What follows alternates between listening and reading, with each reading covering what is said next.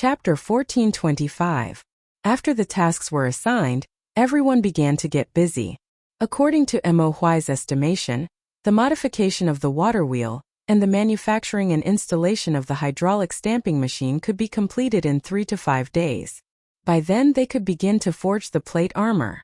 Moreover, with the hydraulic stamping machine, the overall forging level of the workshop would rise to a new level, not only in terms of forging, but the workshop's electricity and metal refining technology would also rise to a new level. This was a comprehensive technological innovation that could be considered as an upgrade for the workshop. After the upgrade, the workshop would soon have the ability to manufacture the second generation of bicycles.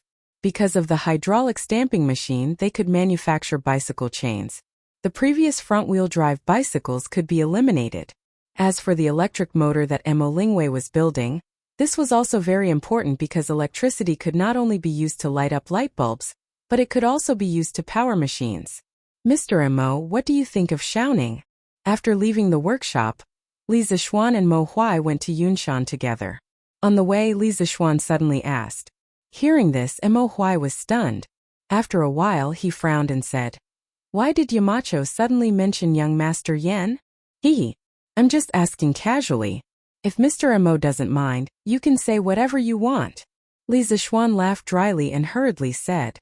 He was trying to help his good brother sound out the situation. Mo Huai was silent for a moment and replied, "Although young Master Yan is the son of a minister, he's not like those hedonistic sons who spend all their time fooling around in brothels. Instead, he's willing to study and is ambitious. However, this kid keeps pestering my wire all day, which is really damaging my wire's reputation.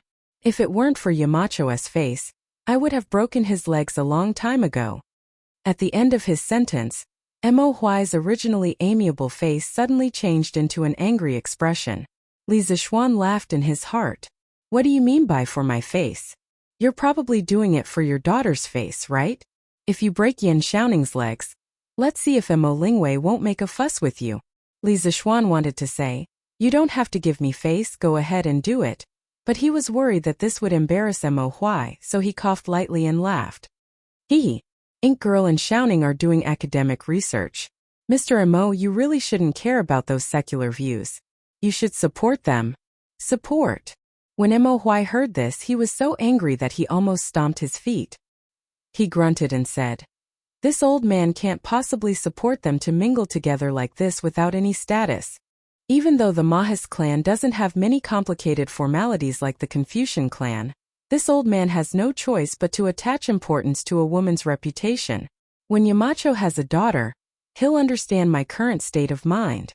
It was impossible for him to support them fooling around like this without a proper title. Did that mean to say they could be together with their reputation? It seemed that Mo Huai didn't object to Mo Lingwei and Yan Xiaoning being together. What he objected to was that Yan Xiaoning was so close to Mo Lingwei without establishing a status with Mo Lingwei. He was hinting at Li Zixuan in a roundabout way. Li Zixuan thought that there was hope. He chuckled and said, "I roughly understand Mr. Mo's meaning. I'll immediately look for Xiaoning later and convey Mr. Mo's meaning to him so that he won't pester Ink Girl without any status in the future." Mo Huai nodded. After a moment of silence, he let out a heavy sigh and said, "Weir's mother passed away early, so I've naturally spoiled Weir too much all these years. That's why she has such an unruly character. I don't hope that she can marry into a noble family and live a life of wealth. I only hope that she can find someone she truly loves. Even if she's poor, as long as she can be happy and safe." Li Zixuan turned his head to look at Mo Huai. His turbid eyes were filled with the vicissitudes of life and reluctance. His heart was slightly moved. The pitiful hearts of parents in the world. Mo Huai must have realized by now that the pearl in his palm was about to marry someone else, right? This made Li Zixuan feel conflicted. If he had a daughter with Han Yushi in the future, wouldn't he have to experience what Mo Huai was going through now? The people are starting to plant rice. At this moment, Li Zixuan noticed that there were people barefoot in the fields with their pants rolled up and planting rice in the paddy fields. He couldn't help but recall his childhood in his previous life. At that time, he had also helped his parents plant rice in the fields. Most of the areas in Chang'an were plains. It was a warm temperate zone with a humid continental monsoon climate. The 4 seasons were distinct, and there was wheat and rice planted every year. This was very similar to Li Zishuan's hometown in his previous life. It was the middle of May, and it was the season to plant rice. That's right. Now that all the canals in Lantian County have water, the people have to take this opportunity to plant the rice seedlings. Otherwise, if they miss this opportunity, they won't be able to harvest anything during the autumn harvest. Mo Huai also turned his gaze to the fields by the roadside and said with a smile. Li Zishuan stopped in his tracks. He suddenly had the urge to go into the fields. He immediately took off his shoes and socks. Lu Feng, help me watch. I'll go down and help the old man plant the rice seedlings. With that, he had already taken off his shoes and socks, rolled up his pants, and was about to go into the fields. Mo Huai and the guards behind Li Zishuan, such as Lu Feng and Lu Yun, couldn't help but be stunned. The old farmer in the fields even widened his eyes, thinking that he had seen wrongly. The Marquis of Yong, and actually wanted to go into the fields to help him plant rice seedlings? Am I dreaming? Oh, Marquis, you can't do that. You absolutely can't do that. You have a precious body, how can you go into the fields? This field is full of mud, so don't dirty your feet. The old farmer rubbed his eyes and pinched his thigh. After confirming that he hadn't seen wrongly and that he wasn't dreaming, he hurriedly threw away the large bunch of seedlings in his hands. His body trembled as he walked quickly toward Li Zishuan. You're 4th Master Zhang, right? You must be careful, don't fall. I just suddenly wanted to plant rice seedlings in the fields. You go about your business, don't worry about me, Li Zishuan said with a smile. His memory was extraordinary, and he had the ability to remember everything he saw. He had some impression of this old man in front of him. He was Li Zheng from the Zhang family village in the west. He had seen him before when the people from the other villages came to Yun Mountain to learn how to plant cotton. Plant rice seedlings? Marquis, you absolutely can't do that. How can you do this kind of rough work? Even I can do it myself. 4th Master Zhang was shocked and hurriedly said. 4th Master Zhang, look at what you're saying. Everyone is born equal.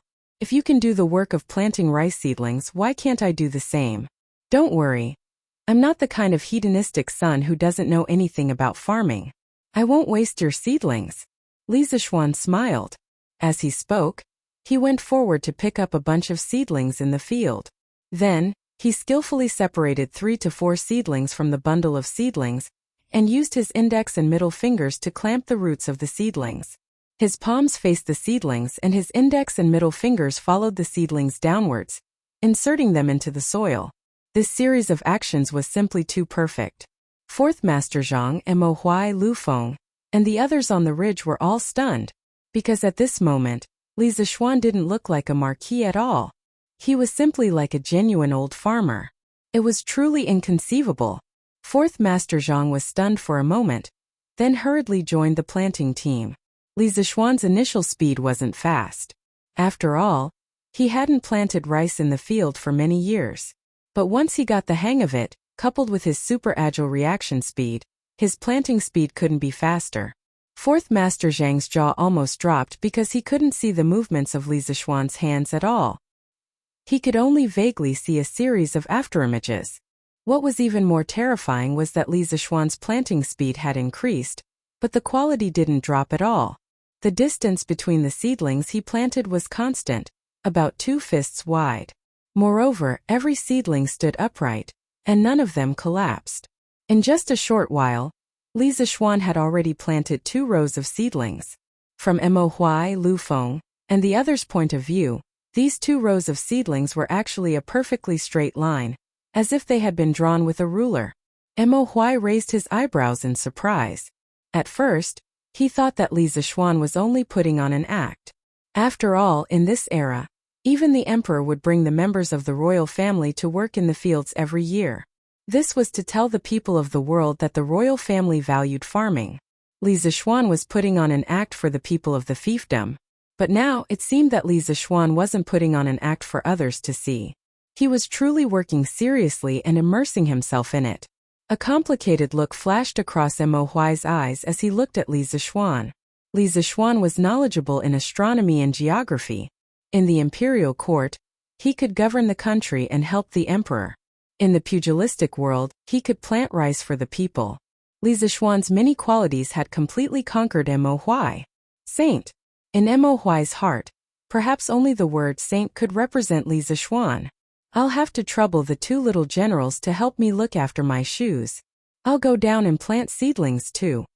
After sighing in his heart, Mo Huai rolled up his trousers, took off his shoes and said to Lu Feng and Lu Yun, "Hey, Mr. Mo."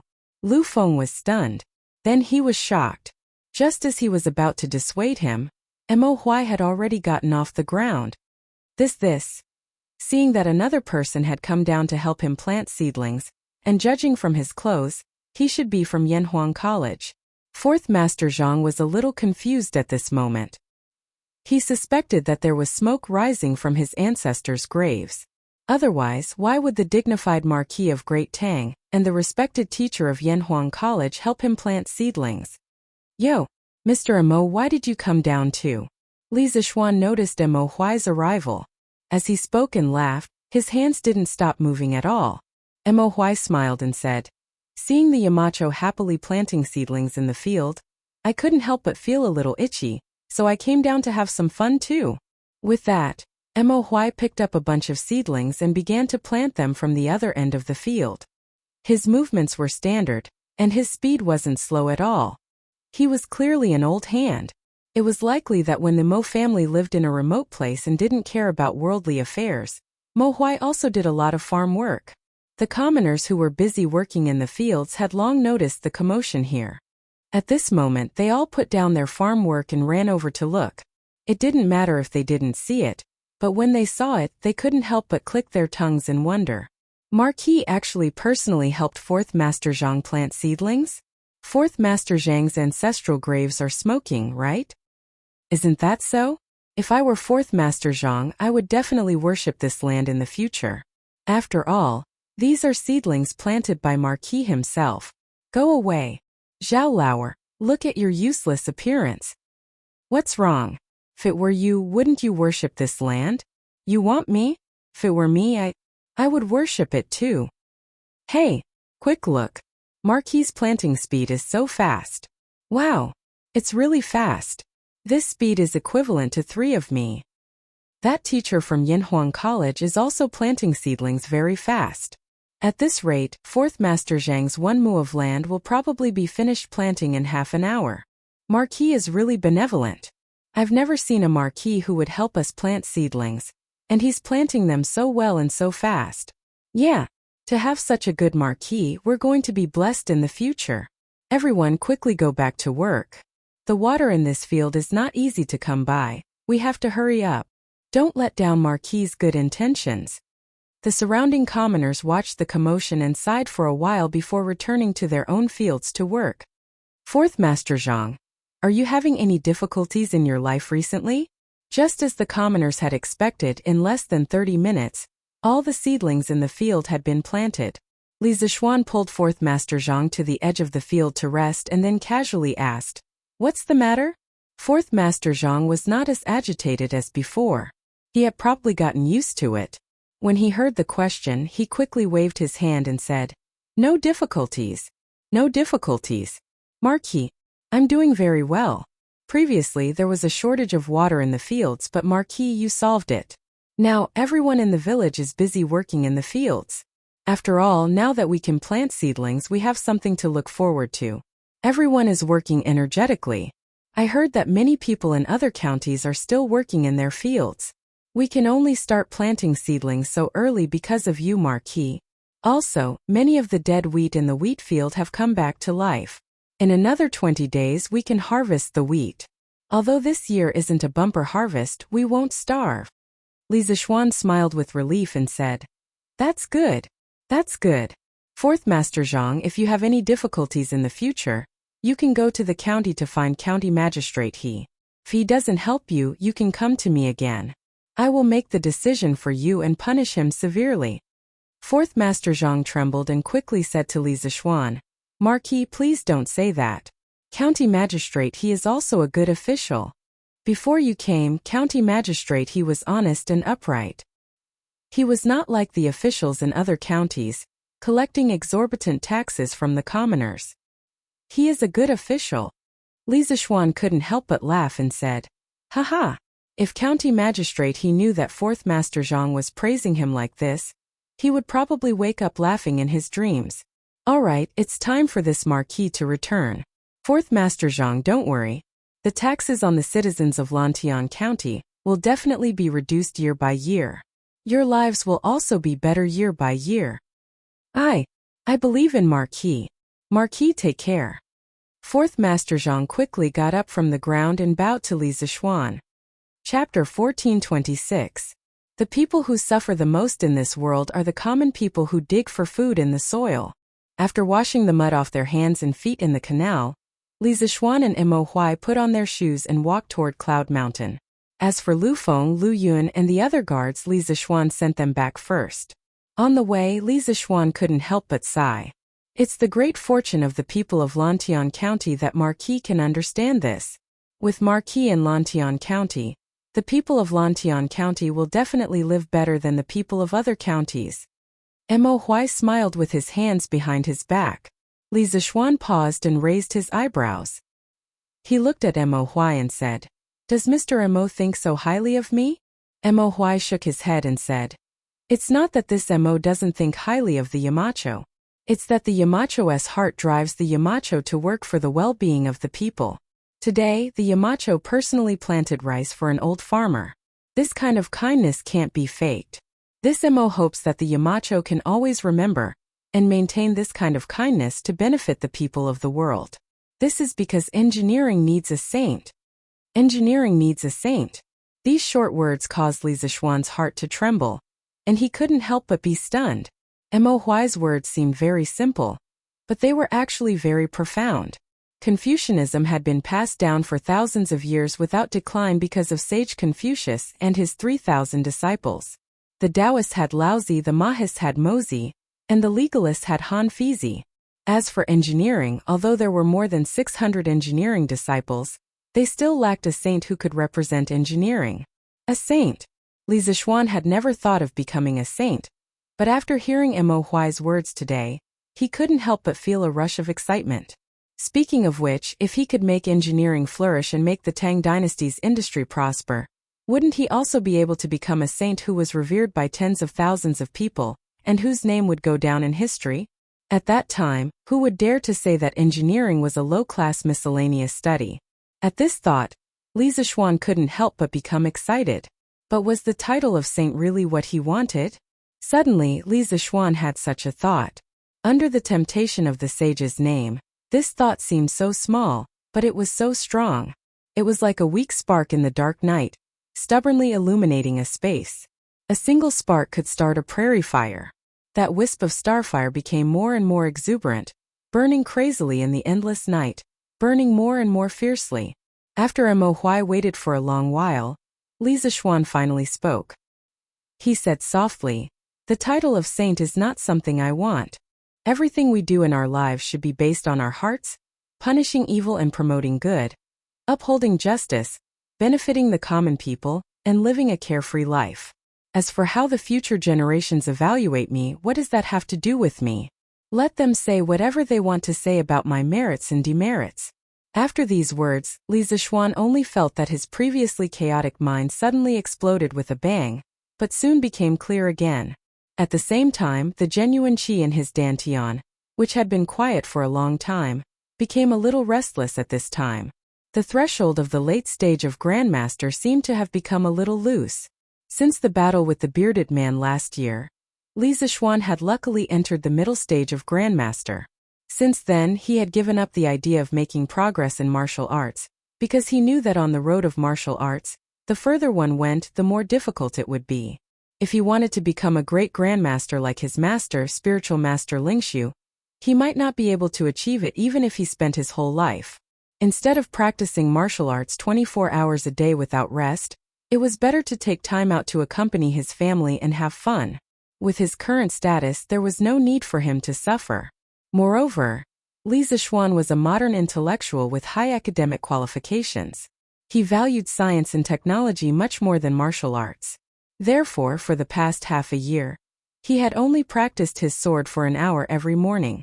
After that, he would be busy with his fief and the matters of the academy. But he never expected that his dantian, which had been quiet for more than half a year, would become restless and active at this moment. He was very familiar with this feeling. It was the sign of the loosening of the realm and the hope of breaking through the realm. People like to say that fame and fortune are just fleeting clouds, to show that they were indifferent to fame and fortune. But when great fame and fortune were really in front of them, how many people could resist the temptation? Li Zixuan resisted. In his life he only did what he wanted to do. He practiced the Tao of following his heart, and everything went according to his heart. He did not want to be bound by the title of saint and be afraid of the slightest thing. It was because of this that he was able to have a clear mind at this moment. When Mo Huai heard Li Zixuan say that, "The title of saint is not what I want," a moment ago, he could not help but feel a little disappointed. After all, if Li Zixuan could become a saint, it would be a huge blow to Confucianism. Although he did not expect Mo Huai to become a saint again, it did not mean that he could get used to the Confucianism that was spread all over the world now. Just as he was feeling disappointed, Mo Huai's expression suddenly changed, and he looked at Li Zixuan with a little fear in his eyes, because he felt the fluctuation of vital qi. Looking at Li Zixuan with his eyes closed and his face facing the sky, as if he was undergoing a heavenly connection, Mo Huai's heart suddenly surged with great waves of shock. Heavens! Could it be that Yamacho was going to break through the realm again? Did he have to be so monstrous? He had clearly just entered the mid-stage of Grandmaster last year. How long had it been? Why was he going to break through again? At this moment, Mo Huai could not care less about his disappointment. He quickly focused and guarded Li Zixuan to prevent anyone from disturbing Li Zixuan's epiphany. Fortunately, they were now beside the forest at the foot of the mountain. Usually no one would come here at this time. While Mo Huai was guarding Li Zixuan, he looked at Li Zixuan with an extremely complicated expression. Perfect. Li Zixuan's martial arts, knowledge and character were all dragons and phoenixes among men. If such a person had to be described with a word, it could only be perfect. Such a perfect young man with time and ability. If he did not become a saint, it would be a pity. Mo Huai sighed with regret in his heart. However, after Li Zixuan refused to become a saint, his thoughts were clear and he had an epiphany. This showed that the Tao he had chosen was the one that was most suitable for him. Thinking of this, the pity in Mo Huai's heart instantly turned into blessings for Li Zixuan. After an entire half an hour, the sky had completely darkened, and Li Zixuan finally opened his eyes. At the instant he opened his eyes, Mo Huai could clearly sense a strand of bright light flashing within those sharp eyes of Li Zixuan. "How is it? Yamacho? Have you broken through?"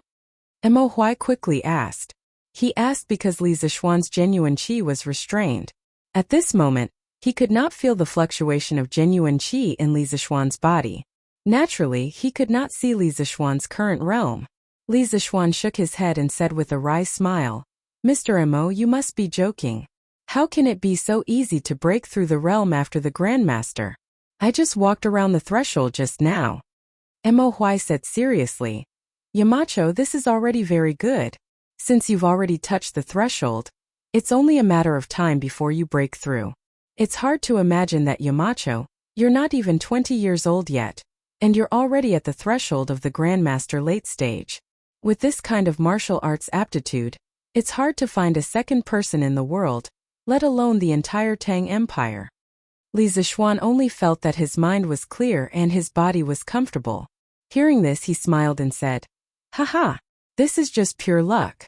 Mr. Mo, don't praise me. Maybe I'll become arrogant. It's getting late now. Let's go up the mountain quickly." With that, Li Zixuan led the way up the mountain. Mo Huai responded and followed him. "Oh, that's right." Li Zixuan suddenly stopped. With Mo Huai on his back, he said in a deep voice, "Mr. Mo, don't mention the sage in the future. Gongxue is still a seedling. I don't want to stir up a dispute between the sects now. It's good that we're content with this corner of the world. Although a single spark can start a prairie fire, Gongxue only has a few hundred disciples now. It's not enough to start a prairie fire. With that, Li Zixuan continued to walk up the mountain. Mo Huai, who was following behind, couldn't help but feel a chill in his heart. Obviously, Li Zixuan had sensed his little thoughts, which made him feel a little ashamed. He thought to himself that he couldn't play any tricks in front of Li Zixuan in the future. The next day, after Li Zixuan finished his sword practice and had breakfast, he walked to Sun Simiao's courtyard. After he returned home last night, Han Yushi told him that Sun Simiao had looked for him yesterday afternoon, but he couldn't find him. Therefore, Li Zixuan came over personally. When he walked into Sun Simiao's courtyard, he saw that who was already helping Sun Simiao clean the courtyard. This little girl stayed at her house at night. Early in the morning, she would come to Yunshan to take care of Sun Simiao's daily needs and help Sun Simiao treat illnesses and save people. She really treated Sun Simiao as her savior and was trying her best to repay him. She wanted to repay Sun Simiao for letting her see the light again. She also wanted to repay Sun Simiao for curing her brother's stuttering. "Young master, you're here. Master and I went to the courtyard in the academy yesterday, but we couldn't find you. Master is reading a medical book in the backyard now. Go quickly." When Hu saw Li Zixuan, she hurriedly went forward and said with a smile. Li Zixuan smiled and said, "I was busy at the workshop at the foot of the mountain yesterday. I wasn't on the mountain. Actually, what did you guys look for me for yesterday?" Hu actually replied with an "oh" and replied, "Young master, the Tang Alliance Medical Center in Lantian County has been built. I'm guessing that master is looking for you because of this matter. Why don't you go to the backyard and ask him personally?" "What? The medical center is built? When was it built? Where is it built?" Li Zixuan was stunned. He had never heard of any medical center being built in Lantian County. How could it be built so suddenly? "It was built 2 days ago. It's built in Yong'an Lane in the county. It's not far from Young Master's marquee mansion. In the past, Young Master told Master that the medical center should be divided into departments. This time Master built the medical center according to your wishes. That medical center is huge. There are over 30 rooms. Over 30 rooms? Can 30 rooms be considered big? This is still considered a county hospital, right? How can it be so shabby? Unexpectedly, why didn't Dao's son discuss with me when he built the medical center? Also, where did he get the money to build the medical center?" Li Zixuan said helplessly. Hu thought for a while and replied, "Young master, you've been so busy recently that I can't even see your shadow. Master felt that you seem to have forgotten that you promised him to help build the medical center. A few days ago, he went to find County Magistrate He. As for where Master got the money to build the medical center, I don't know. You should ask Master personally." Li Zixuan couldn't help but pat his forehead. If Hu didn't mention it today, he would have been so busy that he had forgotten about the medical center. He coughed embarrassedly and said, "Cough, cough. Okay, I'll go find Dao's son. You're busy with your things." After saying that, he quickly went to the backyard. "Well, Xiaoxian, you're here? Have a seat." In the backyard, Sun Simiao was reading medical books and taking notes under a small pavilion. He sensed someone coming and looked up. When he saw that it was Li Zixuan, he smiled and pointed to the stone bench opposite him. Li Zixuan saw that Sun Simiao didn't mean to blame him and couldn't help but breathe a sigh of relief. He sat down and asked Sun Simiao tentatively, "Dao's son, I heard that the county's joint medical center has been built?" Hearing that, Sun Simiao put down the medical book and nodded. "Yes, I came to find you yesterday for this matter. Now that the medical center has been built, it must be put into use as soon as possible to treat patients. Otherwise, wouldn't it be a waste to leave so many rooms empty?" Li Zixuan smiled and nodded. Yes. Dao's son is right. It should be put into use as soon as possible. Oh right, I heard that there are more than 30 rooms in the medical center. Is that true?" Sun Simiao said. "Yes, it's true. I was thinking that if the medical center was divided into departments, it would need to prepare more rooms. I'm not wasting your money on purpose." Li Zixuan shook his head. "No, that's not what I meant. I just think that you prepared too few rooms. You should prepare at least 100. That's not right. What do you mean by saying that you're wasting my money? Are you saying that you're using my money to build the medical center?" Sun Simiao raised his eyebrows and said, "Yes, Xiaoxian. Didn't you say that you would fully support me in developing and spreading medicine in Lantian County? You said that the manpower, material, and financial resources would be provided by you. Of course, the money to build the medical center should be provided by you too. Oh right.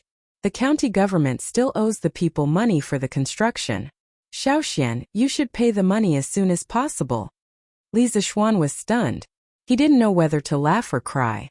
Obviously, Sun Simiao was using his name to ask county magistrate He to gather a construction team to build the medical center. He didn't expect Sun Simiao to be so naughty at his age. It seemed that he shouldn't be called Li Shizen's naughty, but Sun Simiao's naughty. Ahem. Good. I'll go to the county government later and settle the debt with county magistrate He. You don't have to worry, Taoist Sun.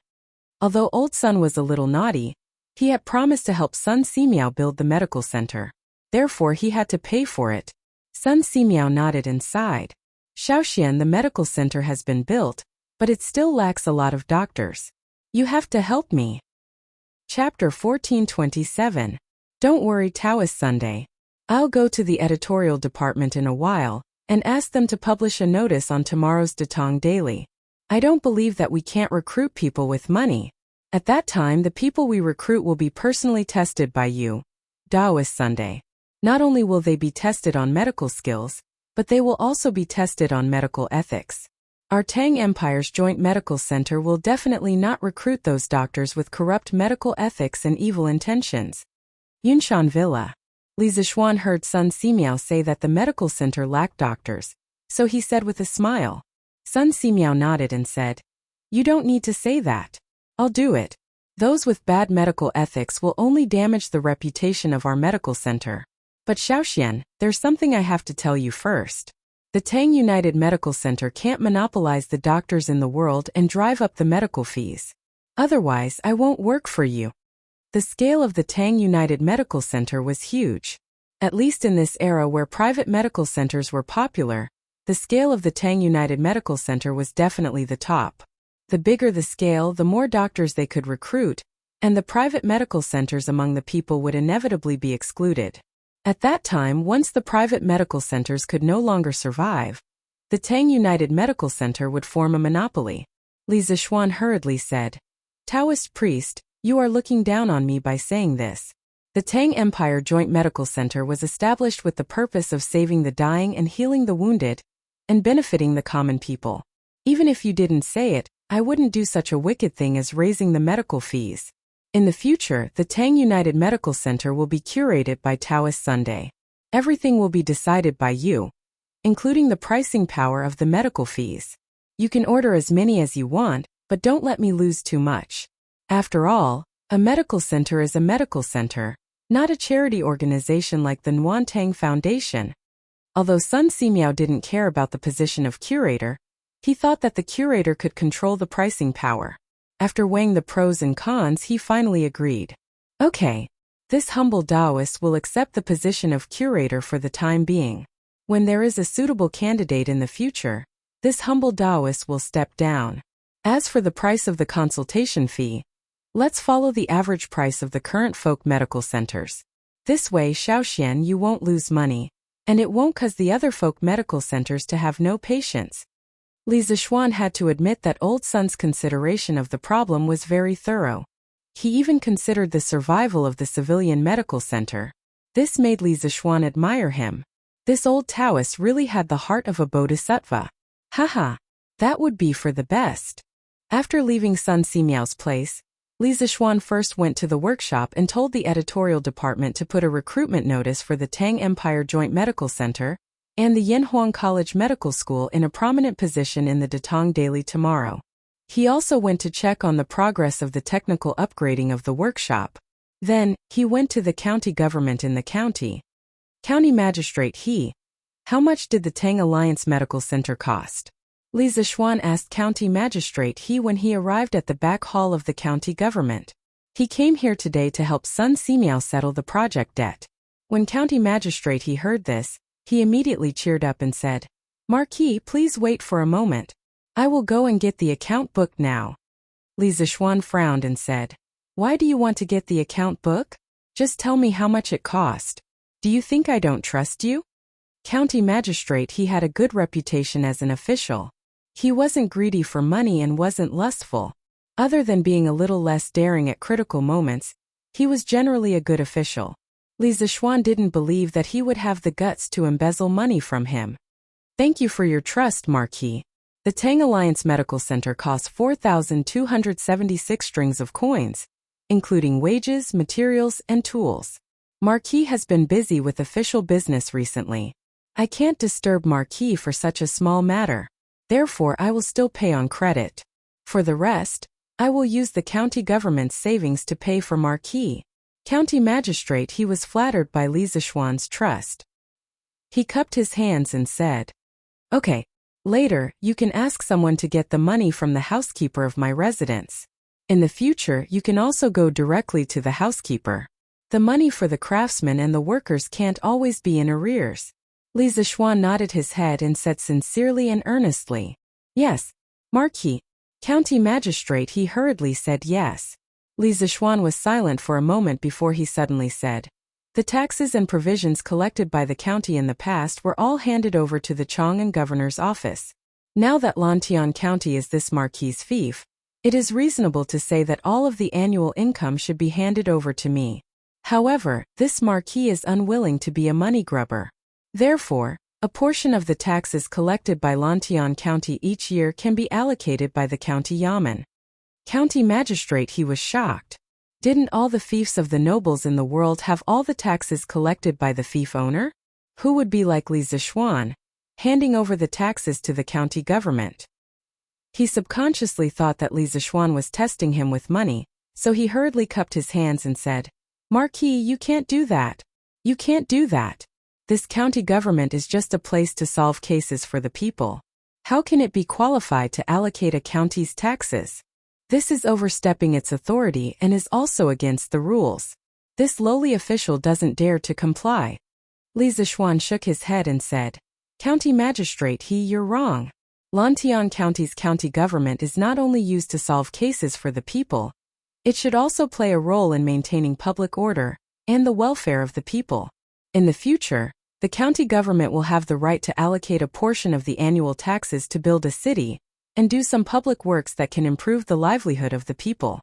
For example, the Tang Empire's joint medical center this time is specially used to provide health services for the tens of thousands of people in Lantian County. This Marquis can fork out the money to build the medical center because the taxes collected by the county government are not much. In addition, the county government also spent a lot of money to build the canals a while ago. However, in the early stages of the establishment of the medical center, the purchase of medicinal herbs and the recruitment of doctors with superb medical skills all needed to be invested in it. This money will have to be paid by the county government in the future. In addition, the renovation of Lantian County that I mentioned to you before can start now. It must be done in the shortest time possible to turn all the roads in the county into cement roads. This Marquis will not ask the county government for money for the cement needed to build the roads. However, county magistrate, there is one thing you need to remember. When the county magistrate collects taxes from the commoners and merchants, it must be taken from the commoners and used by the commoners. You must not fill your own pockets. In the end, you will enrich the county magistrate and impoverish the commoners. If that happens, I will remove you from your position." Li Zixuan's intention was actually very simple. He wanted to use the county government's initiative to increase the scope of the county government's authority. Not only did the county government have the right to solve cases, it also had the obligation to use taxes, build infrastructure, and benefit the people. This was a bit similar to the modern-day county government. As a feudal lord, Li Zixuan actually did not want to interfere too much with the management of the fief. He only wanted to take care of the general direction. If the county government officials could think of ways to let the people live a good life without his guidance, then Li Zixuan would be very happy to see it. Take from the people and use it for the people. County magistrate, his eyes lit up. He had never heard of such a novel idea before. In China's thousands of years of feudal dynasties, taxes were collected from the people to govern the country and feed the army. At most, they would give some money and food when there was a disaster. Who would be like Li Zixuan, who directly let the county government transfer the collected taxes to build roads and medical centers for the people. County magistrate, he muttered to himself and cupped his hands in respect. Marquis treats the people with benevolence and benevolence. He will definitely receive the people's heartfelt love and respect. This official can help Marquis govern Lantian. It is truly a blessing of 3 lifetimes. Marquis, don't worry.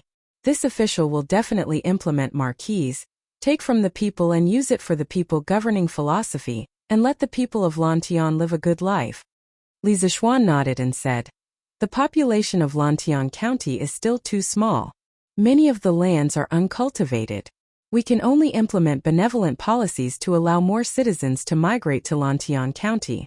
This way, our county will be able to prosper and prosper.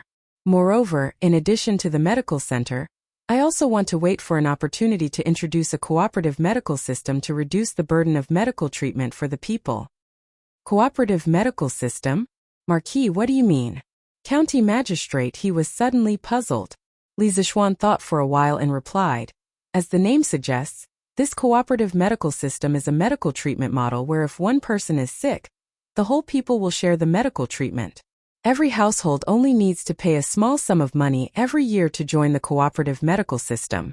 Within the validity period, as long as they are sick, they will be able to enjoy a certain percentage of the medical treatment fee and medical treatment fee reduction at the Tang United Medical Center. This will greatly reduce the burden of medical treatment for the people." It was the first time county magistrate he had heard of this cooperative medical system. He couldn't help but be surprised. At the same time, his mind was spinning rapidly as he weighed the feasibility of Li Zishuan's plan. After pondering for a while, county magistrate he opened his mouth and said, "Marquis, how can a person not fall sick after eating all kinds of crops? Moreover, among the people there are many people who still have old illnesses. These old illnesses are not only time-consuming and laborious to treat, but also costly. In this way, if we charge too much money, the enthusiasm of the people to join the cooperative medical system will be greatly reduced. However, if we charge too little money, the amount of money we have to spend every year to fill this hole will definitely not be a small amount." It had to be said that county magistrate he was a discerning person.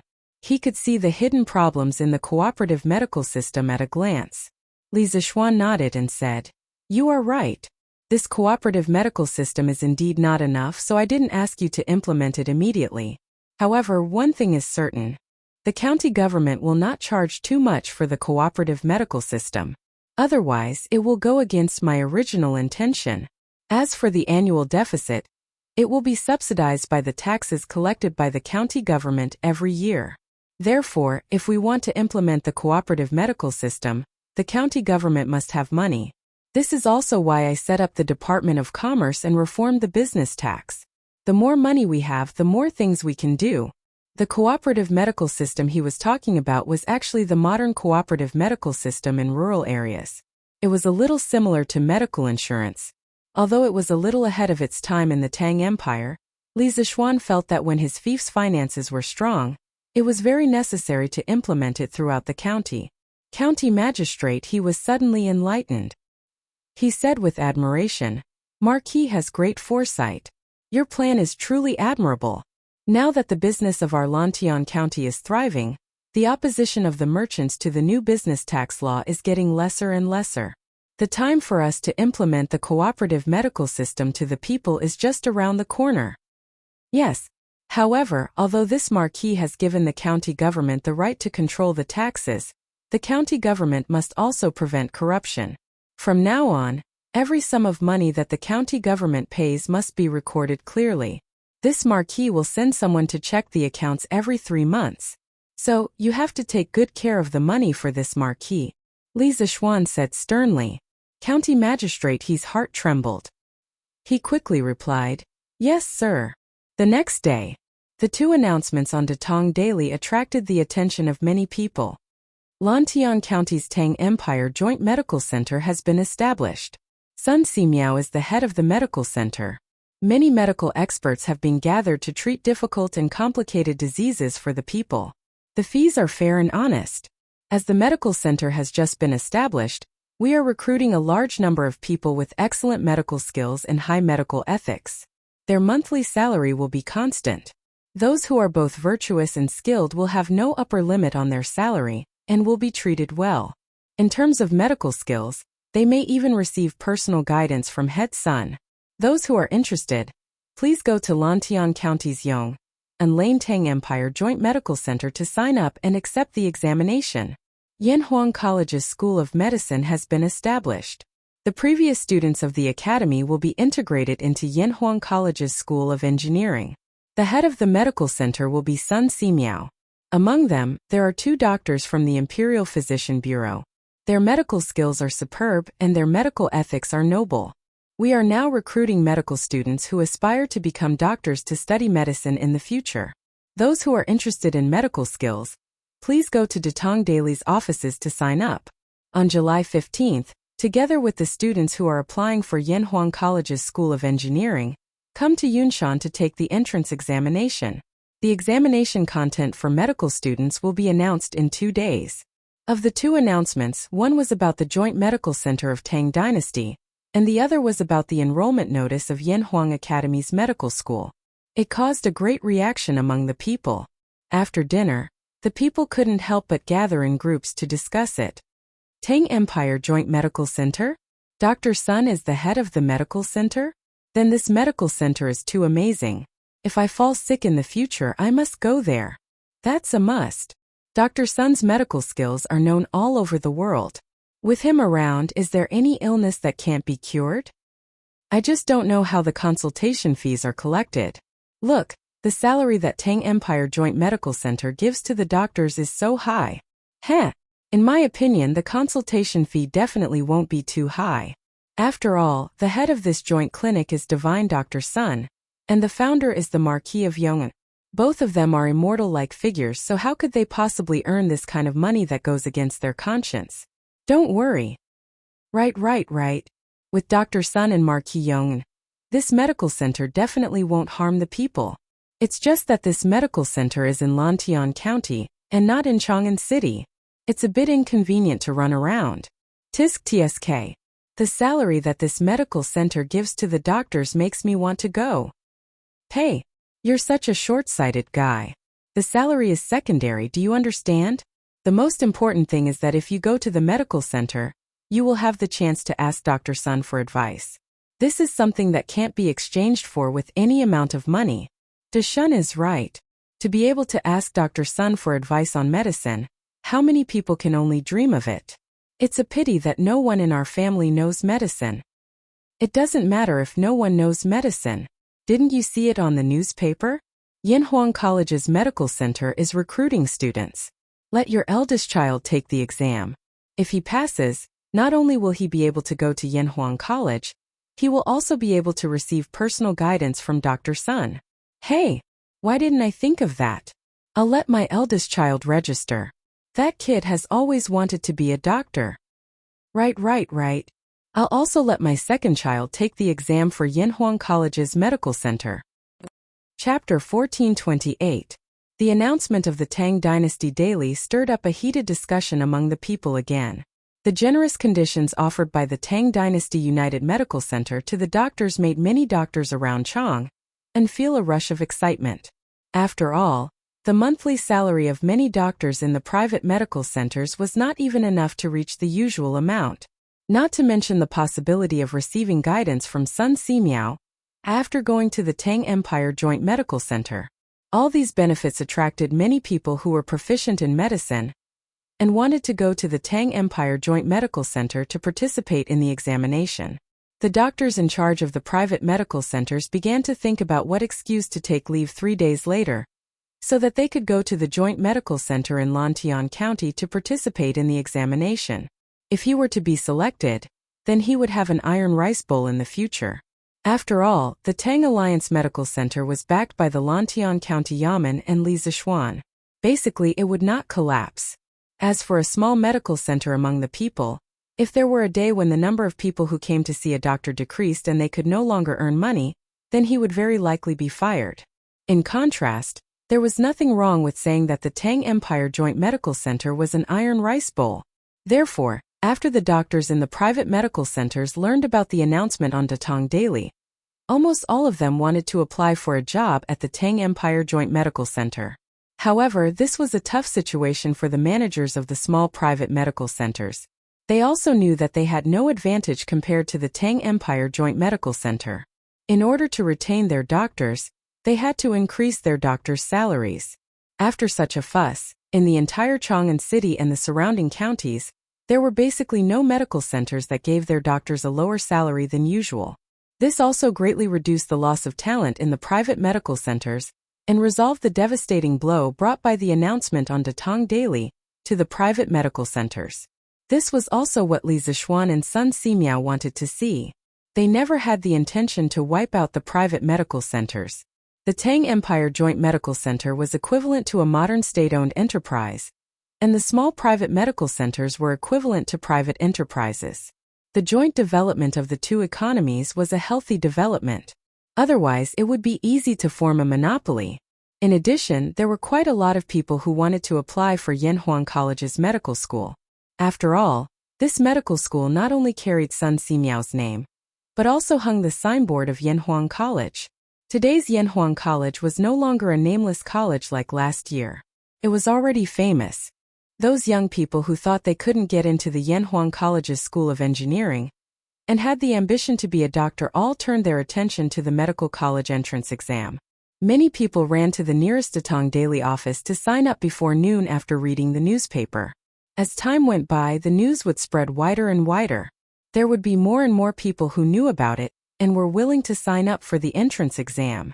This directly caused a certain amount of pressure on the Imperial Medical Department in Chang'an City, because the Imperial Medical Department was not only responsible for treating the diseases of the nobles in the palace, but also for training medical students.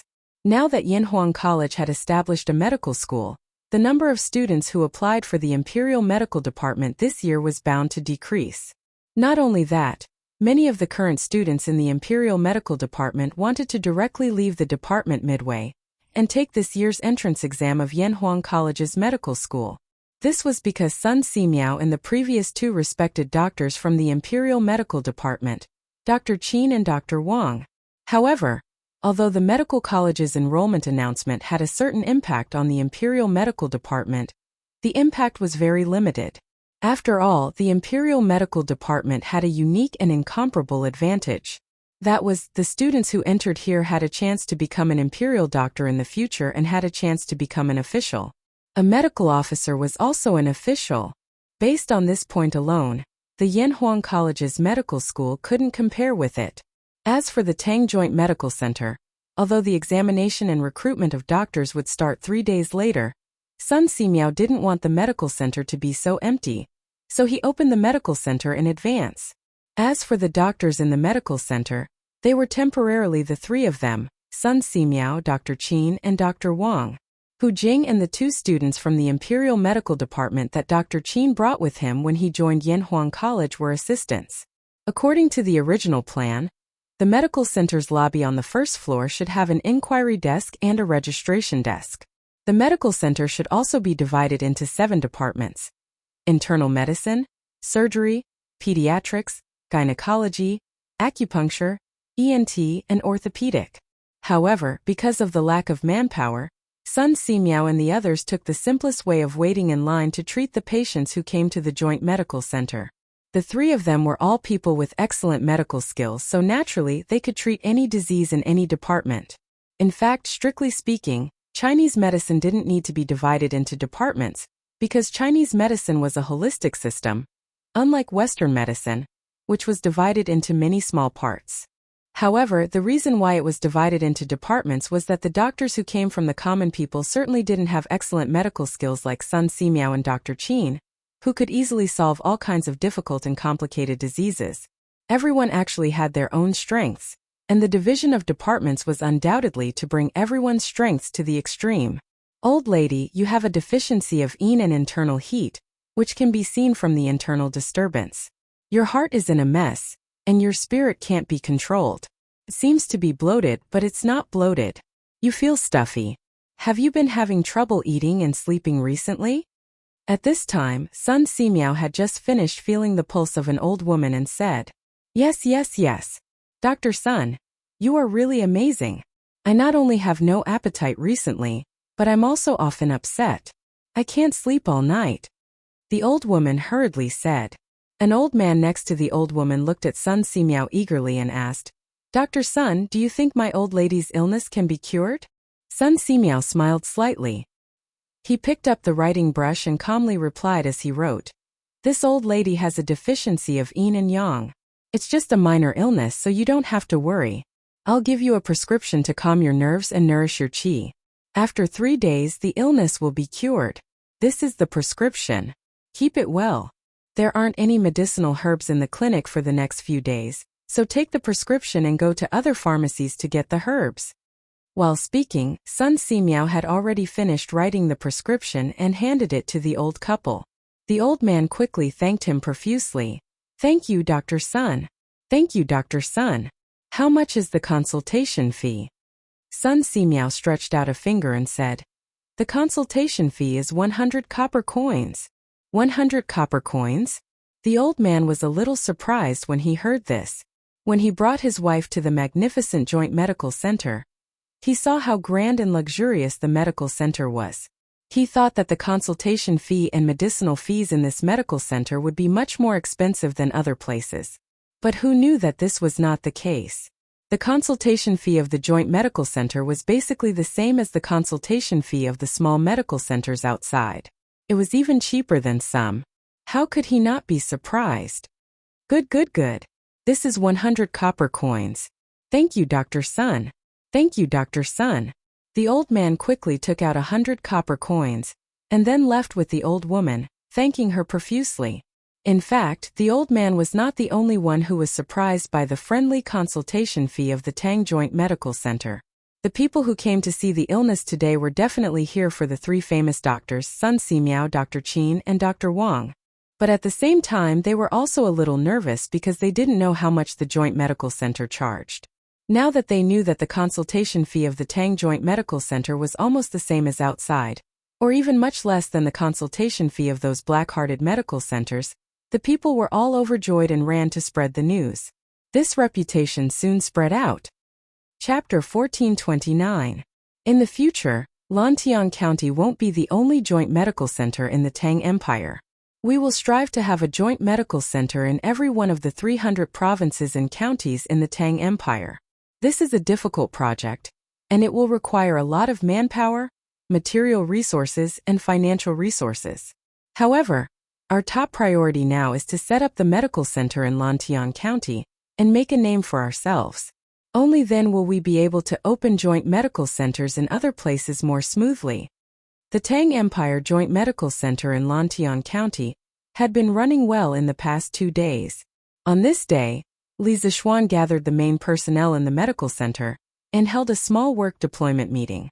Because the medical center would be recruiting doctors tomorrow, the medical center would slowly get on the right track, and some things had to be arranged in advance. Tomorrow, there will be many doctors coming to apply for the job.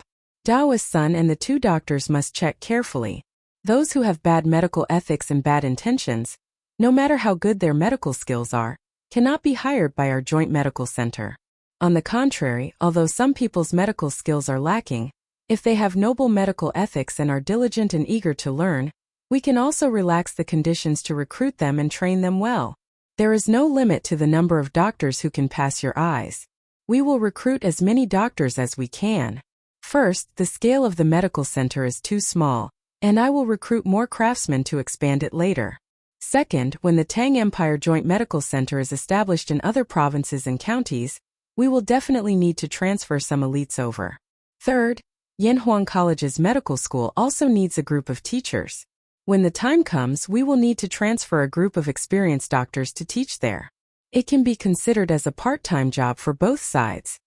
Li Zixuan's words sounded rich and overbearing, but that was the truth. The joint clinic was in need of doctors, and so was the Yanhuang Academy's medical school. This time they could use Sun Simiao's prestige and great reputation in the apricot forest to attract a large number of doctors to join. Hearing this, Sun Simiao nodded and said, "Little Xian, we understand what you mean.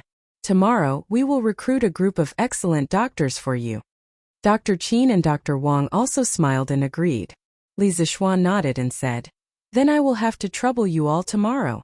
Now, all kinds of herbs and tools have been prepared in our medical center. After we recruit all the doctors tomorrow, we can officially open for business and treat the illnesses of the common people. Sun Simiao couldn't help but smile. The emergence of the Tang Empire Joint Medical Center and the Yanhuang College Medical School ignited a fire in his heart, a fire that spread the medical knowledge. He felt that what Li Zixuan said to him before was very reasonable. No matter how good his medical skills were, he couldn't save all the patients in the world. However, if he passed his medical skills to the doctors in the world, the result would be very different.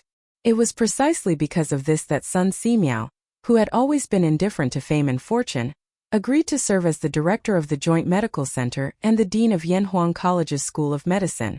One had to know that when Li Zixuan asked Sun Simiao to serve as the head of the Imperial Medical Center, Sun Simiao did not agree. Now that Li Zixuan asked Sun Simiao to serve in two important positions at the same time, Sun Simiao agreed. Who knew if old Li would be angry when he found out? Little Xian, if I remember correctly, you should have a set of self-made blood transfusion needles, right? I don't know if you can leave some in the medical center. In case you encounter a patient who is bleeding heavily, it can play a key role. Just as Li Zixuan was about to announce the end of the meeting, Sun Simiao suddenly remembered that Li Zixuan had transfused blood to Qin Qiong last year. So he quickly said. Li Zixuan's heart moved, and suddenly some ideas came to his mind. After a moment of silence, he nodded and said, "Of course. In addition to the blood transfusion needles, I will also get a batch of disposable rubber gloves, medical disinfectant alcohol, masks, and so on. In the future, all the doctors involved in all the surgical operations in the medical center must wear gloves and masks, and their hands and instruments must be disinfected with alcohol. In addition, I have a set of wound suturing methods here.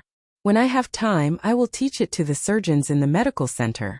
Ever since he had rubber, Li Zixuan could not only make rubber needles, but also rubber gloves. This was very useful in surgical operations.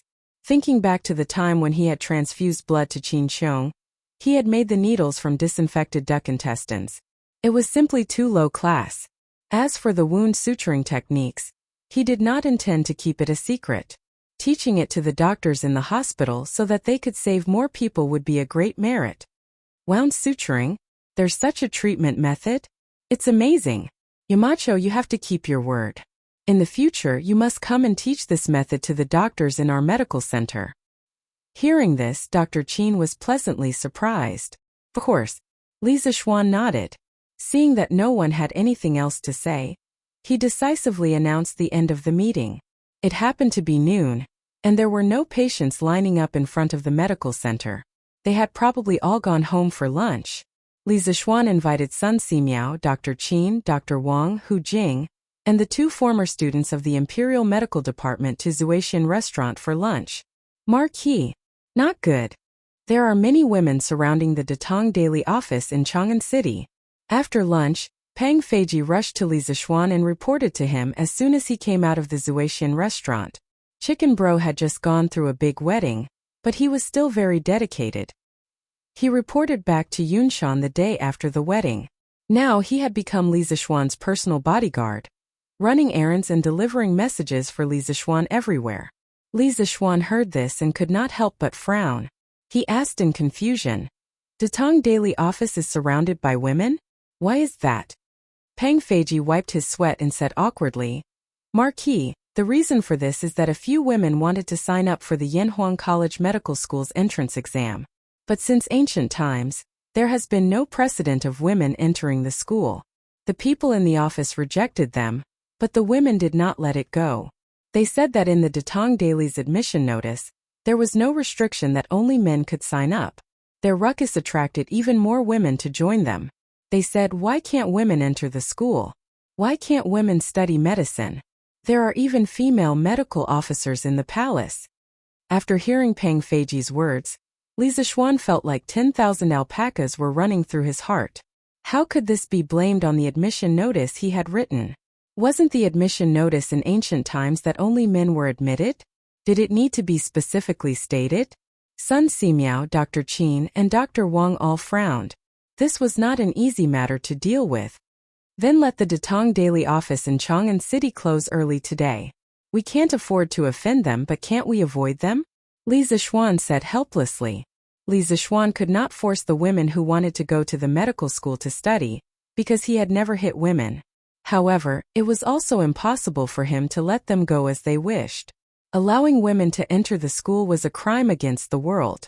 When the time came, those Confucian defenders would definitely gang up on him. This was a red line. Once crossed, there was a high possibility of being consigned to eternal damnation. Li Zixuan did not want to take this risk. He did not want to be entangled in trouble and bicker with people every day. Therefore, the only thing he could do now was to escape. It was not that he was biased against women, but the times did not allow it. Yes, Marquis. Pang Feiji heard this and hesitated for a moment. Then he cupped his fists and hurriedly left. Sun Simiao, who was at the side, said worriedly, Xiao Xian, hiding like this is not a solution.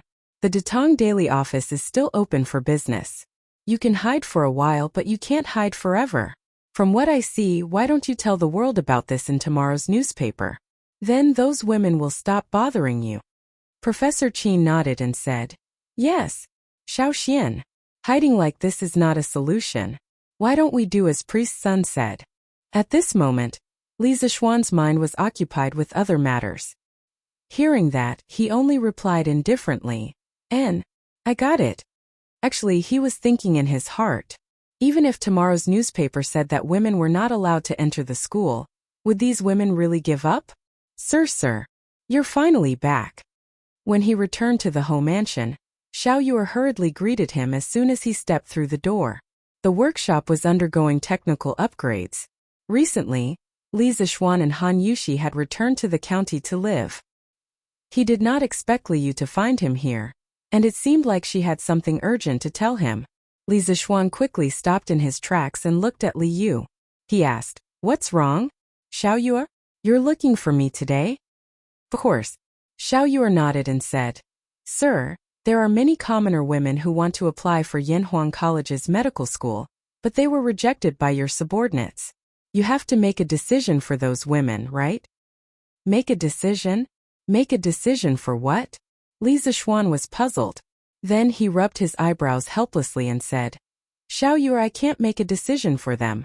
On the admission notice, although it didn't say that women were not allowed to apply, shouldn't it be tacitly agreed? Since ancient times, where has there been a precedent of women entering the school? I can't help you with this, otherwise, Yanhuang College will be in big trouble. Sir, I misjudged you.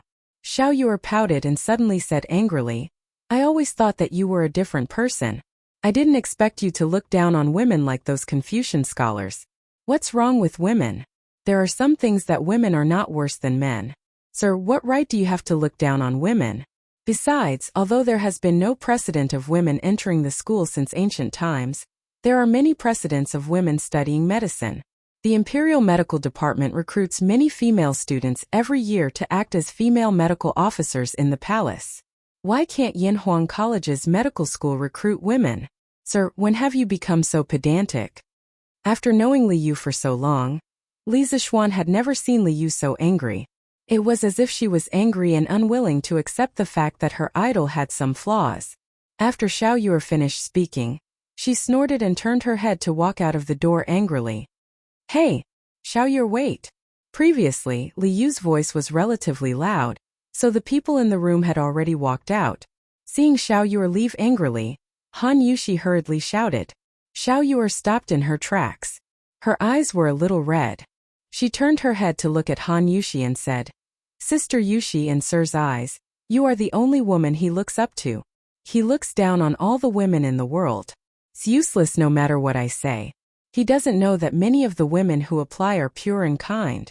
They want to learn medicine at Yanhuang College, so that they can save the dying and heal the injured and benefit the people in the future. Today, because of his light sentence, women are not allowed to enter the school. He rejected all the women in the world who are interested in medicine. I think that one day Sir will definitely regret his decision today. After saying that, she raised her arm, wiped her eyes and prepared to leave. This girl was also a sentimental person. As she spoke, she actually ended up crying. In the front yard, Li Zixuan, Han Yushi, Li Jingma, Yi Guizhong, and the others couldn't help but be silent when they heard that, especially Li Zixuan. At this moment, many thoughts flashed through his mind in a very short period of time. Seeing that Xiao Yu was about to leave the house, Li Zixuan suddenly said, "Stop!" It was just 3 short words, but they were like a spell that froze Li Yu's foot in the air. Then he pulled it back. Li Zixuan continued, "This matter is indeed my lack of consideration, but I definitely don't mean to look down on women. On the contrary, I think that women's medical skills are not worse than men's. For example, Sun Daozhang's disciple Hu Jing is now a little accomplished in her medical skills. She is also called the Little Fairy Doctor. But even so, if we rashly let women enter Yanhuang College, it will definitely cause a huge uproar. If this matter is not handled properly, it will put Yanhuang College in a whirlpool of storms. The already weak academic skills will be difficult to advance in the future. Therefore, the matter of letting women enter the school must be carefully considered. Xiao Yu, can you give me a few days? I might be able to come up with a perfect plan." Xiao Yu turned around and looked at Li Zixuan with her slightly moist eyes. After a while, she smiled through her tears and said, "Yes, yes. I believe that sir will be able to do what others can't. Xiao Yu thanks sir on behalf of those women." Li Zixuan couldn't help but laugh and said, "All right. All the good and bad things have been said by you alone. You really like to give me problems. Quickly wipe your tears. You're already a big girl. If others see you like this, they'll say that you've been wronged by your teacher." Xiao Yu wiped her eyes and said, I'm not crying. Sir, I still have things to do in the editorial department. I'll go back first. I hope sir can come up with a good idea to give those women who really want to study medicine a chance." After saying that, she hurriedly left. "Xiao Xian, are you really going to admit women into the school?" After Xiao Yu left, Yi Guizhong looked at Li Zixuan and asked. Li Zixuan nodded and sighed deeply. He said, "Grandfather, what Xiao Yu said just now is not without reason, but there will be a lot of trouble in this operation. I have to smooth things out one by one before I can officially admit women into the school." Ooh. Chapter 1430. Grandfather, just now little Yuer said that the Imperial Medical Department recruits many female students every year. Is that true? Lantian County, the main hall of the Marquis's mansion. Li Zixuan looked at Yi Guizhong and asked. He knew that there were female medical officers in ancient times, but he didn't know that the Imperial Medical Department recruited female students. Yi Guizhong heard this and nodded. Little Xian, the Imperial Medical Department does recruit female students every year, and this isn't without precedent. As early as the Western Han Dynasty, there were female medical officers in the palace.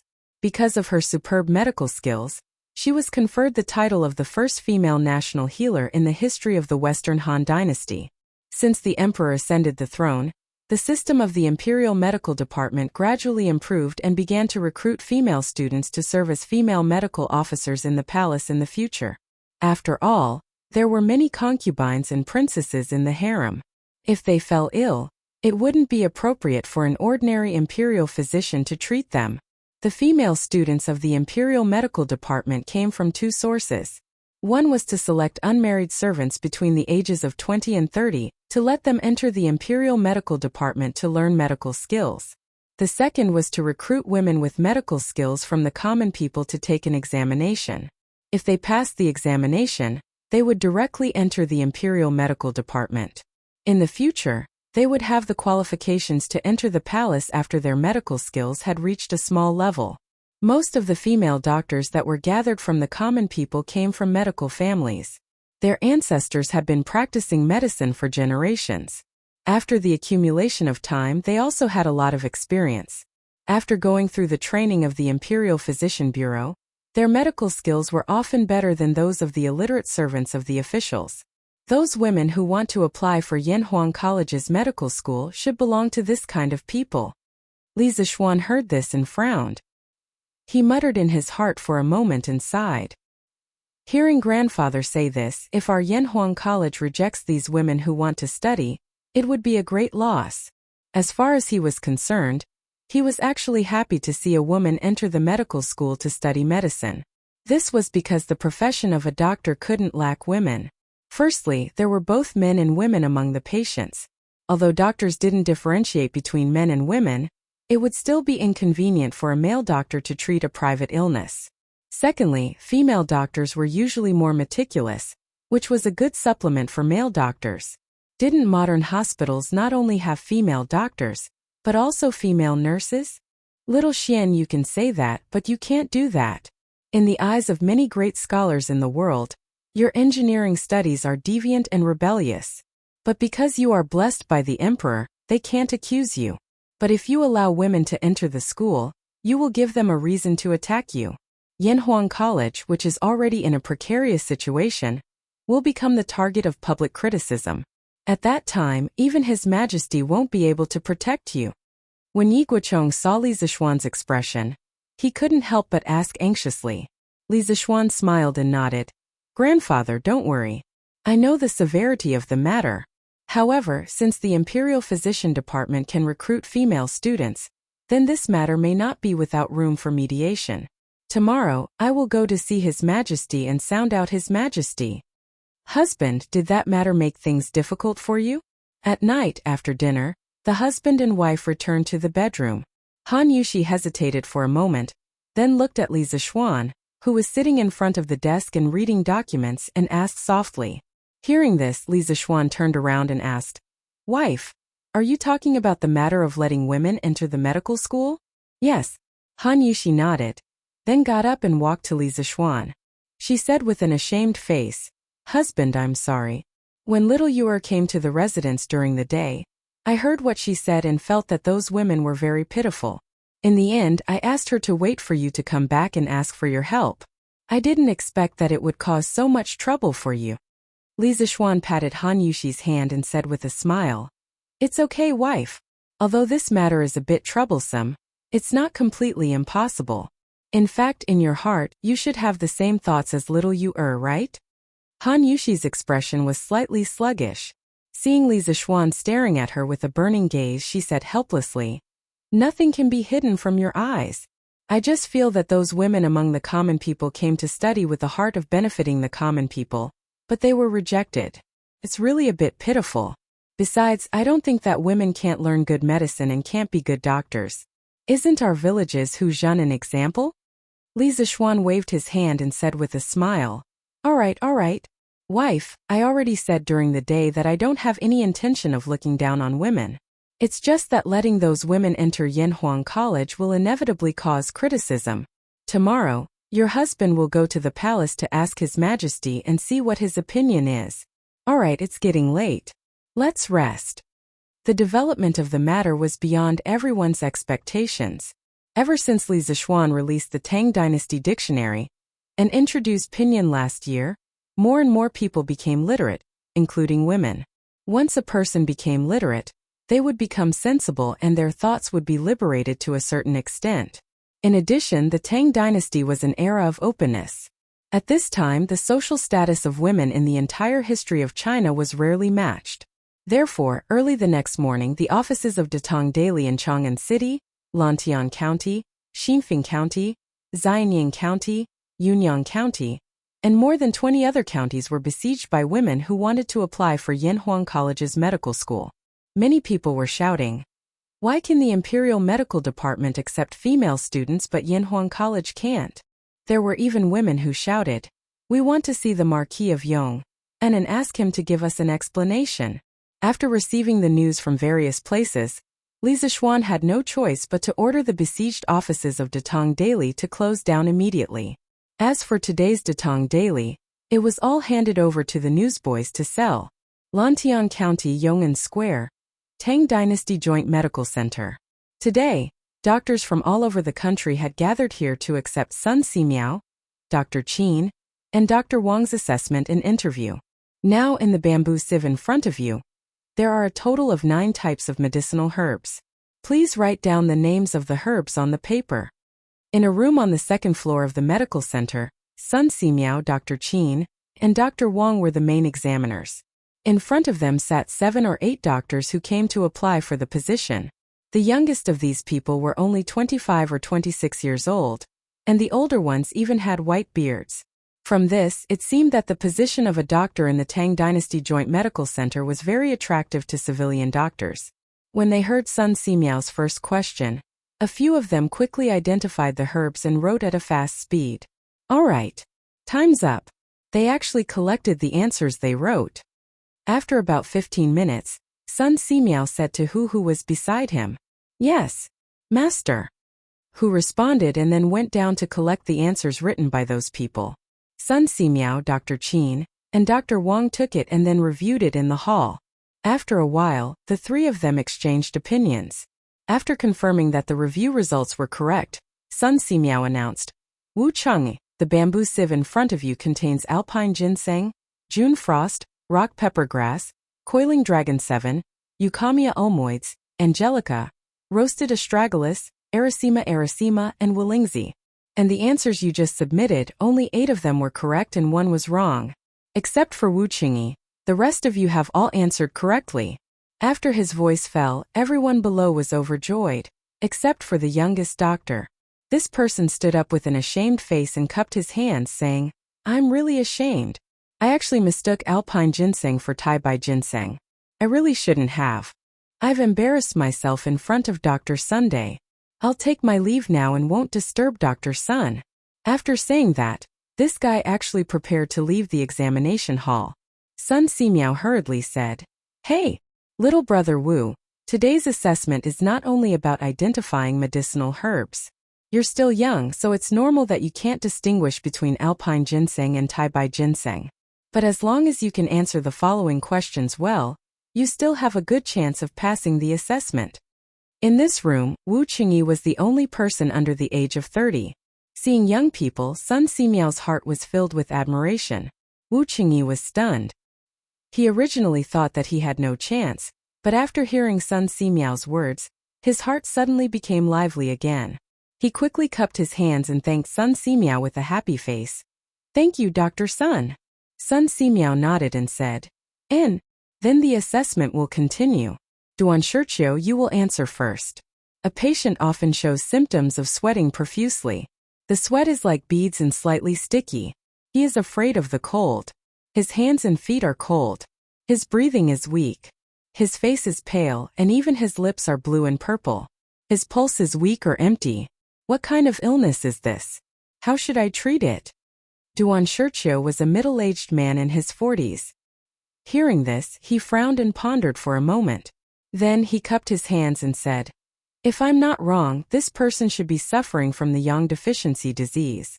If you want to cure him, you can use 2 tails of dragon bone, 1 tail of cinnamon, 1 tail of licorice, 1 tail of poria, 1 tail of ginseng, 2 tails of maymenda, 2 tails of oysters, 1 tail of Sichuan lacquer, half a portion of ginger, 3 large dates. Fry them until they are 6/10. Very good answer. Next Jutsaichi, you answer." In the examination room, a group of doctors were racking their brains to pass the assessment. Outside the examination room, the rest of the doctors were waiting anxiously. The people in the back were especially worried because they were afraid that when it was their turn, the admission quota would be full. Then, no matter how good they were, it would be meaningless. After Li Zishuan had breakfast in the morning, he came to the joint medical hall.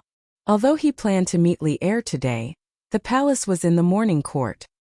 He did not want to suffer, so he planned to wait until the morning court was over.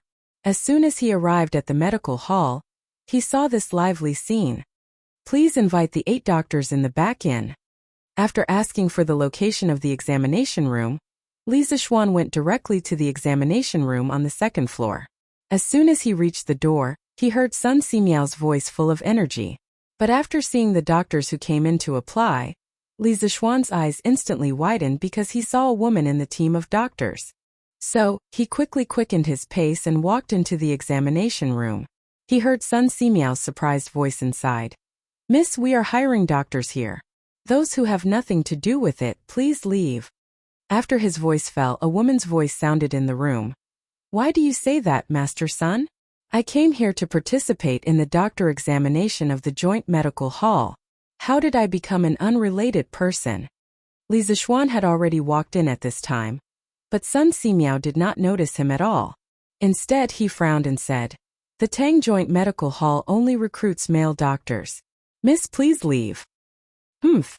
Dr. Sun, as a person outside the medical field, how can you be as pedantic as those pedantic scholars? The Tang Joint Medical Hall is hiring doctors as long as their medical skills are qualified. Why does it matter if the applicant is a man or a woman? What's more, wasn't the little fairy doctor also a woman? If she can be your disciple, why can't I, Gu Qingyue, come to the Tang Joint Medical Hall to help the world and heal the wounded? The woman said to Sun Simiao with a proud face. People in the world respected and feared Sun Simiao, but this woman spoke to Sun Simiao rudely. You little girl, how can you be so disrespectful to Dr. Sun? That's right. Dr. Sun's medical skills are superb. He has saved millions of people and is the role model of the medical world. How can he allow a little girl like you to criticize him? Gu Qingyue's words aroused the dissatisfaction of the doctors in the room, and they all began to criticize her. Who knew that Gu Qingyue was not afraid at all? She said coldly, "This is a selection of doctors. Since when did it depend on qualifications to be ranked? Dr. Sun has saved many patients, but what does that have to do with me? I just want a fair chance to compete. If Dr. Sun stumps me with medical skills, I have nothing to say. But if I am deprived of the opportunity to enter the Tang Joint Medical Hall because I am a woman, then I will not accept it. I will go to the Marquis of Yong and to ask for an explanation." Her words were powerful and full of vigor. Those doctors who had criticized her before were intimidated by this woman's cold and arrogant aura, and actually shut their mouths. Although Hu Jingwei, who was beside Sun Simiao, subconsciously wanted to speak up for her master, she always felt that every word Gu Qingyue said was very reasonable. So much so that she could not say a single word of rebuttal for a long time. Haha, I heard that someone wants to ask for an explanation from this marquis. Is this true? Li Zixuan, who had been hiding at the back of the examination room, had no choice but to come out now. He touched his nose and said awkwardly, "During the enrollment process of Yanhuang College's medical school, there were women who came to apply, but he never expected that in the examination room of the Tang Joint Medical Hall, there would be a female doctor who came to apply for a position." He could not help but think to himself, the Tang dynasty's culture is really open. The Tang dynasty's feminism is really stronger than any other dynasty. Xiaoxian, you're here. Yamacho. Young master, you're here. Marquis?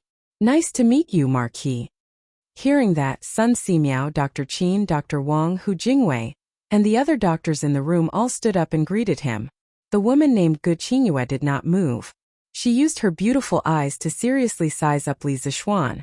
The surprise in her eyes disappeared in a flash. She probably did not expect Li Zixuan to look so young. After a moment of sizing him up, she bowed and said, "I am Gu Qingyue. Nice to meet you, Marquis."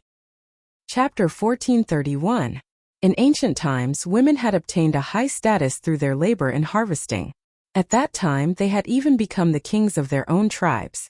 Later on, the change in labor force made men the representatives of sovereignty. Since the establishment of the feudal empire, women were not allowed to be officials or doctors. They seemed to have become a tool for reproduction. However, there was one dynasty that was an exception, and that was the Tang dynasty. In the Tang dynasty, women had a unique status. This seemed to be an era where men and women were equal. This was reflected in the laws of the Tang dynasty. The laws of the Tang dynasty stipulated that women of the Tang dynasty had the right to inherit and could become the head of a household. A woman's virtue was to have no talent. If this sentence was used on women of the Ming and Qing dynasties, it would be perfect. However, women of the Tang dynasty were not like this. In the Tang dynasty, women could ride horses and shoot arrows. They could also attend all kinds of grand banquets. They were not like the ladies of the Ming and Qing dynasties, who had to hide in their boudoirs all day long. It was because of this open culture and the tolerance of women from top to bottom, coupled with Li Zixuan's introduction of dictionaries and pinyin, the literacy rate of the people of the Tang dynasty soared. Women's thoughts were also further liberated. This led to the pursuit of the Datong daily office in recent days. This led to Gu Qingyue speaking frankly and openly contradicting Sun Simiao in the examination room of the Tang dynasty's joint medical center. After the Tang dynasty, the feudal system became more complete, and the centralization of power was further strengthened. This also led to the loss of women's rights. In the later dynasties, the Chang and Zhou Confucianism gradually became mainstream. The 3 cardinal principles and 5 constant principles became a fatal turning point for women. From then on, the status of women was gradually weakened. Until the Qing dynasty, women had almost no status in society. Therefore, it was not wrong to say that the Tang dynasty was an era where feminism was prevalent. Especially after Wu Zetian ascended the throne, feminism in the Tang dynasty reached its peak. Miss, did you want to ask this marquis for an explanation? Gu Qingyue's appearance could not be considered very stunning, but it was definitely not ugly either. Especially that pair of particularly tall and straight peaks which gave her a lot of points. Li Zixuan did not dare to look down. He only dared to stare at Gu Qingyue's cheeks and said. Gu Qingyue stood up straight and said in a neither servile nor overbearing tone, Marquis Qingyue only wants a fair chance to compete with these male doctors.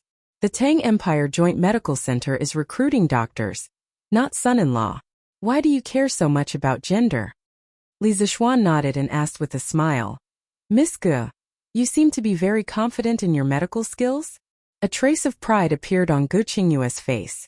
She said confidently, Our Gu family has been practicing medicine for generations and has saved countless lives. I have followed my father to treat patients since I was young.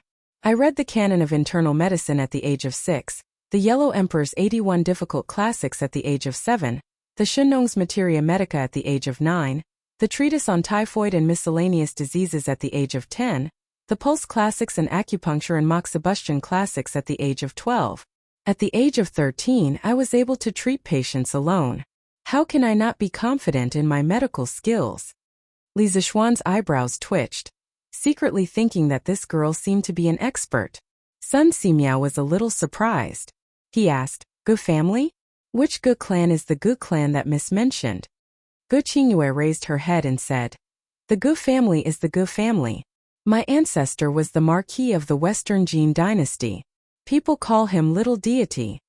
Marquis of the Western Jin dynasty? Li Zixuan was confused. He did not know much about the history of the Western Jin dynasty, let alone the Marquis of the Western Jin dynasty. But Sun Simiao was different. When he heard this, he could not help but exclaim, Miss Gu is the descendant of immortal Gu. I have eyes but did not recognize Mount Tai. My apologies. Dr. Qin and Dr. Wang were also shocked. They cupped their hands and said, So you are the descendant of immortal Gu. My apologies. Li Zixuan was instantly dumbfounded. He thought to himself, who the hell is this Xianwen Gu? He was able to make Sun Simiao and Dr. Qin treat him differently. Hee. Can I take the test now? Gu Qingyue asked with a smile. This little Xian you see?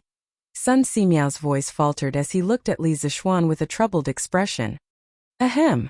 Li Zixuan quickly put away the confusion on his face.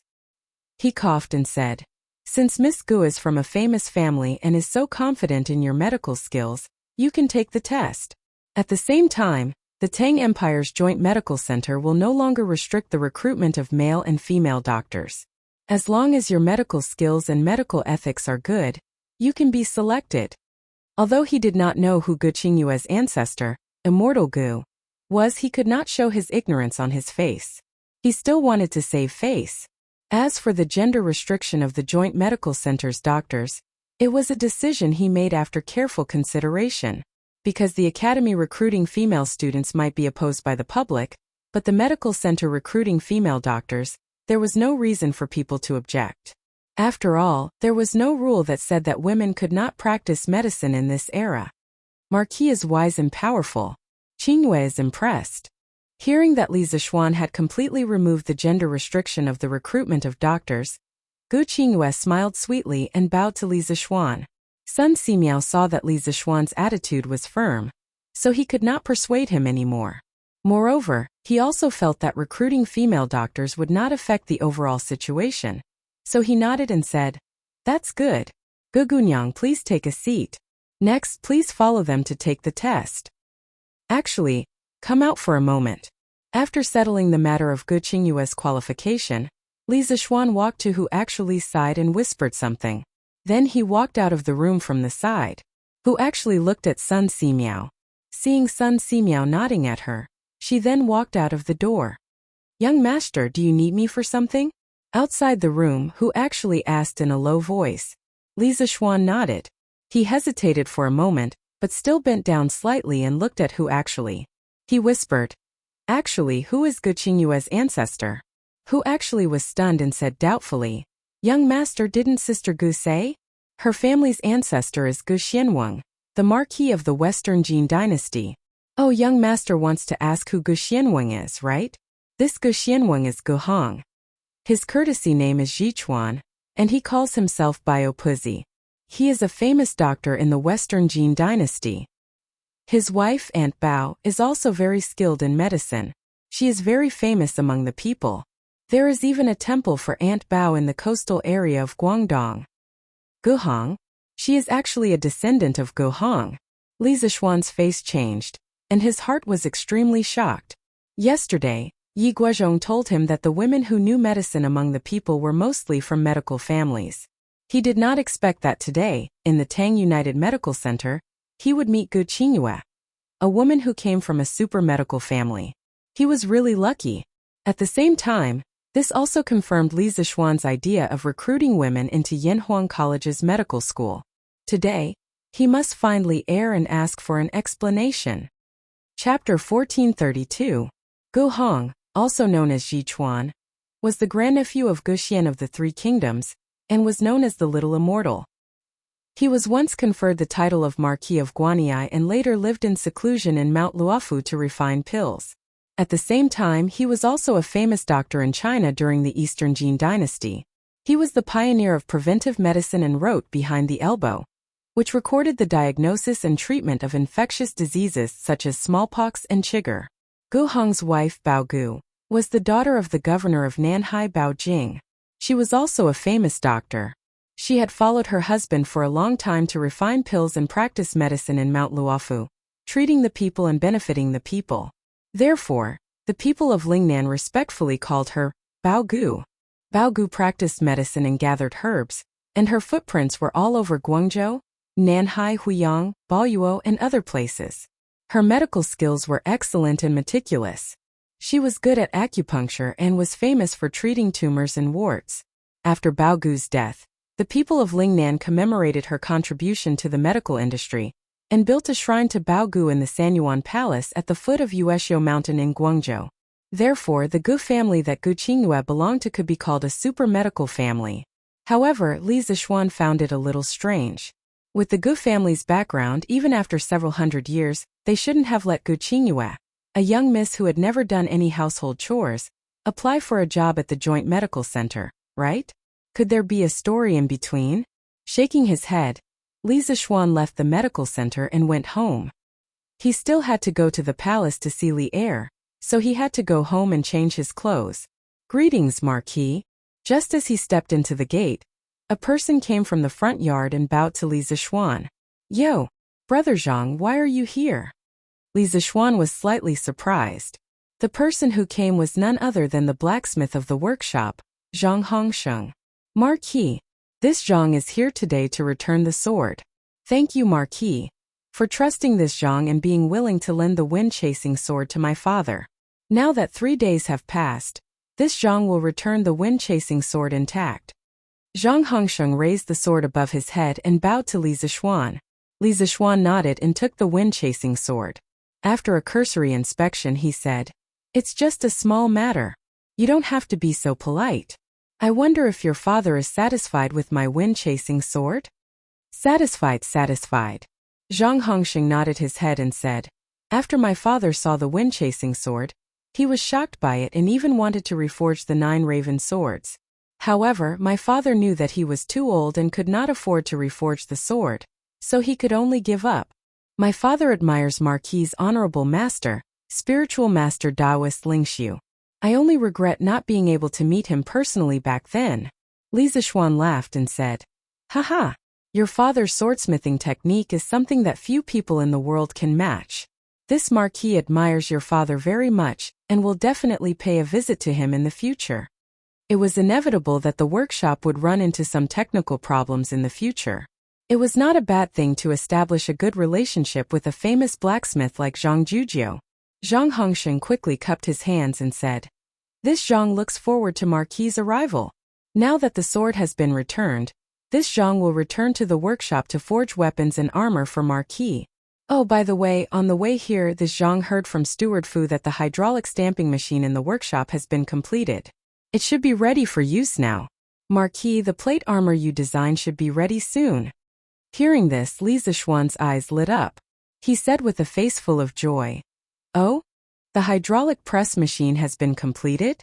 Then do you know how Ink Girl's electric motor is?" This, Zhang Hongsheng said awkwardly. "Marquis, this Zhang is not very familiar with Ink Girl, so I don't know." Mo Lingwei might be chatting and laughing with Li Zishuan, Yan Xiaoning and the rest, but in front of outsiders she was cold and unapproachable. It was said that this girl wanted to maintain the dignity of a Yanhuang College professor. So Zhang Hongsheng was innocently implicated. Li Zishuan was stunned for a moment, then reacted and waved his hand. "All right then. Go do your work. As for the electric motor, I will personally go to the workshop and ask Ink Girl." "Yes, Marquis." After hanging the chasing wind sword on the sword rack at home, Li Zishuan changed into a set of court clothes with the help of Xiao He and Xiao Shi.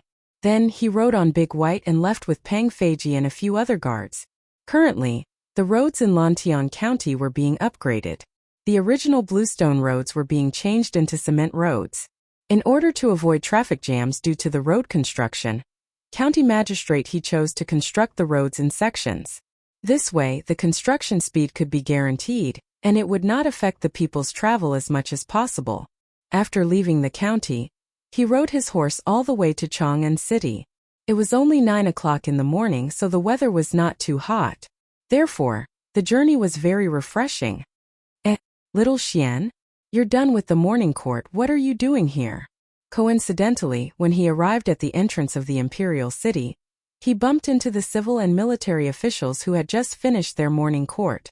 Chang Yaojin's eyes were sharp, and he immediately saw Li Zishuan, who had just dismounted from his horse.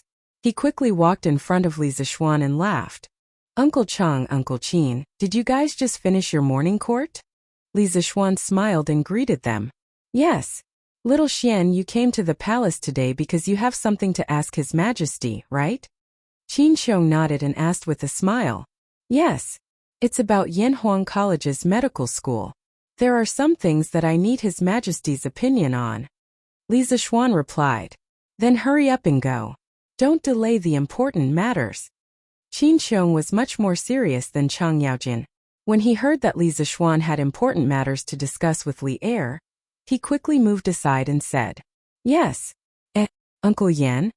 Li Zishuan nodded and was about to leave when he saw Yan Lide walking towards him.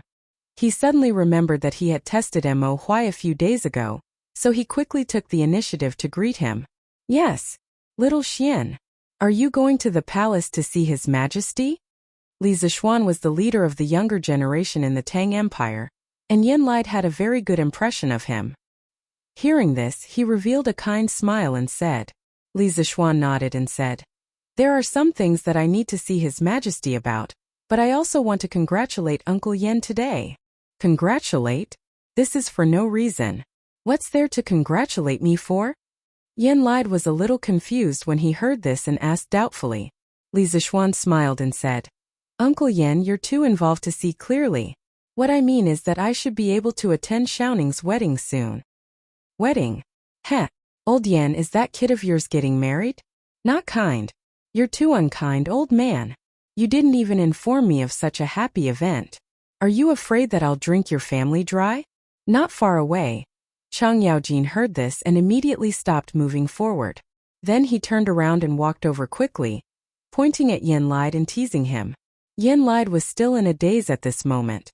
When he heard old Chang talking non-stop, he immediately said impatiently, all right, Chang Jijia, stop messing around. I don't even know what's going on. Little Xian, are you saying that Xiaoning is getting married? As his father, how can I not know anything about this?" Li Zishuan cupped his hands and said, "Uncle Yan is busy with official business all day long, so it's normal for you to neglect these small matters. However, it's rare for Xiaoning to find a good marriage. Uncle Yan, you have to seize the opportunity for Xiaoning. All right, I won't talk about it anymore. I'm going in to see His Majesty. Goodbye." After saying that, Li Zixuan didn't care about Yen Li's dumbfounded expression. He cupped his hands and walked toward the palace gate. Brother Little Xian? You're in the palace? As soon as he entered the palace and walked across the arch bridge in front of Taiji Palace, he heard a pleasant female voice shouting beside him. Li Zixuan paused and looked to the right. He saw Chang'e, who was wearing a pink dress, walking towards him. Chang'e? Oh, greetings, Your Highness. Seeing the fairy-like Chang'e, Li Zixuan was immediately in a good mood and wanted to greet her. However, remembering that this was the imperial palace and that there were many eyes, he promptly stopped and saluted. Chang'e knitted her brows somewhat reproachfully, saying, Brother Little Xian, we haven't seen each other for so long. Why are you treating Chang'e like a stranger? Li Zixuan had always treated Chang'e as his own younger sister. As an elder brother, who would be willing to salute his younger sister every day? Hearing this, he whispered, This is the imperial palace. This subject naturally has to be cautious and respectful. Oh! Hearing this, Chang'e instantly understood. Only then did she feel a little better. She made an oh sound and said, Then Brother Xiaoxian, did you enter the palace this time to see my imperial father? Li Zixuan nodded and said, That's right. Chang'e happily said, That's perfect. I also have matters to discuss with my imperial father. Brother Little Xian, let's go together. Li Zixuan thought it over and did not refuse, nodding his head.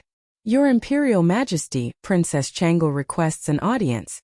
In the Sweet Dew Palace Hall, Li Er had not been seated for long after the morning court session when an eunuch entered and bowed.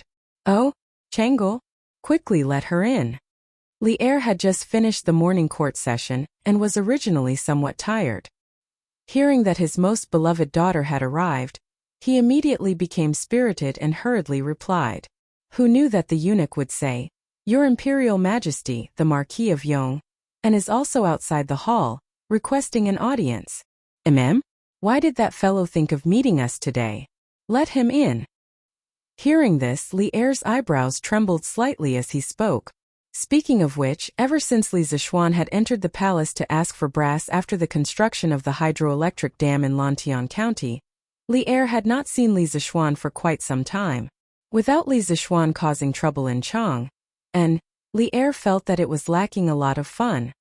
Chang'e pays respects to Imperial Father. This subject Li Zixuan pays respects to Your Imperial Majesty. Not long after, Chang'e and Li Zixuan walked in from outside the hall and bowed to Li Er. Dispense with the formalities. Chang'e, quickly come to Imperial Father. Li Er replied with a faint before hurriedly beckoning to Chang'e. This completely different treatment also proved how important Chang'e was in Li Er's heart. Chang'e responded with a smile and then walked cheerfully to Li Er's side. Li Er lightly patted Chang'e's shoulder before looking at Li Zixuan and asking, Marquis of Yong, you came to the palace to meet us. Do you have something to report? Li Zixuan secretly curled his lips as he thought to himself, Your Imperial Majesty has finally thought of me. He stepped forward and clasped his hands together before saying, Your Imperial Majesty, the workshop has already made a breakthrough in the weapons and armor that you asked me to upgrade for the Black Armored Army. In a few days, Your Imperial Majesty will be able to see the incomparably sharp vanadium steel horse lance, and the world's #1 defensive vanadium steel plate armor. This was the art of speaking. First, talk about the good news to make Li Er happy. Then, talk about the matter of girls entering the school. This was the only way to get a better result. Hearing this, Li Er was indeed delighted. He stood up and said, Vanadium steel horse lance? Vanadium steel plate armor? That means that your workshop can already produce vanadium steel? Previously, Li Zixuan had told him that vanadium steel had superior performance compared to ordinary steel. This was why he asked Li Zixuan to create a batch of vanadium steel weapons and armor for the Black Armored Army, the Tang Empire's most elite cavalry. Now that he heard that the weapons and armor were about to be completed, Old Li was naturally excited. Li Zixuan clasped his hands together and said, Your Imperial Majesty, the workshop has not only mastered the method of smelting vanadium steel, but also a new type of forging technology. It is because of this technology that we can create the world's #1 plate armor. This plate armor is difficult for ordinary swords and arrows to penetrate. It can greatly reduce the death rate of our Tang Empire's cavalry. Li Er couldn't help but ask curiously, "From what I heard, you seem to be very confident in this plate armor. You actually dare to say that its defense is #1 in the world?" "Your Imperial Majesty, I am not boasting. Not only is the defense of this plate armor far superior to the Mingguang armor, it is also lighter than the Mingguang armor. In about 3 to 5 days this plate armor will be completed. At that time your Imperial Majesty will know when you see it," Li Zishuan said confidently. Who gave him such confidence? Of course it was the workshop's advanced production technology. Li Er nodded and said, "Good. Then let's wait for the plate armor to be completed. If it is really as you said, I will definitely reward you handsomely." "Thank you, Your Imperial Majesty." Li Zishuan said his thanks. Then he pondered for a moment and bowed. "Your Imperial Majesty, I have another matter to report to Your Imperial Majesty." "What is it? Let me hear it." Li Er was still immersed in the plate armor that Li Zishuan said had the world's #1 defense. Hearing this, he nodded and said. Li Zishuan cupped his hands and said, "Your Imperial Majesty, I have planned to establish a medical school in Yanhuang College a long time ago to spread medicine and benefit the people. A few days ago, I spread the enrollment notice of the medical school to the people of all provinces and counties through Datong Daily. Unexpectedly, many women went to Datong Daily to sign up. After they were rejected, they unwillingly surrounded the office of Datong Daily, claiming that they wanted an explanation." Hearing this, Li Er, who was sitting at the head of the table, said in a deep voice, "I have heard about this matter. You can just send some people to send these women away. Why do you need to discuss it with me?" Li Zishuan shook his head and said, "Your Imperial Majesty, that is not what I meant. I want to ask Your Imperial Majesty, since the Imperial Medical Department can recruit female students every year, can the Yanhuang College's medical school also recruit female students?" Hearing this, Li Er and Chengle's faces were filled with surprise. The Ganlu Palace suddenly became quiet. It was so quiet that one could hear a pin drop. Chapter 1433. Nonsense. Ridiculous. Yanhuang College is a sacred place for learning. How can you let a girl enter? After a moment of silence, Li Er's angry roar sounded in the Ganlu Palace. Li Zishuan shrunk his neck and probed, "Your Majesty, why can the Imperial Medical Department recruit female students, but Yanhuang College's medical school?" "Shut up. How can it be the same?" When Li Er heard Li Zishuan talk about the Imperial Medical Department again, he mercilessly interrupted. "The female students of the Imperial Medical Department will eventually go to the palace to serve as female medical officers. What's the use of your Yanhuang College's medical school to train so many female students? What's more, the Imperial Medical Department is a place that specializes in teaching medicine. There's no gender distinction in front of doctors. You just need to separate their rooms." But what about Yanhuang College? In addition to these medical students, Yanhuang College also has hundreds of engineering students. You've recruited these female students. What kind of scandal is that? When the time comes, even if I don't punish you, the spittle of all the scholars in the world will drown you. When Li Zishuan heard this, his heart sank. So this was the problem. After thinking for a moment, he cupped his hands and said, "Your Majesty, the female students of the Imperial Medical Department will serve as female medical officers in the palace, and the female students of Yanhuang College's medical school will serve in the Tang Empire's Joint Medical Center in the future. This is because not only does the palace need female doctors, but the people also need female doctors. Your Majesty has always been diligent and loved the people. How can you ignore the pleas of the people? As for the female students entering Yanhuang College's medical school, it's easy to deal with. When I return, I'll immediately have people build a tall wall between the engineering school and the medical school. I'll also send people to patrol and prohibit the students of the engineering school from entering the medical school to find female students. This matter will be personally supervised by Teacher Wenji. He has a respected reputation in the scholarly circle. There shouldn't be any gossip, right? In this way, although the medical school is under the name of Yanhuang College, it's completely independent. The education model is no different from the Imperial Medical Department. Can't the leisurely mouths of the people in the world be completely blocked? Li Er, who was sitting high above, couldn't help but frown. Chonglu, who was beside him, took the opportunity to say, "Father, Brother Xiaoxian was right. Not only did the palace need female medical officers, the commoners also needed them. Otherwise, if this girl suffers from some hidden illness that is inconvenient to speak of, how difficult would that be?" It was said that the harem was not allowed to interfere in politics.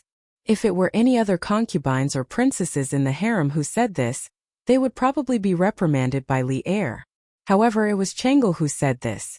The result was completely different. Li Zishuan's furrowed brows actually relaxed slightly.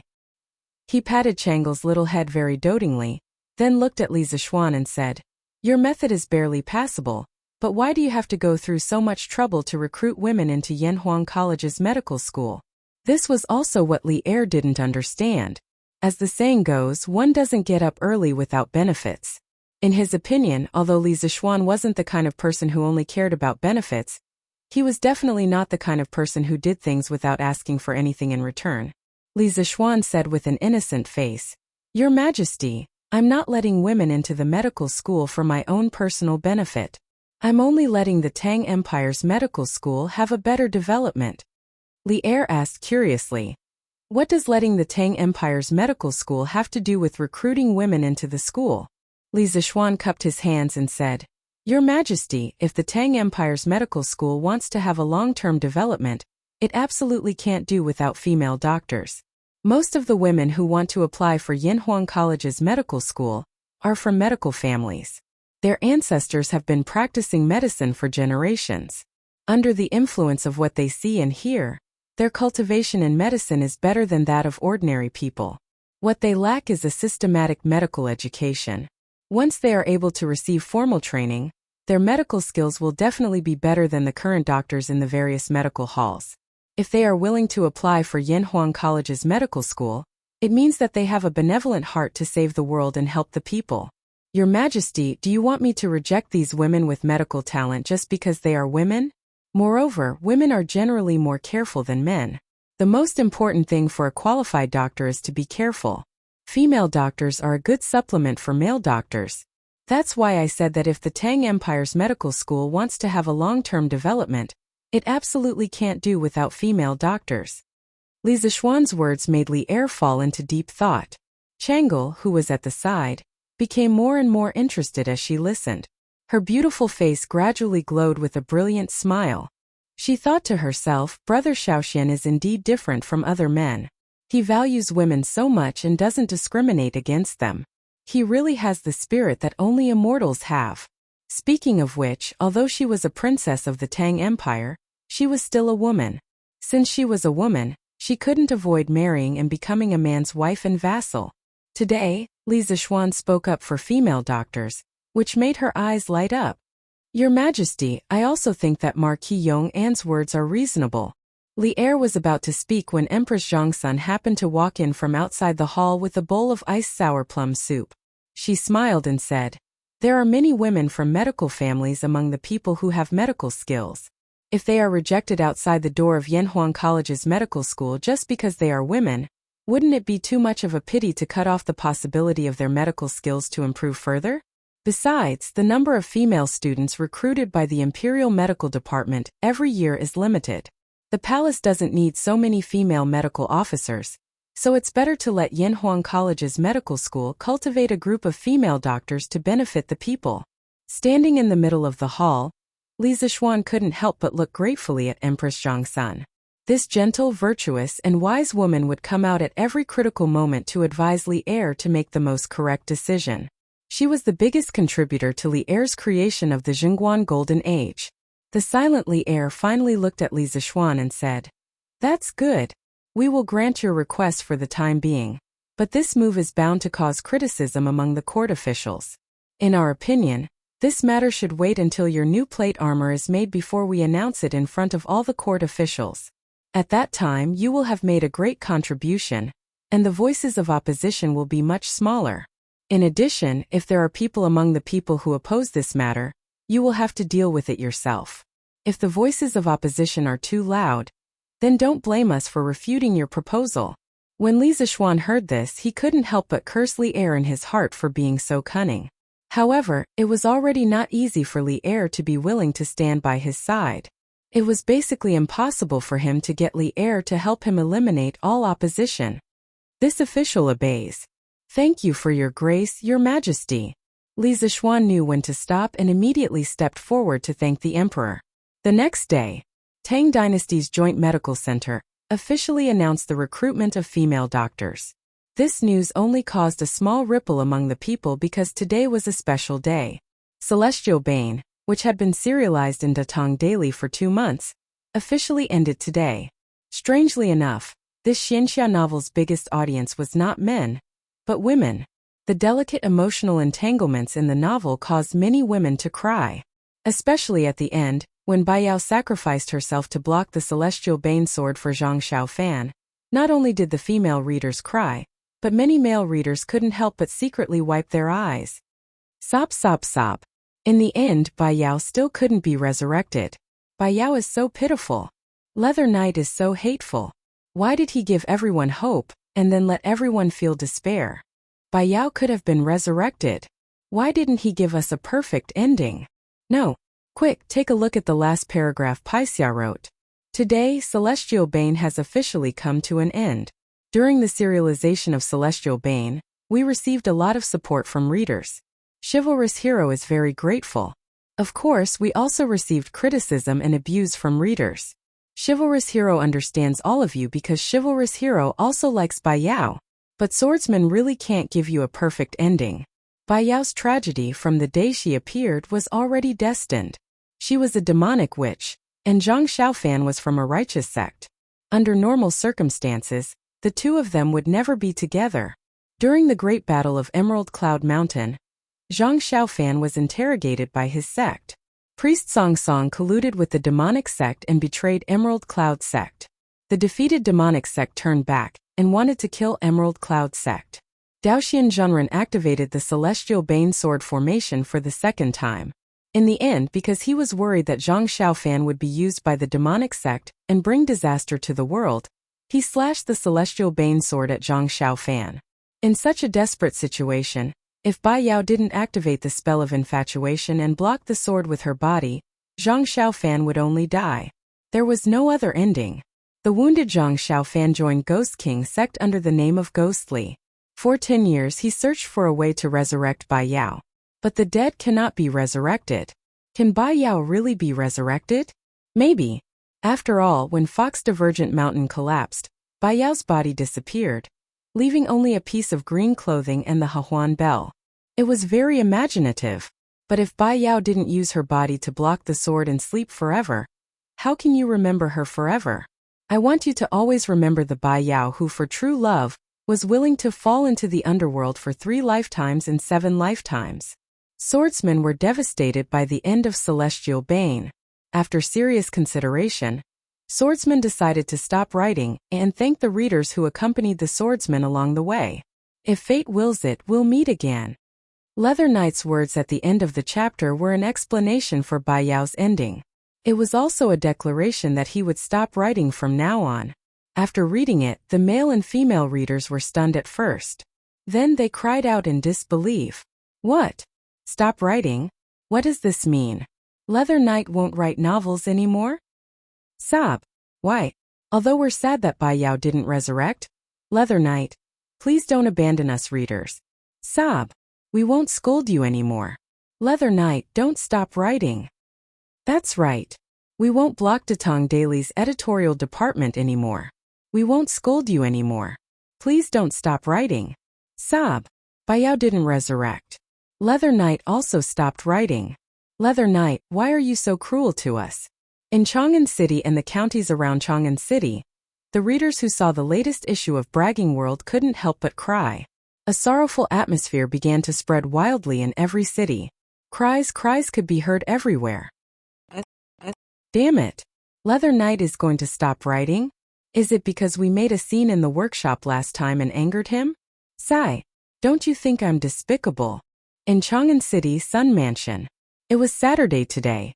Sun Zifen sat in the backyard happily and read the latest issue of Bragging World. He was very satisfied with the plot update a few days ago because Zhang Xiaofan was trying hard to find a way to resurrect Bai Yao. This gave him hope. But who knew that today's 5 chapters would turn his hope into despair? And from despair into extreme despair. Because Bai Yao didn't seem to be resurrected in the end, and Leather Knight had completely stopped writing novels. Smack!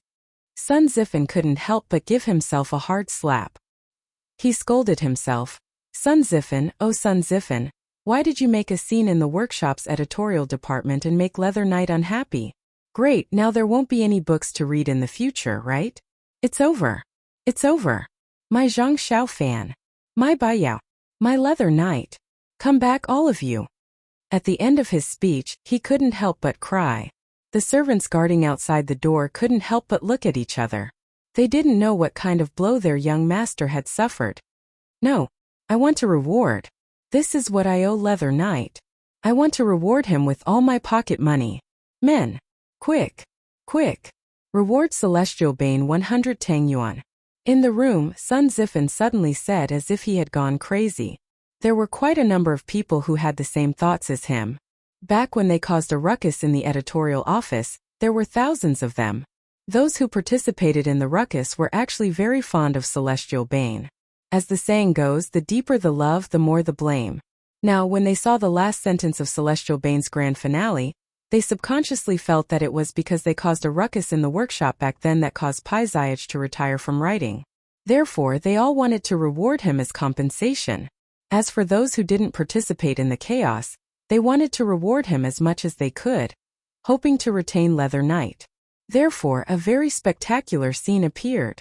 Chang'an Lantian County, Xinfeng County, Yunyang County, Jingyang County, Sanyuan County, Xianying County, and more than 20 other counties were all surrounded by Datong Daily's offices. This encirclement was different from the encirclement of women who wanted to apply for Yanhuang College's medical school 2 days ago. This time the scale was unprecedentedly grand. At least a few hundred people lined up in front of each Datong Daily's office. Everyone was waving Tang Yuan in their hands, shouting that they wanted to reward Celestial Bane, Leather Knight, and begging Leather Knight not to stop writing. The staff of Datong Daily's office panicked in the face of such a scene. Then they began to frantically receive rewards and distribute fan medals to those readers. Each of them wished they could grow 8 arms because they were too busy to cope with the situation. Today was a day that belonged to Celestial Bane, and more importantly, to Pai Xiajue. Fortunately, Tang Yuan was gradually becoming popular among the people. Otherwise, with so much money, the Datong Daily's office would be full again. Chapter 1434. Young Master, something bad has happened. South of Chang'an City, Lin family's backyard. Maid Xiao Shi ran into the study with the latest issue of Tang Dynasty Daily. Bragging World and informed Lin Hao, who was sitting in front of the desk reviewing his homework. What's wrong? What happened? Don't bother me with such trivial matters. Ever since the start of the new year, Lin Hao had been in seclusion to prepare for the exams. Although he knew that Leather Knight had published a new book at the end of March, he could only bear the pain and give it up in order to get into Yanhuang College this year. For the time being, he put Celestial Bane aside. He planned to read it to his heart's content after the exams. Under his orders, his maidservants would buy a copy of Bragging World every day. They would also cut out the parts about Celestial Bane and bind them into a book. They would keep it for him to read after the exam. Young Master, Celestial Bane is ending today. Leather Knight said that he's going to quit writing completely and will never write a novel again. Datong Daily's office in Chang'an City has gathered a lot of readers. They're all madly tipping and begging Leather Knight not to quit writing. Xiao Shi was panting as she held the latest issue of Big Talk, Martial Arts World. What? Celestial Bane is ending? Leather Knight is going to quit writing? Lin Hao stood up in shock when he heard that. He originally planned to raise Celestial Bane for a while, but he never expected that he would raise the author until the end of his career. It would be hard for anyone to surpass his skill in raising books in the future, right? Young Master, look.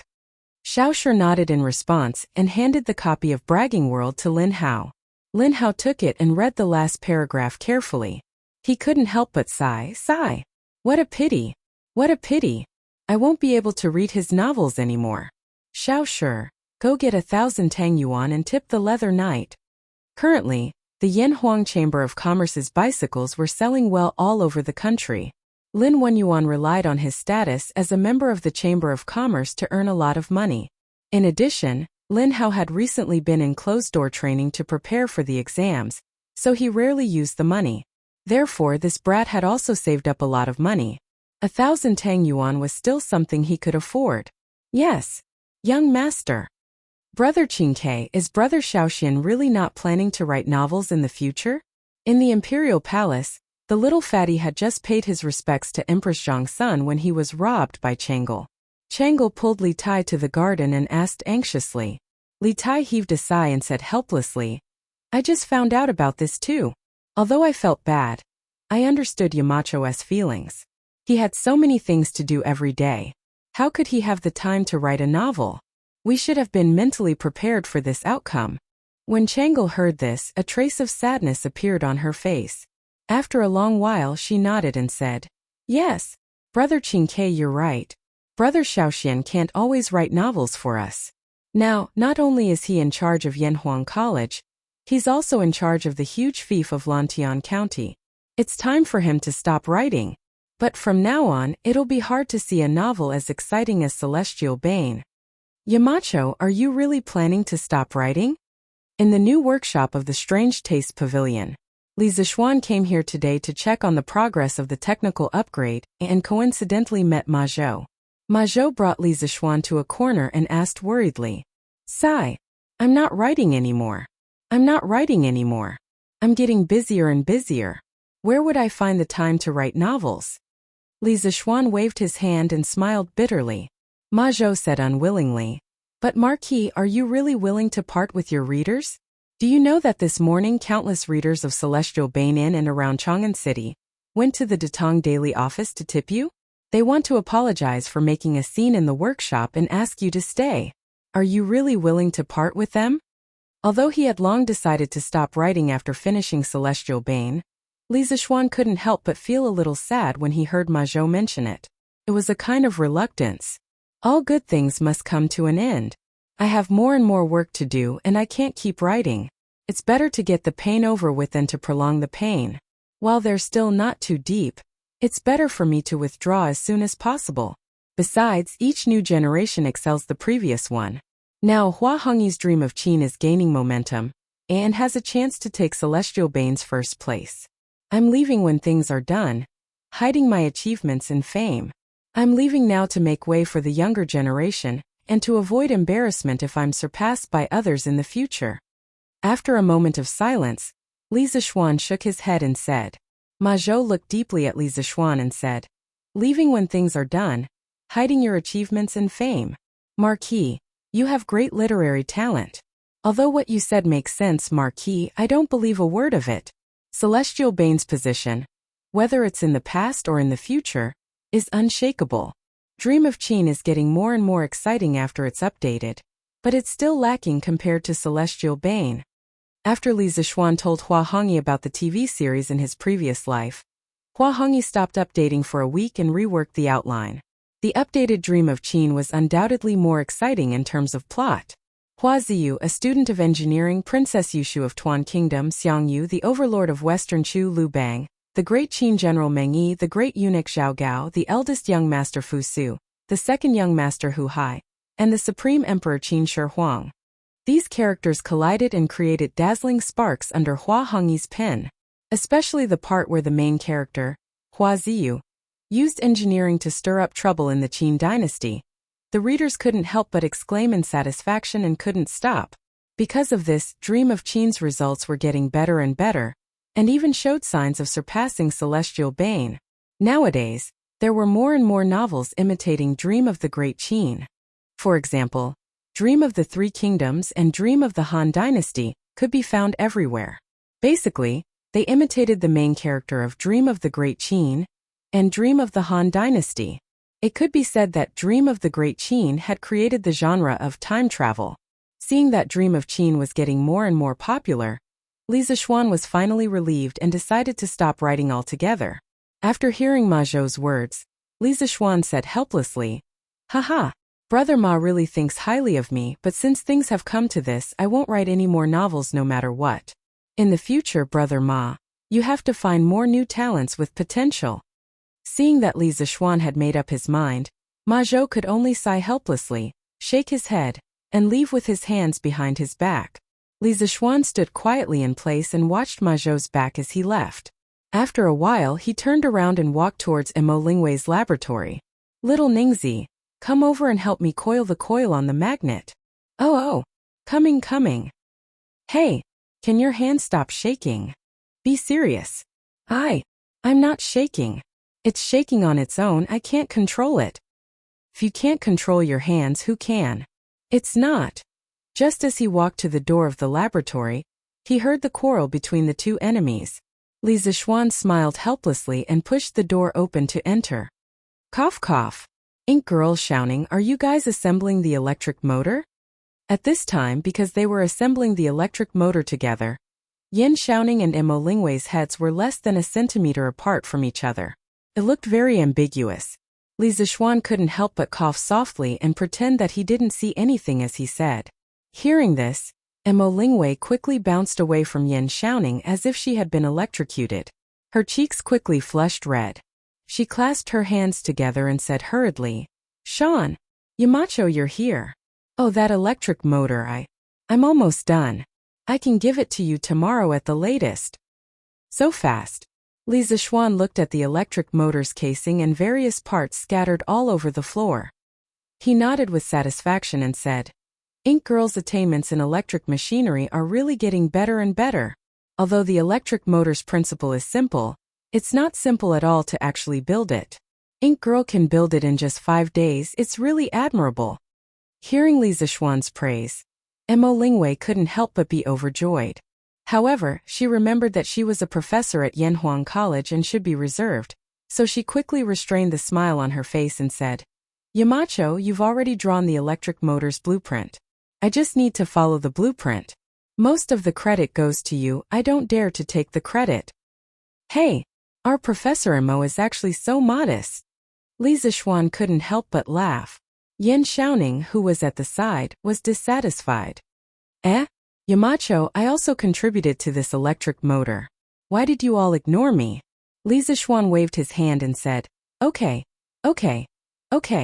You all contributed. When the electric motor is done, I'll give each of you something good. Yin Xiaoning was instantly happy. Just as he was about to ask Li Zishuan what he was going to give them, Song Xiaoxi's voice suddenly came from outside the door. Young Master Yin, a servant from the Yin residence has sent a message. He said that Minister Yin wants you to go home today. Yin Xiaoning was stunned. He went over to open the door of the laboratory and looked at Song Xiaoxi. Xiaoxi, my father wants me to go home? Did he say what's the matter? Song Xiaoxi saw that Li Zishuan was also in the room. He first bowed to Li Zishuan and then replied, Young Master Yin, I'm not sure about this, but the servant in your residence seems to be in a hurry. Do you want to go out and take a look? When Yin Xiaoning heard this, he subconsciously thought that the Yin family really had an emergency. He quickly turned his head and said, Yamacho, where? Then I'll go home first. Mo Lingwei waved her hand and said, Okay, go ahead. Li Zishuan also nodded. He secretly guessed that the words he said to Yin lied yesterday had taken effect. The Yin family was going to propose marriage to the Mo family. After he finished speaking, Yin Xiaoning quickly walked out of the laboratory. Oh, that's right. Yamacho, there seems to be a problem on Mr. Wang's side. Do you want to go and take a look? After Yin Xiaoning left, Mo Lingwei was silent for a moment and suddenly spoke. Li Zishuan was stunned and asked curiously, Mr. Wang? What's the problem on his side? Mo Lingwei replied, Yamacho, didn't you ask Mr. Wang to build an electrolytic copper refining workshop? However, Mr. Wang realized that the electricity produced by our hydropower station is alternating current, and electrolytic copper refining requires direct current. In order for the electrolytic workshop to operate normally, we can only use the lead-acid batteries that Yamacho made previously. However, the lead-acid batteries still need to be recharged after they run out of electricity, and they also need direct current to recharge. So Yamacho, this is the problem. We have to make a sustainable source of direct current. I see. When Li Zixuan heard this, he couldn't help but be enlightened. Previously, he only cared about making the batteries and neglected the problem of recharging them. When the batteries discharge, they convert chemical energy into electrical energy, and when they recharge, they convert electrical energy back into chemical energy. The electrical energy here is direct current, not alternating current. In his previous life, the lead-acid battery charger was used to convert alternating current into direct current and stabilize the voltage. But now he didn't have a ready-made charger with him. Yes, Yamacho, this problem must be solved as soon as possible. Otherwise, our electrolytic workshop won't be able to operate. At this time, Wang Ji's voice came from outside the door. Wang Ji heard that Li Zixuan had come to the workshop, and he quickly went to look for Li Zixuan for help. When he reached the door, he heard Mo Lingwei telling Li Zixuan about the problem he was facing, and he couldn't help but push the door open. Oh, Mr. Wang, you're here too. Li Zixuan came back to his senses and greeted Wang Ji. I heard that Yamacho was here, so I came to look for you. Yamacho, do you have a way to solve the direct current problem? Wang Ji nodded, and then with a face of urgency, he cut to the chase. Mo Lingwei also looked at Li Zixuan. In her memory, there didn't seem to be anything that Li Zixuan couldn't solve. Li Zixuan frowned, thought for a moment and said, "There are two ways to solve this problem. The first is to build a direct current generator to convert the power of the river directly into direct current, and then connect it to the electrolytic workshop." A direct current generator? Yamacho, how can there be a direct current generator? Can this thing be built? Mo Lingwei couldn't help but be surprised when she heard it. Of course it can be built. Li Zixuan smiled, took a pen and paper from the table next to him, and explained as he wrote and drew. The reason why the alternator emits alternating current is mainly because when its rotor winding rotates to cut the magnetic field lines, the direction of the current in the winding will change in the opposite direction once every 180 degrees of space angle. That is, it will change twice in one turn. This changing current is drawn out through the slip ring and the carbon brush. Because the law of change is a sinusoidal curve, it emits sinusoidal alternating current. And when we cut off the middle of the generator's slip rings and insulate them from each other, when the rotor windings rotate to cut the magnetic field lines, the direction of the current output from the windings will change under the action of the slip rings every 180 degrees of space angle.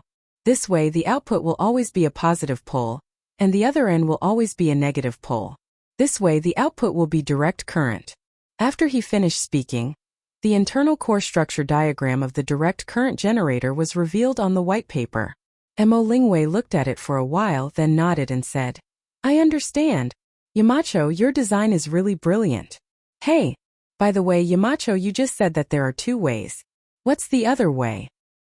Chapter 1435. Updated for playing the zither and playing the phoenix. There's another way, which is to convert alternating current to direct current. In the workshop in Mo Lingwei's laboratory, Li Zixuan put down the pen and paper in his hand and said. Mo Lingwei and Wang Ji were shocked when they heard this. Mo Lingwei asked, "Yamacho, how can alternating current be converted to direct current?"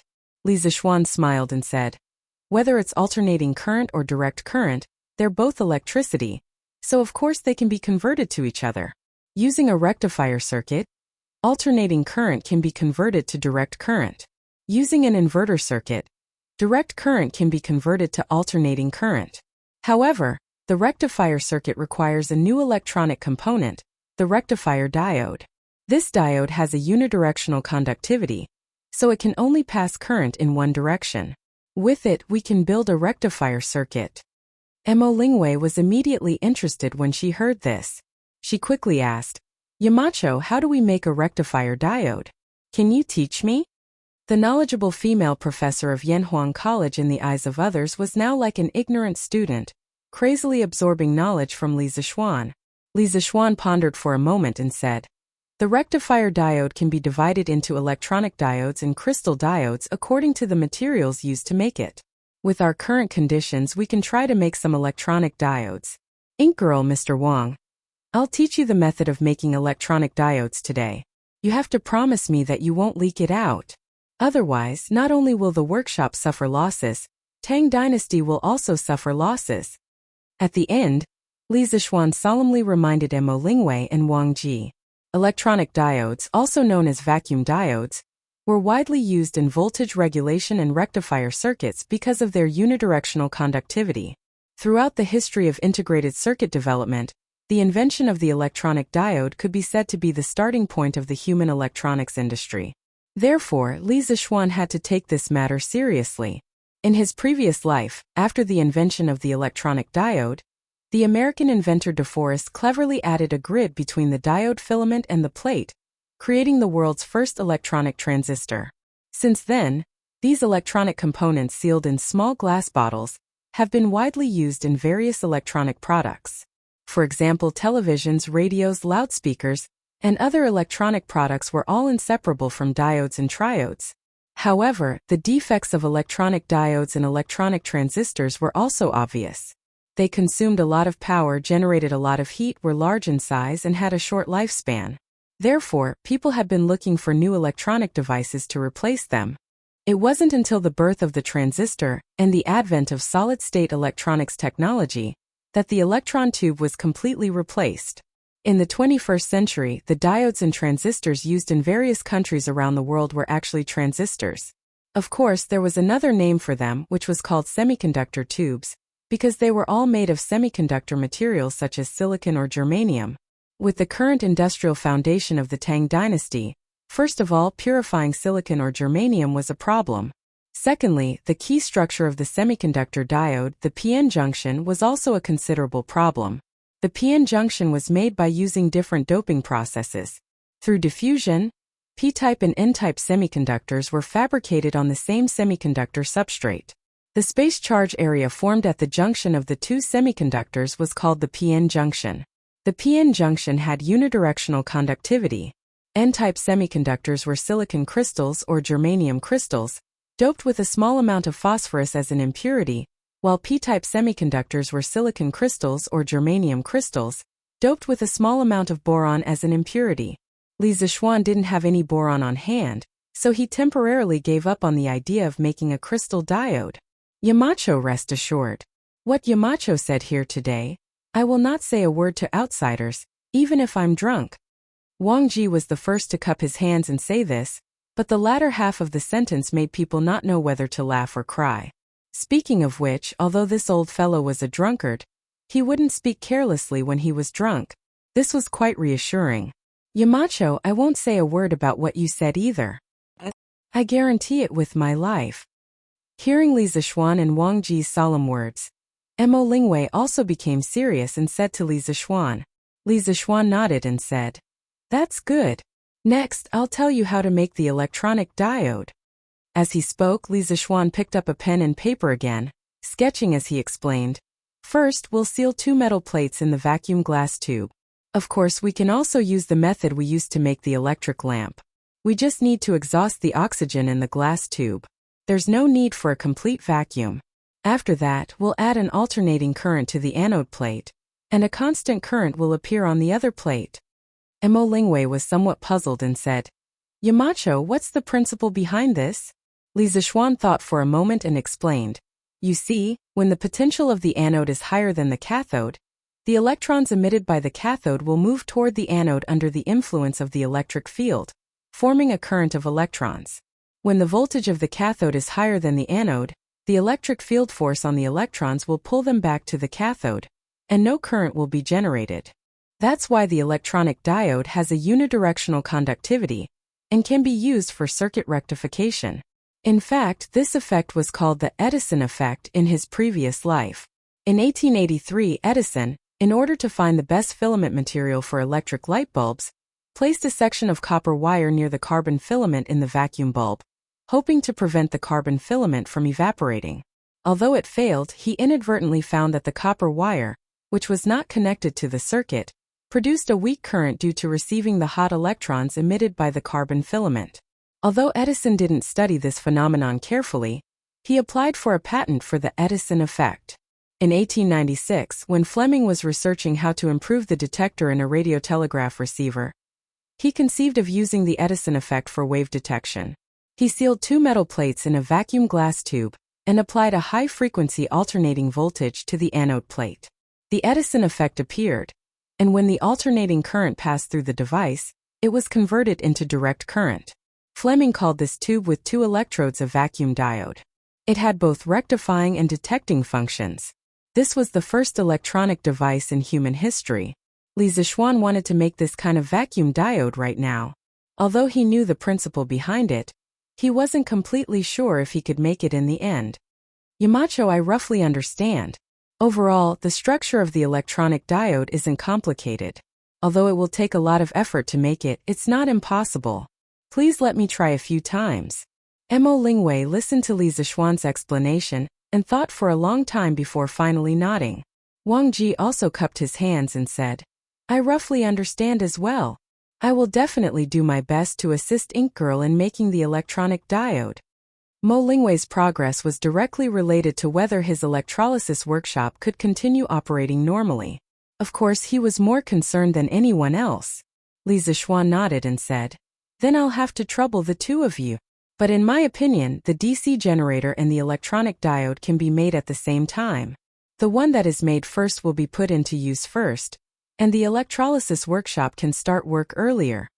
To be on the safe side, Li Zixuan decided that he had to go all out and grab both hands. I think he's driving, but I don't have evidence. Yes. Yamacho. The 2 of them cupped their hands and replied. Li Zixuan nodded with satisfaction and thought to himself, with the diode, the triode won't be far away. When the time comes, many electrical appliances can be made. Tang Dynasty will soon enter the electronic age. Chapter 1436. Yamacho, I have another question. In the laboratory, Mo Lingwei frowned and asked, Since we need direct current so much, why didn't we just use a direct current generator to generate electricity? Hearing Mo Lingwei's question, Li Zixuan couldn't help but praise this girl's intelligence. He thought for a moment and said, Ink Girl, have you ever thought about this question? If the electricity from the hydropower station is direct current, how much voltage will be attenuated after it passes through a 1-mile-long wire? You have to know that for a wire of the same thickness, the longer the length, the higher the resistance, and the greater the divided voltage. Let's say the output voltage of the hydropower station is 200 volts. If it is transmitted to a place 1 mile away, the voltage will be only 150 volts. The further it is, the lower the voltage will be. And the electric lamps produced by our workshop all have the same calibrated voltage. If we use direct current to transmit electricity, the places far away from the hydropower station won't be able to get enough voltage to light the lamps. If we use alternating current to transmit electricity, this problem won't exist because we have transformers. We can use transformers to boost the voltage at places far away from the hydropower station and raise the voltage to the value we need. But direct current isn't as easy to convert voltage as alternating current. Besides, Ink Girl, you should know that the internal structure of an alternating current generator is simpler than a direct current generator, and its lifespan is also longer than a direct current generator. So after considering many factors, I chose alternating current transmission. In fact, even in modern times, the battle for direct current didn't end with alternating current winning. In the 21st century's power system, high-voltage transmission coexisted with alternating current and direct current, complementing each other. In fact, with the development of electronic technology, direct current transmission might even return to its dominant position. This was because direct current transmission only needed to consider the losses caused by the resistance of the line, while alternating current transmission would cause losses due to impedance, inductive reactance, and capacitive reactance. But with the current technological conditions of Tang Dynasty, alternating current transmission was the most feasible and economical method. Mo Lingwei suddenly understood. She nodded and said with admiration, I didn't expect there to be so much knowledge in this. Yamacho was really far-sighted when they built the hydropower station. Li Zixuan smiled and didn't answer. Instead, he looked at Wang Ji and asked, Mr. Wang, I believe that the problem of the DC power supply will be solved in a few days, but I don't know if you have the materials and equipment ready? Wang Ji nodded and said, Don't worry, Yamacho. This old man is fully prepared and only lacks one crucial element. The electrolytic cell, crude copper, and bile vitriol are all ready. Li Zixuan said in surprise, Oh? His progress was so fast. Then, Mr. Wang, do you have enough gall alum prepared? After all, the amount of copper that the workshop would be refining in the future was not small. Li Zishuan had to ask in advance. Wang Ji smiled and said, "Don't worry, Yamacho. Gall alum isn't anything rare. There's a mine in Lantian County that produces gall alum, and it's more than enough to supply our workshop." Li Zishuan was pleasantly surprised when he heard that. What?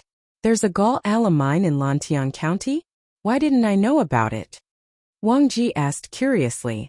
There's always been a gall alum mine, but it's only used in medicine and isn't worth much. It's normal that you don't know about it, Marquis.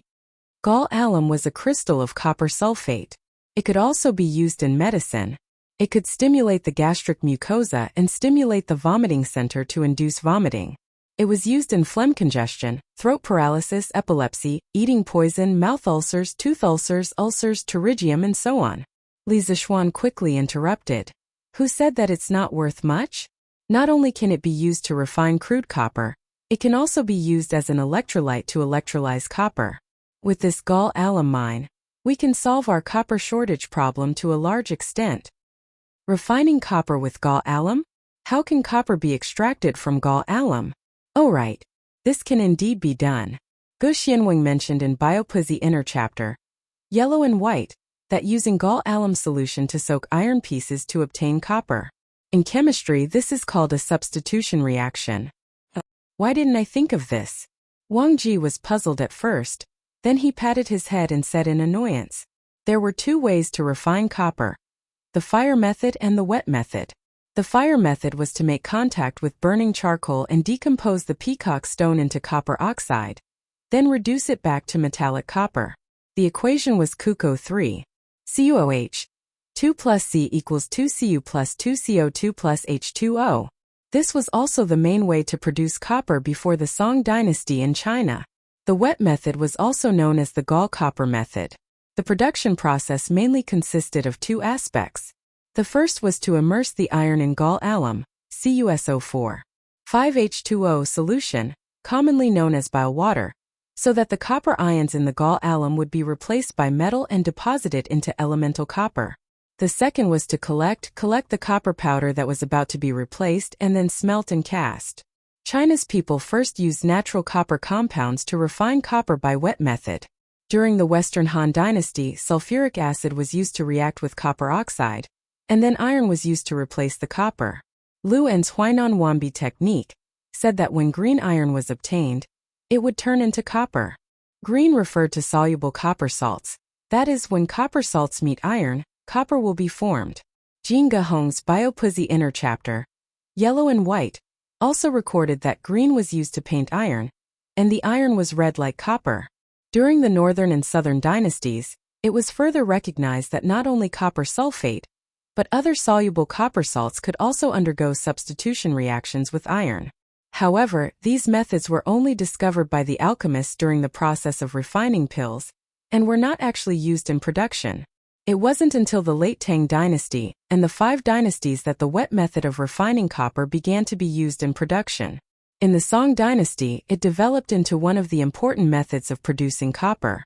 In the early Tang dynasty, there were very few people who knew about the wet method of refining copper, not to mention using it in production. Seeing that Wang Ji had reacted, Li Zishuan nodded and said, "That's right. The process of smelting copper with gall alumina was a chemical substitution reaction. In a while, I'll send someone to find the mine that Mr. Wang mentioned, and quickly find out the reserves of copper sulfate. After that, we can dig a water tank around the mine, forge the iron into thin pieces and place them in the tank. Then we'll use the bile water to soak the iron pieces, and the copper in the bile sulfate will adhere to the surface of the iron pieces. Although forging the iron pieces into thin pieces is more troublesome, our workshop now has a hydraulic press, so this can't be considered troublesome. In addition, forging the iron pieces into thin pieces can increase the surface area of the iron, greatly reducing the substitution time, and increasing the copper production rate. I hope that the copper produced from this mine can completely supply the electricity consumption of Lantian County." A while ago, he was still worrying about where to get some copper. He didn't expect that there would be a mine of copper sulfate in his fief. The people of this era obviously didn't realize the true use of the mine, otherwise, this mine would have been expropriated and mined by the imperial court, and wouldn't have waited until now. Hearing this, Wang Ji couldn't help but sigh with longing. If the reserves of copper sulfate in this mine is really amazing, we can cover the entire Lantian County with electricity. This kind of scene, I'm looking forward to it even in my dreams. After leaving Mo Lingwei's laboratory, Li Zixuan immediately sent Lu Feng and Lu Yun to bring people to investigate the mine of copper sulfate. After that, he went to the Ba River to check on the progress of Zhang Hongsheng's armor manufacturing. Zhang Hongsheng promised Li Zixuan that he would be able to make the first set of plate armor by the day after tomorrow at the latest. After the first set was made, the production speed would get faster and faster. Young master, yesterday, I got people to use the hydraulic press to forge a batch of iron pieces of the same size and thickness. With these iron pieces we can make the chain you mentioned before. I have already arranged for the craftsmen to assemble the chain, and it should be completed by tomorrow. With the chain, young master, are you planning to start building the second generation of chain-driven bicycles? Faubert was also at the hydropower station. Seeing Li Zixuan come over to inspect the work, he quickly walked over and said.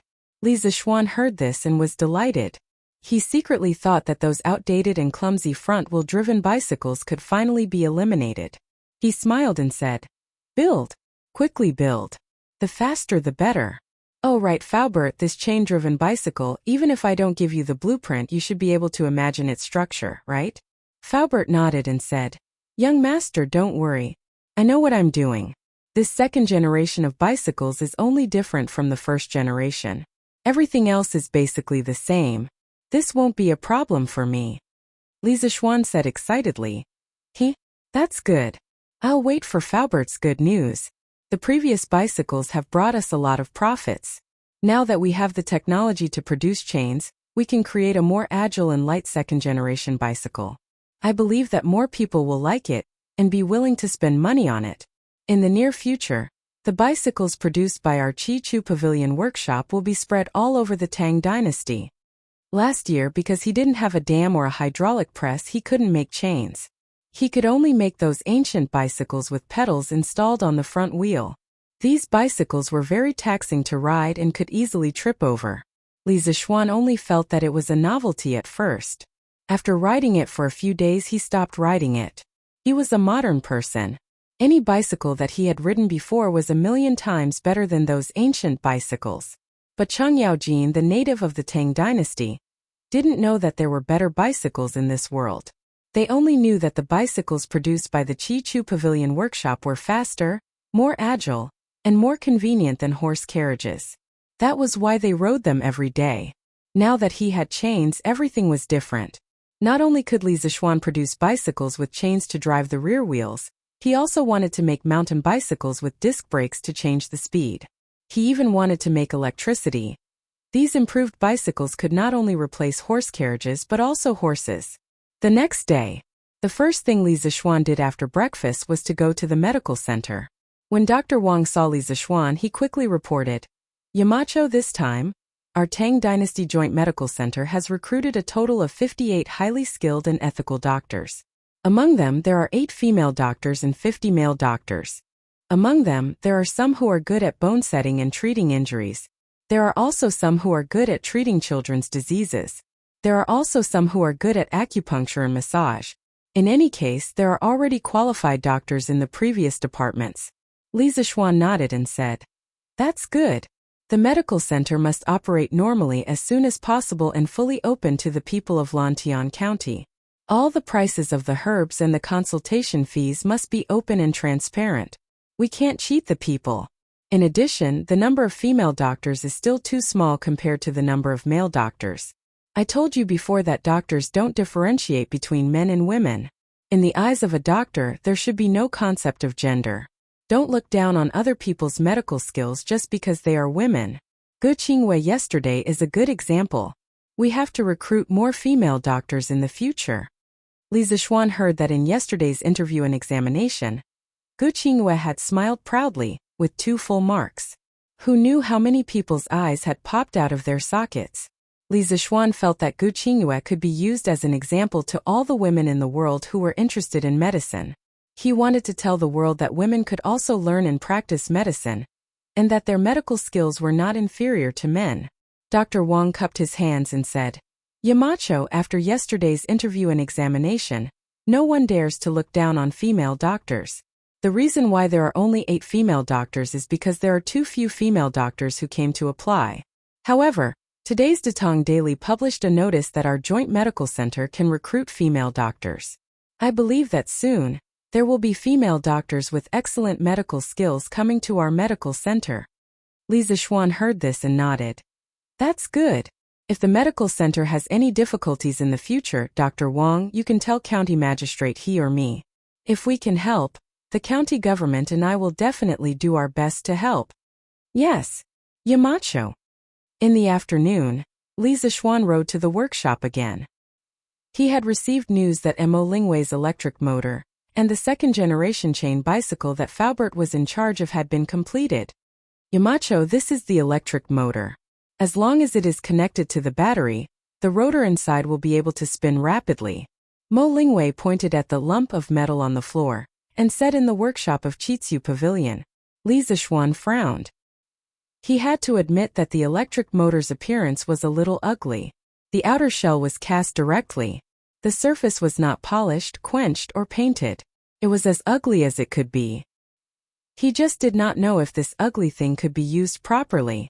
Connect it to the battery and let me see, Li Zixuan said softly. Okay. Mo Lingwei replied and quickly asked Song Xiaoxi, who was next to her, to bring a lead-acid battery over from Wang Ji's place. Since Yan Xiaoning went home in a hurry yesterday, he had not come yet. Mo Lingwei had no one to order around, so she could only order Song Xiaoxi around. After the lead-acid battery was brought over, Mo Lingwei placed the electric motor upside down and asked Song Xiaoxi to hold it steady. Then she connected the power source.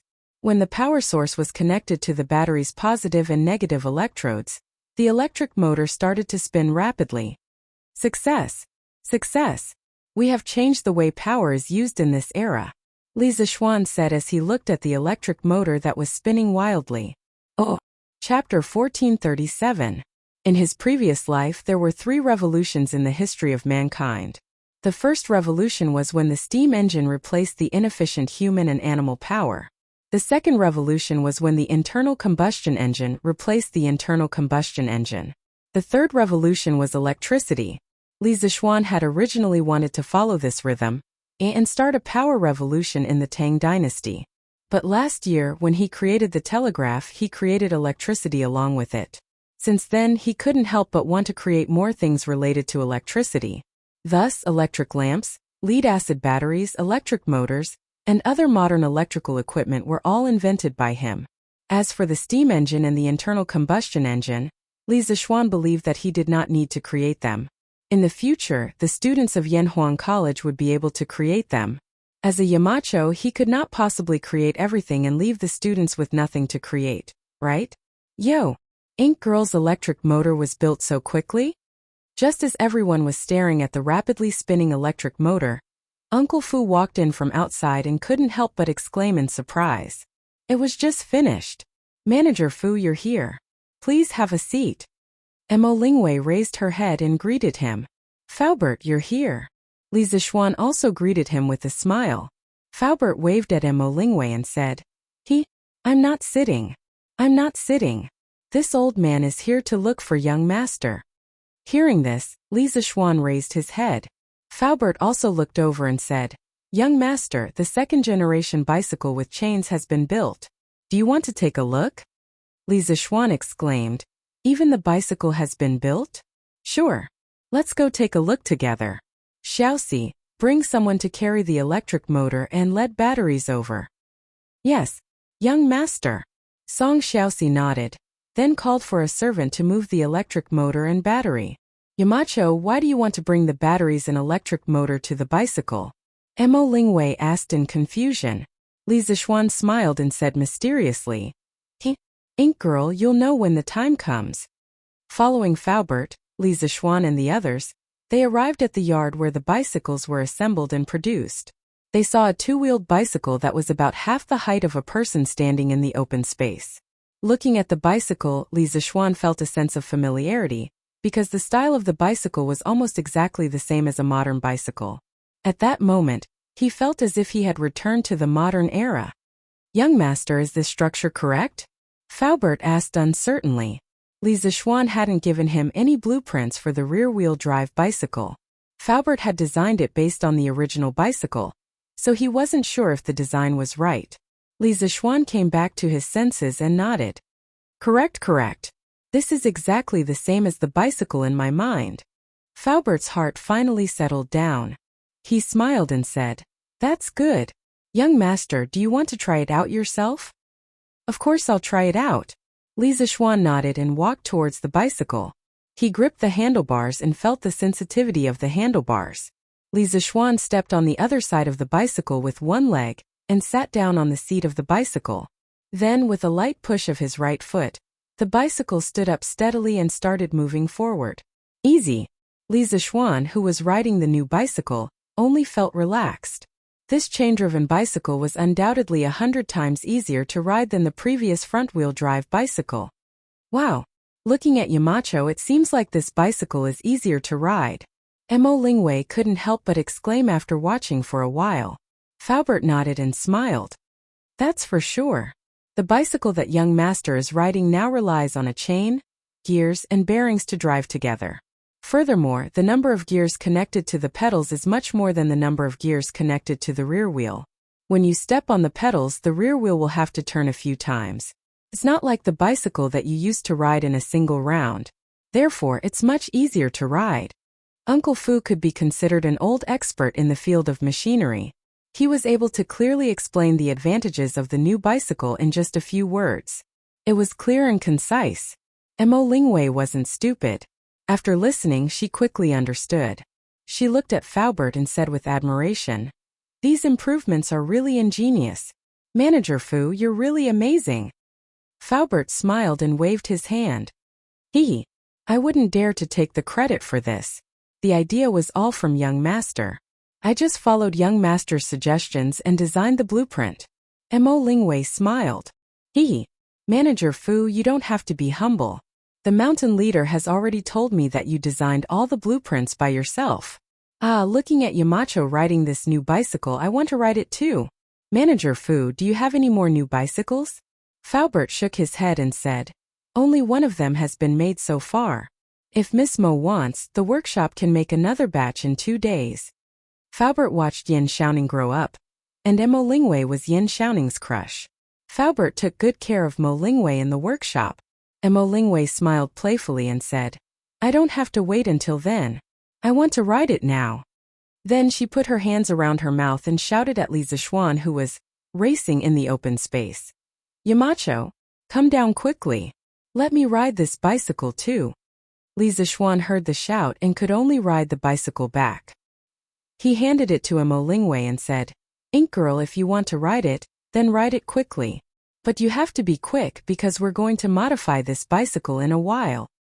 "Modify the bicycle? Yamacho, didn't you just say that this bicycle is already perfect? Then why do you need to modify it?" Mo Lingwei was confused and asked curiously. Faubert also looked at Li Zixuan hesitantly. Li Zixuan smiled and said, "Ink girl, didn't you find it strange that I asked Xiaoxi and the others to bring the electric motor and battery? It's to modify the bicycle."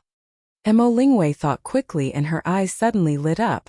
She asked tentatively, "Yamacho, you're not thinking of using the electric motor to move the bicycle, are you?" After saying this, even she didn't believe it.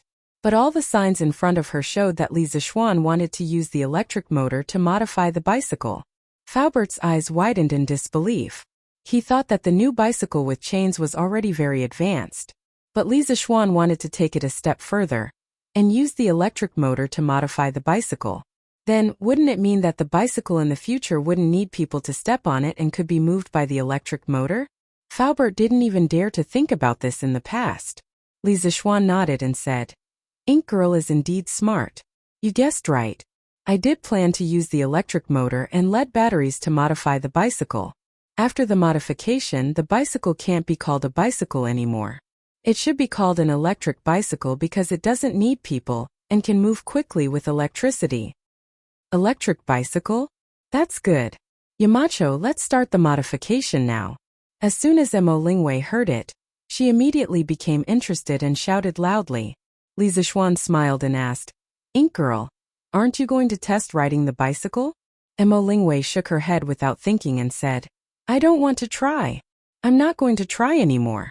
When the electric bicycle is done, it won't be too late for me to try it."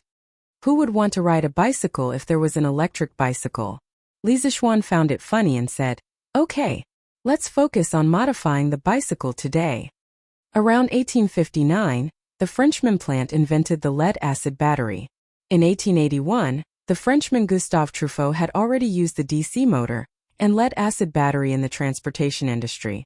He created the world's first electric tricycle, which was much earlier than the internal combustion car. It was also powered by the lead-acid battery.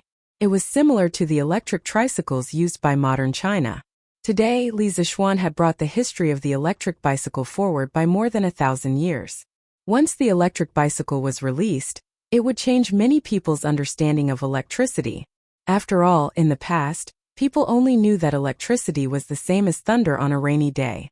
The people of Lantian County knew that electricity could light up light bulbs, but almost no one knew that electricity could provide power for humans. After humans learned how to use animal power and water power, they would eventually learn how to use electricity. Yamacho, I've finally found you. At noon, Li Zixuan did not go back. He chose to eat in the workshop's cafeteria. He met Ma Zhou by chance. Ma Zhou quickly came over with his plate and sat opposite Li Zixuan. Li Zixuan was puzzled and said, "Oh, Brother Ma, why are you looking for me? In the morning, I was modifying the bicycle in the bicycle workshop. That's why you didn't find me." In today's workshop, there were thousands of craftsmen and countless workshops of various sizes. In the morning, Li Zixuan, Mo Lingwei, Faubert, Song Xiaoxi, and the others were all in the courtyard where the bicycles were manufactured. It was normal that Ma Zhou could not find him. No wonder. Yamacho was in the bicycle workshop. Ma Zhou suddenly exclaimed. He quickly went back to the topic and said, "Yamacho, the statistics from the editorial department are out. Yesterday, there were a total of 15,872 people who tipped Celestial Bane. Everyone tipped from 5 copper coins to 1,000 strings of coins. We received a total of 29,462 strings of coins. This number is terrifying. It's a miracle. I don't think there will ever be another novel in Bragging World that can create such a miracle." Li Zixuan was silent for a moment and said, "In fact, in many people's hearts, the characters in Celestial Bane can't be measured by money. They're just using this method to bid farewell to the characters in the book." "But isn't it also bidding farewell to you, Yamacho?"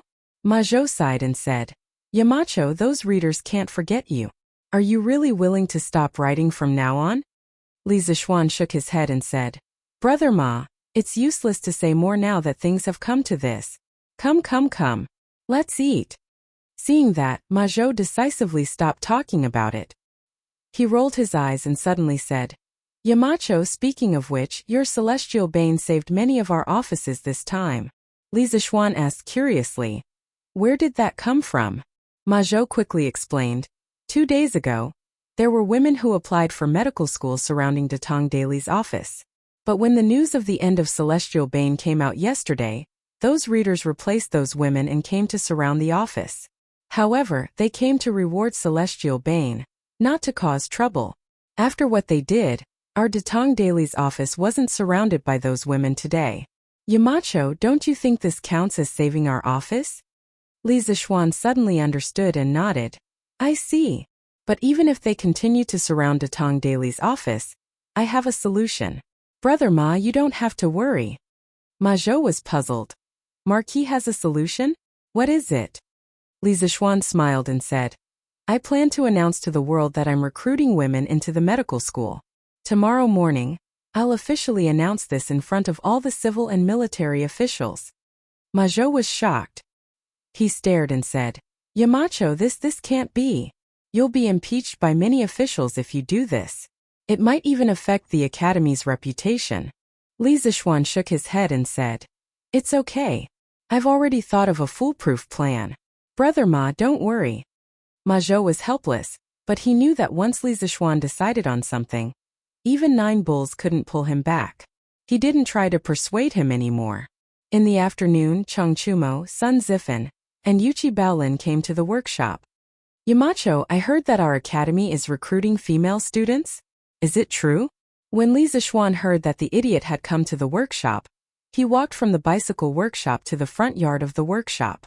Who would have thought that Cheng Chumo would ask such a question? Li Zixuan rolled his eyes in annoyance and said, "Where did you get this information from? The academy doesn't recruit female students. Even if it does, what does it have to do with you? You don't study hard and you don't help train the team. You only care about things that have nothing to do with you." Cheng Chumo heard this and said, "I'm innocent. Yamacho, who said that we haven't been training the team recently? Basically, we go to the field every day and lead the outstanding players to train. Last month, Brother Shanbei returned to Japan because of the death of Empress Tugu. At that time, Li Zixuan was determined to establish the Tang Football Association. Later, he was busy with work and couldn't leave. Cheng Chumo and Yuchi Baolin volunteered to be the coaches of the national team. TSK, don't be so full of yourself. When I'm done with work, I'll go and see the results of their training in person." Li Zixuan couldn't help but mock. Chapter 1438. Hey, Yamacho, it's up to you whether you want to believe it or not. In any case, Baolin and I have been diligent and conscientious lately. We have a clear conscience. In the workshop, Cheng Chumo chuckled after hearing Li Zixuan's words. Beside him, Yuchi Baolin couldn't help but nod in agreement. Brother Chonyo is right. Yamacho, we really haven't been slacking off recently. The players that Yamacho transferred to the national team will be organized by us whenever we have time for physical training and tactical training. The teamwork between the players is getting better and better." Li Zixuan nodded and said, If that's the case, that's great. You guys can train them according to the tactical training manual and physical training program that I gave you. If I have time, I will personally train them. If you guys do well, there will definitely be a place for you in the Tang national team." Cheng Chumo chuckled and said, "Heh, Yamacho, I like what you said." Sun Zifan then said, "Yamacho, a few days ago, the medical school was recruiting students. Many women who know medicine wanted to sign up. They surrounded the Datong Daily office and wanted to use this opportunity to ask Yamacho to allow them to enter the college. Yamacho, what do you plan to do? Will you agree to their request?" After saying that, the chubby boy looked at Li Zixuan with a burning gaze. Clearly, he was eager to know the answer. Cheng Chumo and Yuchi Baolin also looked at Li Zixuan in unison. TSK, men like women.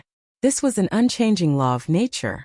Yanhuang College was impeccable in terms of facilities and teaching staff. The only downside was that the college was like a temple for monks. There were only men and no women.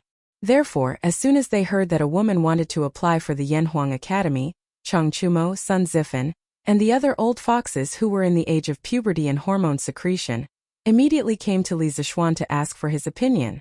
Li Zixuan had also been a student in his previous life. How could he not see through Sun Zifan's true intentions? He glanced at them and said indifferently, "Could it be that you bastards are thinking about women?" As soon as he said this, Sun Zifan and Yuchi Baolin immediately flushed red. "Yamacho, what are you saying? How could I, Sun Zifan, be that kind of person?" No matter how bad Sun Zifan was, he was still the son of a great scholar. How could he be called a pervert? Yuchi Baolin stammered, "Yamacho, I'm not." This honest man almost blurted out the modern era's 3 consecutive denials. I'm not, don't talk nonsense." Cheng Chumo, on the other hand, was not a stingy person. He was thick-skinned and crossed his arms. He did not explain, but he did not deny either. Li Zixuan pointed at the 3 people in front of him and sneered, "Haha, you guys. Let me put it this way. I do intend to recruit some talented women who know medicine to further their studies in the medical school. However, to avoid criticism, I plan to separate the medical school and the engineering school with a high wall. I'll imitate the way the Imperial Physician Department teaches students and train these medical students." "What? Separate them with a high wall? F***ck. Yamacho, aren't you being too cruel? Do you have to be so heartless? Chung Chumo couldn't sit still after hearing Li Zishuan's words. He glared at him and said angrily. Li Zishuan glanced at him and said lightly, "Didn't you say that you're righteous people just now? What? Now you're showing your true colors?" Sun Zifan, who was about to speak, was stunned when he heard this and immediately shut his mouth. Chung Chumo pursed his lips and said, "That's what they said. I didn't say anything. Yamacho, don't you think that our engineering school is a little out of balance? It's not easy for some female students to come in. Why are you surrounding them with a wall?" Hearing Chung Chumo spouting nonsense, Sun Zifan quickly chimed in. "That's right. Yamacho. There's a saying that goes, a fair and graceful woman is a good match for a gentleman. Although we don't have any thoughts about the female students who just entered the school, the balance between male and female yang can stimulate our motivation to study. Yamacho, you should be more happy to see this situation." Li Zishuan was speechless and couldn't help but scold. "Get lost. If the two of you can focus on your studies, Qingke and Xiaoke won't have anything to do with first place in the school." Yamacho, you're calling me? Speak of the devil." As soon as Li Zishuan finished speaking, Li Tai's voice came from outside the room. The fatty came today mainly to talk to Li Zishuan about quitting writing. He wanted to see if there was any room for negotiation. After all, he was an experienced novel enthusiast. Naturally, he didn't want Li Zishuan to quit writing. He asked the servant about Li Zishuan's location. As soon as he arrived at the door, he heard the conversation between Li Zishuan and Chung Chumo. "Qingke, you're here too? Have a seat." Li Zishuan nodded at Li Tai and greeted him. "Hey, Yamacho, you've made things so boring. The team still has training today. We'll take our leave first." Chung Chumo stood up, patted his butt and said goodbye. "Yamacho, we'll take our leave too." Sun Zifan and Yuchi Baolin also stood up and said, Go ahead." Li Zishuan nodded. The three of them said goodbye to Li Tai and left. "Yamacho, what did Chumo and the others talk about just now?" Li Tai asked after the three of them left. "It's about the enrollment of medical students." Hearing Li Tai's question, Li Zishuan briefly told Li Tai what they had just talked about. Li Tai said disinterestedly, "Oh, so that's what it was about. Yamacho, your idea is good, but you have to be careful of the court officials' impeachment. Otherwise, this good thing will become a bad thing." As a member of the royal family, Li Tai was not interested in ordinary beauty. Moreover, compared to Chung Chumo and Yuchi Baolin, he was still young. Therefore, he did not care much about the enrollment of women into the medical school. In his heart, women might not be as important as novels in truth. Li Zishuan nodded and said, "I've already made a decision on this matter. Don't worry, Qing." Li Tai replied with an. After a moment of silence, he said, "Yamacho, I'm sure you've heard about the grand occasion of Celestial Bane being rewarded by tens of thousands of people yesterday. Qingke knows that you're busy with work every day, but if you have the time in the future, would you be able to continue writing novels?" When Li Zishuan heard this, he immediately understood the purpose of Li Tai's visit today. He pondered for a moment, then sighed and said, "Perhaps, but who knows what will happen in the future? Novels are nothing in my eyes. Qingke, our goal is to spread the word of engineering to the world and benefit millions of people. I hope you can understand this." Li Tai was deep in thought. After a moment, he solemnly cupped his hands and said, "Qingke will remember Yamacho's teachings." Li Zishuan nodded with satisfaction. Just as he was about to speak, Song Xiaoxi said from outside the door, "Young master, Steward Fu has finished modifying the bicycle. They asked me to inform you." Li Zishuan was shocked when he heard that. He quickly replied, "Okay. Tell Faubert that I'll be right there." "Yes, young master," Song Xiaoxi replied and turned to leave. Inside the room, Li Tai was puzzled. "Yamacho, why are Steward Fu modifying the bicycle?" Li Zishuan stood up and smiled. "The workshop has recently created a lead-acid battery and an electric motor. We plan to use these two things in the new second-generation bicycle.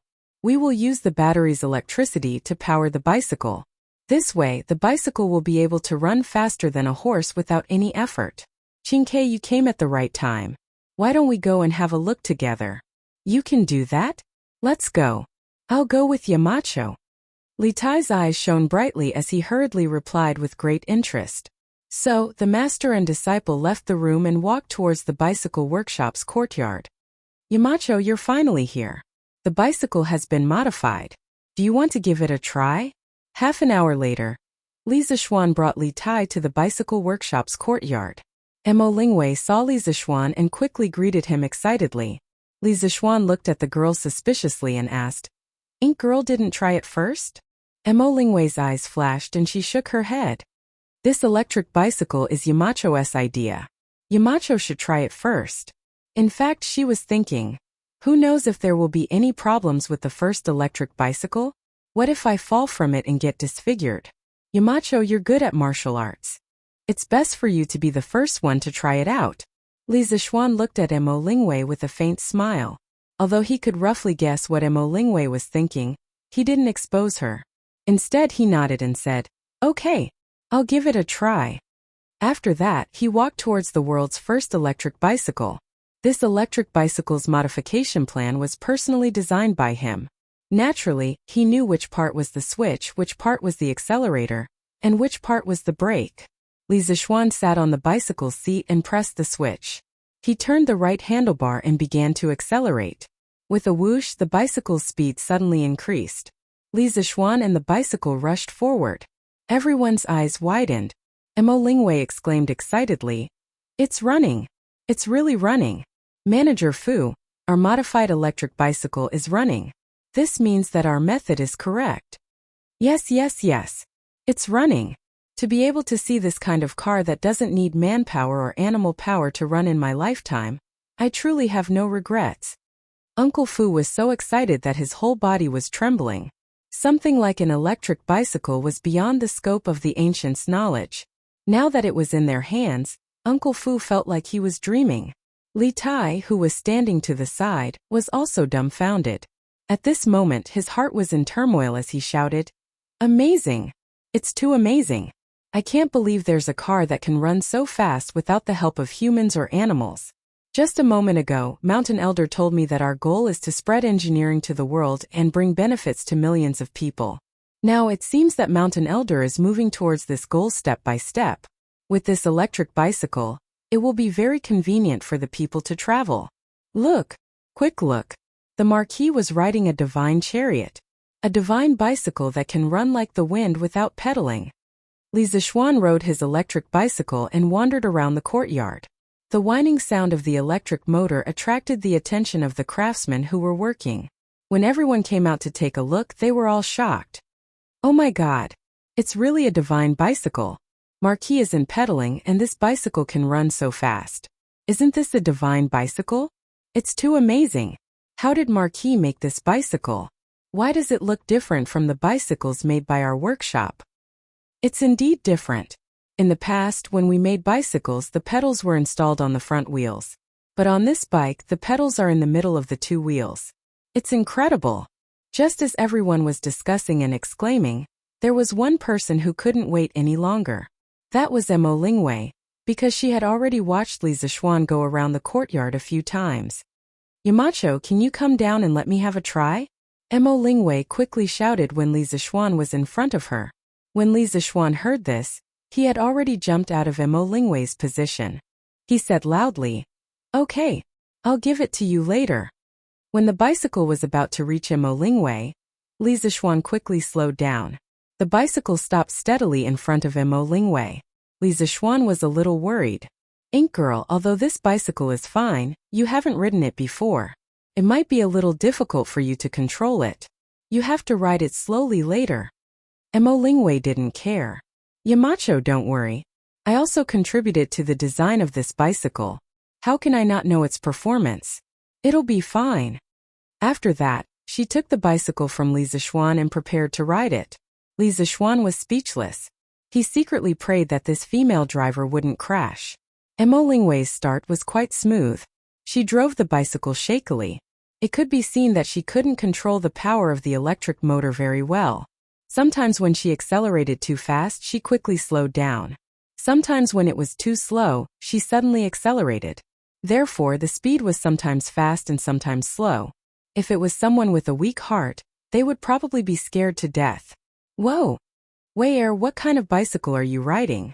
How can it move by itself? Just when Mo Lingwei was about to completely control the electric bicycle, a person that Mo Lingwei had been missing for the past 2 days came into the courtyard, Yan Xiaoning.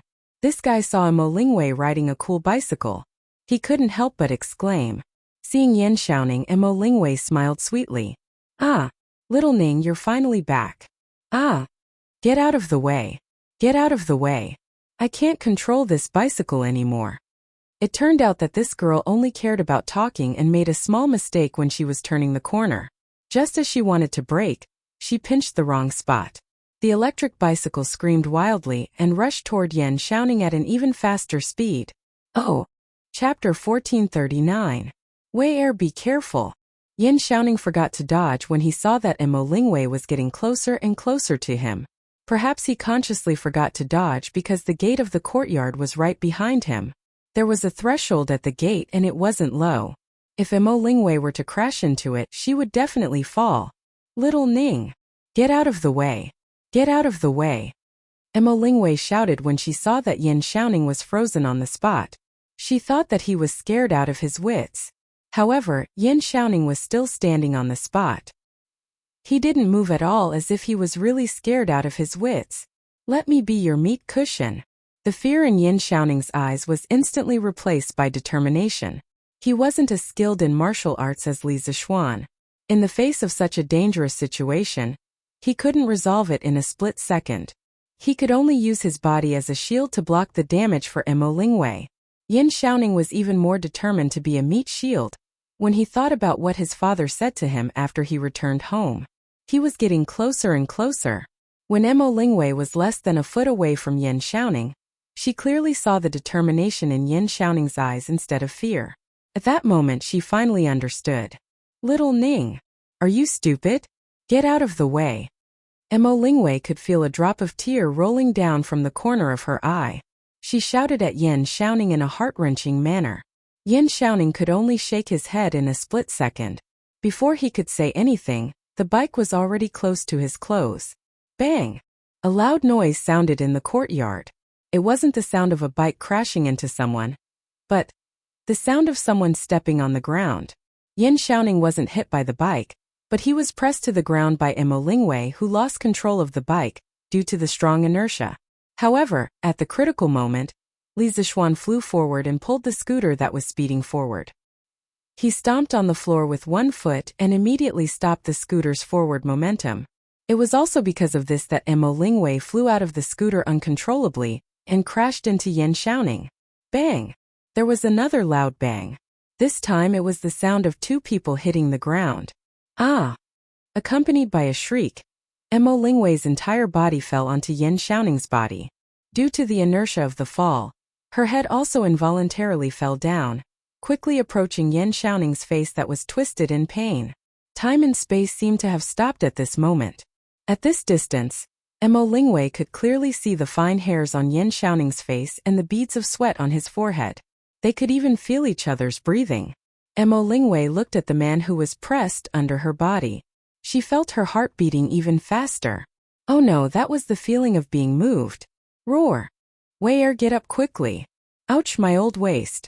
This was supposed to be the most heartwarming moment of the hero saving the damsel in distress, but at this moment our hero was very unromantic. His cry of pain completely broke the warmth. Mo Lingwei secretly rolled her eyes and said, "Oh!" Then she got up from Yan Xiaoning's body. Ouch! Ouch, ouch, ouch! Wei, help me up quickly. Yan Xiaoning also wanted to get up from the ground, but when he turned over, he felt that his waist was about to break. When he was pushed down by Mo Lingwei just now, his waist just happened to hit the door sill. If he didn't use his hand to cushion his waist at the critical moment, his waist would probably have broken. Mo Lingwei was still angry at a certain someone for being unromantic. At this moment, when she saw Yan Xiaoning's face full of pain, she knew that Yan Xiaoning didn't have a light fall this time. She immediately panicked. Little Ningzi, are you okay? Yamacho, quickly come and take a look at little Ningzi. Mo Lingwei carefully helped Yan Xiaoning up. At this moment, she remembered that Li Zishuan knew medicine, so she quickly turned her head and shouted.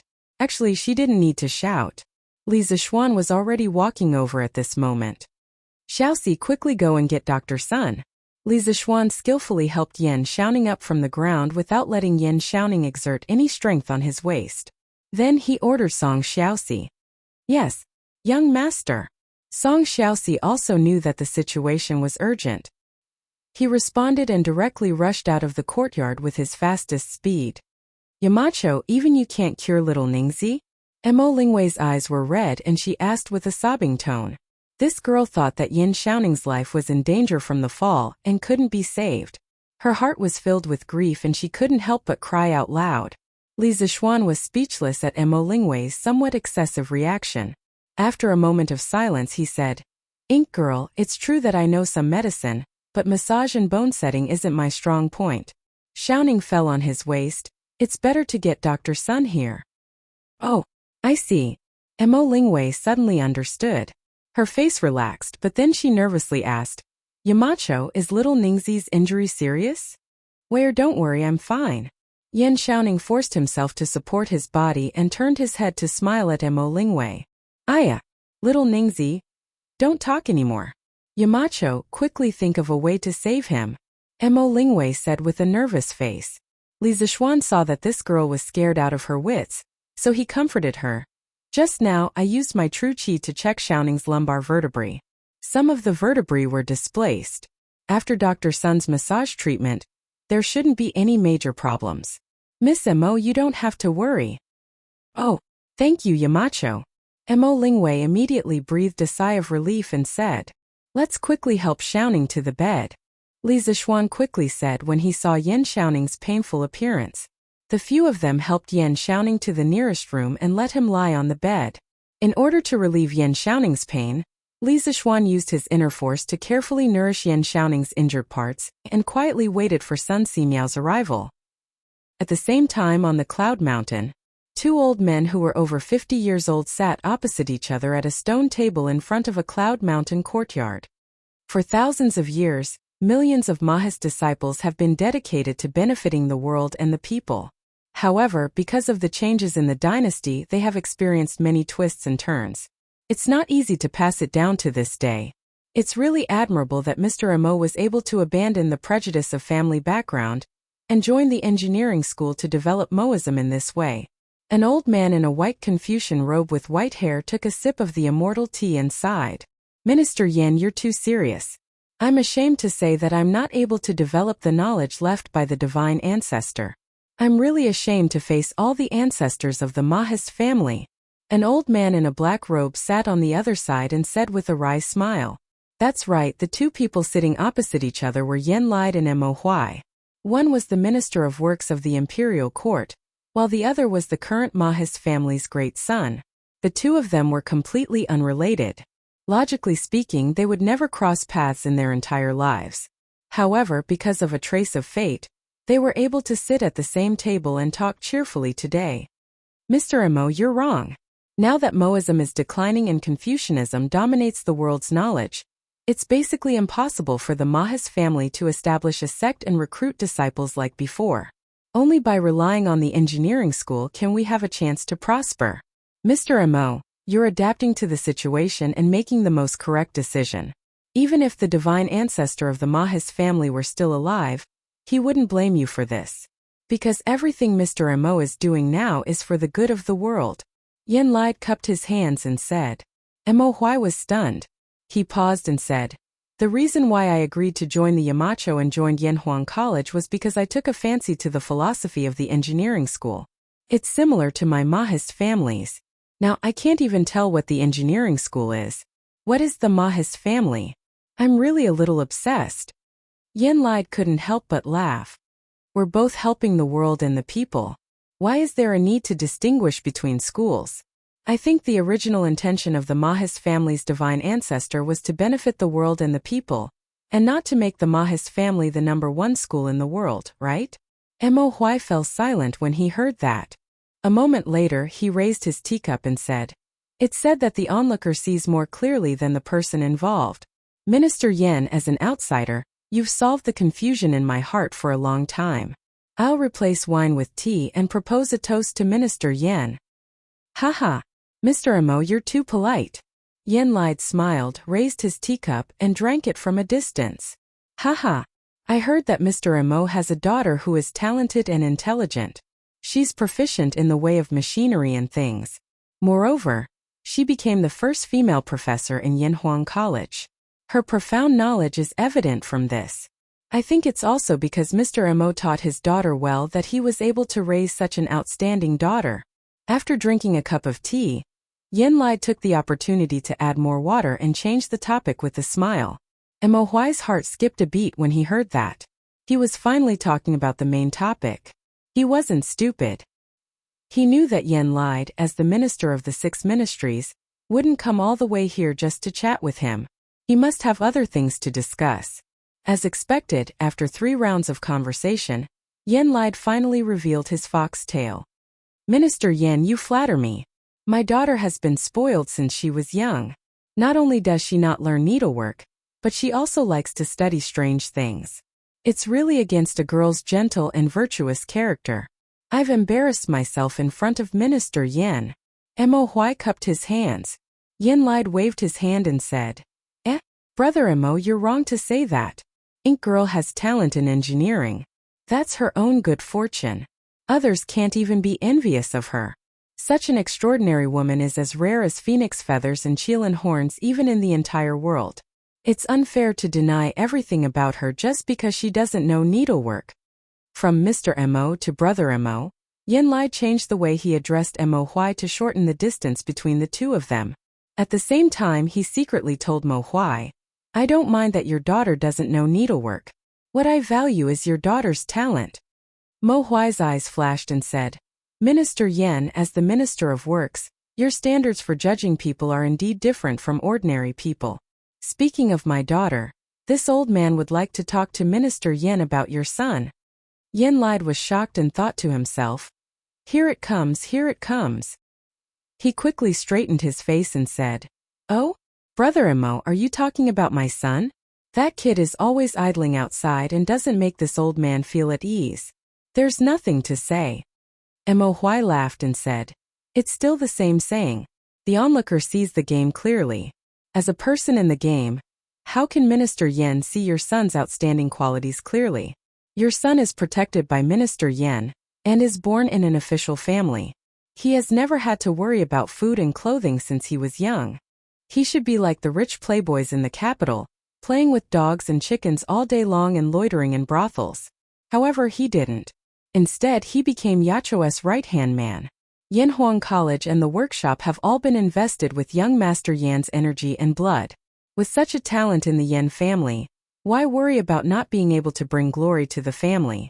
Yen Lai's old face immediately wrinkled with a smile.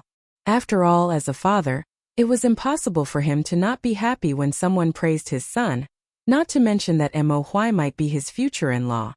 Haha, Brother Mo, you're too kind. You're too kind. How can my son be as good as you say? Yen Lai waved his hand and said, Your daughter and my son are about the same age and have similar interests. As elders, why don't we give them a push behind their backs and make this marriage happen? We'll become in-laws from then on, how about it? Marriage proposal. At this time, Yen Lai saw that the time was right and finally expressed his real intention. Marriage proposal. Previously, he sent someone to call Yen Xiaoning home to ask if Yen Xiaoning had a sweetheart now. Yen Xiaoning was the only son of the Yen family. Yen Lai had always been concerned about Yen Xiaoning's marriage. Therefore, that day at the entrance of the palace, Li Zixuan only casually mentioned it, and Yen Lai immediately called Yen Xiaoning back. After he found out that Yen Xiaoning's sweetheart was Mo Lingwei, the daughter of the current generation of the Mo family, he immediately sent someone to collect all the information about Mo Lingwei. It didn't matter if he didn't look, but when he did, Yen Lai was immediately shocked. He was shocked by Mo Lingwei's talent, and even more shocked by Mo Lingwei's status in Yanhuang College. In addition, Mo Lingwei's background, the daughter of the Mo family's master, made Yen Lai approve of this marriage from the bottom of his heart. At the very least, both parties of this marriage were completely well-matched in terms of social status. Although the Mo family was in decline now, it was still the Mo family. It was the Mo family that had experienced thousands of years of hardships and still stood strong. The Mo family's master was the Mo family's master. He was the Mo family's master who had hundreds of thousands of disciples at his peak. In terms of status, Mo Huai wasn't lower than Yin Lide. One of them was a powerful figure outside of the imperial court, while the other was an important official in the imperial court. Logically speaking, they should be on equal footing. Therefore, Yin Lide came today to personally test Mo Huai's attitude. This kind of thing could only be tested secretly and couldn't be said directly, because if he was rejected, the Yin family would really lose face. Mo Huai's heart shook violently. Then he restrained the shock on his face and said, "This old man also knows that my daughter and young Master Yen have the same interests, and this old man and Minister Yen are like-minded. Therefore, since Minister Yen has spoken, how can this old man refuse?"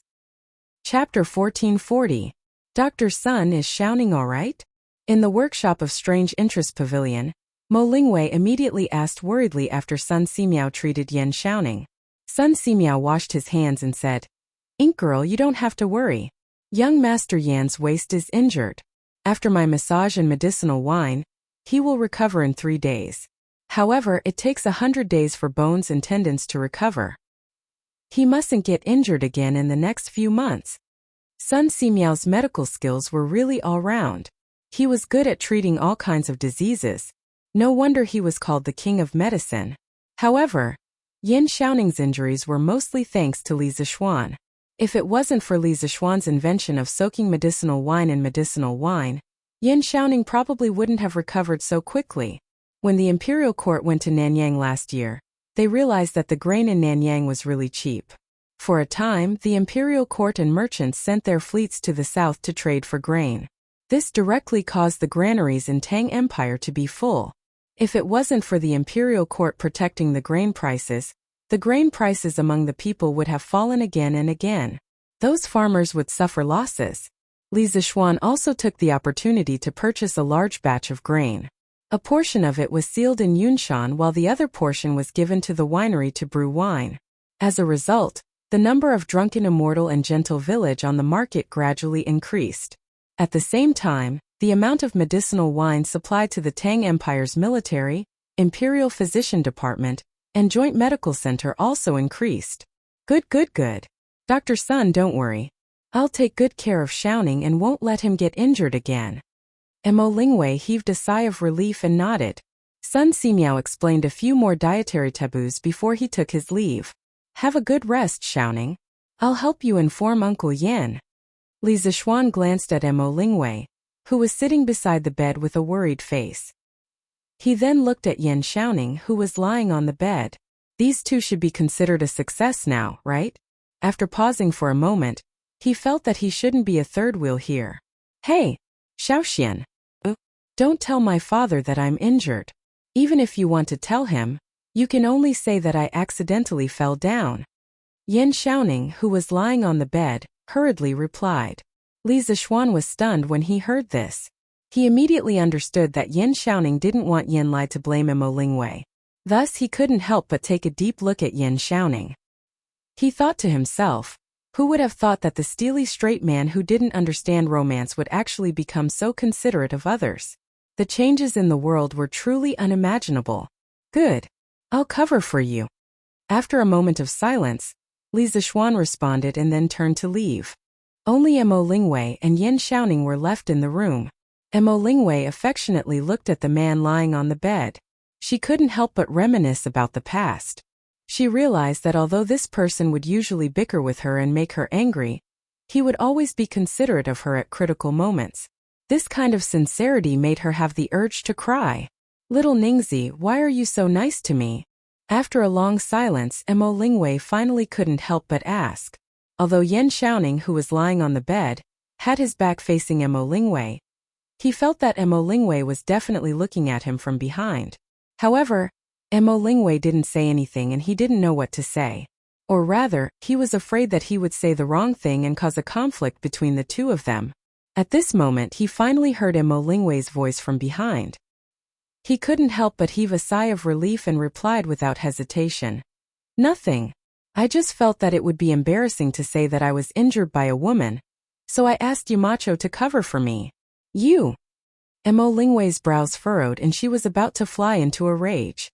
However, she immediately understood that Yin Xiaoning said this intentionally to comfort her. Thus, the anger in her eyes quickly turned into infinite gentleness. Indeed, this girl changed her face faster than flipping a book. Little Ningzi, does your waist still hurt? I'll help you apply the ointment? Mo Lingwei said gently. Yin Xiaoning instantly quivered because he had never heard Mo Lingwei speak so gently to someone. He couldn't help but say, wait, don't talk like that. I'm a little scared. Silence. After Yin Xiaoning finished speaking, the room suddenly fell silent for 3 breaths of time. However, this was just the calm before the storm. In the next moment, Yin Xiaoning would be greeted by a violent storm. Yin Xiaoning, hurry up and take off your clothes. I'll help you apply the ointment. Walala. Feeling the shock of this super strong sound wave, the birds on the branches outside the room immediately flapped their wings and flew away. Ouch! We're gentler. Gentler. After a while, Yin Xiaoning's miserable howls came from the room. The servants in the yard couldn't help but look at each other. They secretly thought that the man and woman in the room were two. That, weren't they? One was a female professor at Yanhuang College, and the other was the son of the current Minister of Works. The two of them were actually doing that in broad daylight. How immoral. Unaware that Yin Xiaoning and Mo Lingwei had already been labeled as wanton and unruly by the workers in the workshop, Li Zixuan was riding his little donkey. No, it was a little electric bike on a small road in the countryside. He hummed a little tune along the way and enjoyed the summer breeze. It was really comfortable. However, this beautiful electric bike with amazing functions attracted the attention of many people along the way. Hey, look, isn't that Marquis? It's really Marquis. But what kind of bike is Marquis riding? How can it run so fast without pedaling? This must be a bike that only immortals can ride. Otherwise, how can it move by itself? It's amazing. This thing looks like a bicycle, but it's very different from a bicycle. A bicycle's pedals are installed on the front wheel, but this bike's pedals are installed in the middle. Also, this bike can run without pedaling at all. It's even faster than a horse. This must be an immortal's bike. It looks like Marquis just came out of the workshop. Could it be that the workshop of Strange Interest Pavilion made this magical bike? It must be. This workshop of Strange Interest Pavilion is really amazing. They can even make a bike that immortals can sit on. I wonder how much this bike can be sold for? Sigh. I'm afraid that ordinary people like us can't count on it for the rest of our lives. Hey, you can't say that. Marquis loves his people like his children. Under the leadership of Marquis, we will definitely become richer and richer. Don't you see that many people can afford to eat meat now? Who would dare to think about this in the past? Maybe one day, every family will be able to afford this kind of immortal bike. Yes. As the people of Marquis fiefdom, our lives will definitely become better and better. As Li Zixuan passed by, he caused exclamations along the way. This was the first time the commoners had seen a car that didn't need to be pulled by a horse or pedaled. They all thought that the electric bicycle was an immortal car. However, although the people were talking about it, they did not dare to go up and ask Li Zixuan what kind of bike it was. This was because everyone was in awe of the unknown. Especially when Li Zixuan was riding on the electric bike, he looked like an immortal. It was even more frightening that they did not dare to go up to him. It was already late. Li Zixuan did not plan to return to Lantian County that night. He planned to spend the night in Yunshan. He also wanted to test the electric bike's ability to climb hills. The results showed that normal hills were not difficult for an electric bike at full speed. Li Zixuan rode the electric bike up the half-mile hill in the time it took to drink a cup of tea. Woo! The roar of the electric bike came from the entrance of Yanhuang College. It attracted the attention of the students in the college. Some even ran out of the college to investigate. Today was Sunday. The students usually returned to school in the afternoon. This was because from this week onwards, the college added a new night self-study session. There was also a night self-study session on Sunday night. The students, regardless of whether they lived far away or near, had to return to the college on Sunday afternoon. It was not yet time for the night self-study session, So there were still many students who came out to watch the fun. Wow! It's Yamacho! What kind of bike is Yamacho riding? Why is it running so fast? Hey! Did you notice that Yamacho's feet did not move at all, but the bike was running so fast? What kind of logic is this? Didn't Mr. Mo teach us the conservation of energy? Then where does Yamacho's kinetic energy come from? It's obvious that this guy has been poisoned too deeply by physics and can't extricate himself. I think there must be something incredible installed on the mountain cavalry's carriage. Perhaps it's this thing that's generating kinetic energy that's driving the carriage forward so quickly. What on earth is that thing? How would I know? When Yamacho comes to the college tomorrow, we will ask him personally. It had to be said that these students who had received formal engineering education had a completely different way of thinking from ordinary people.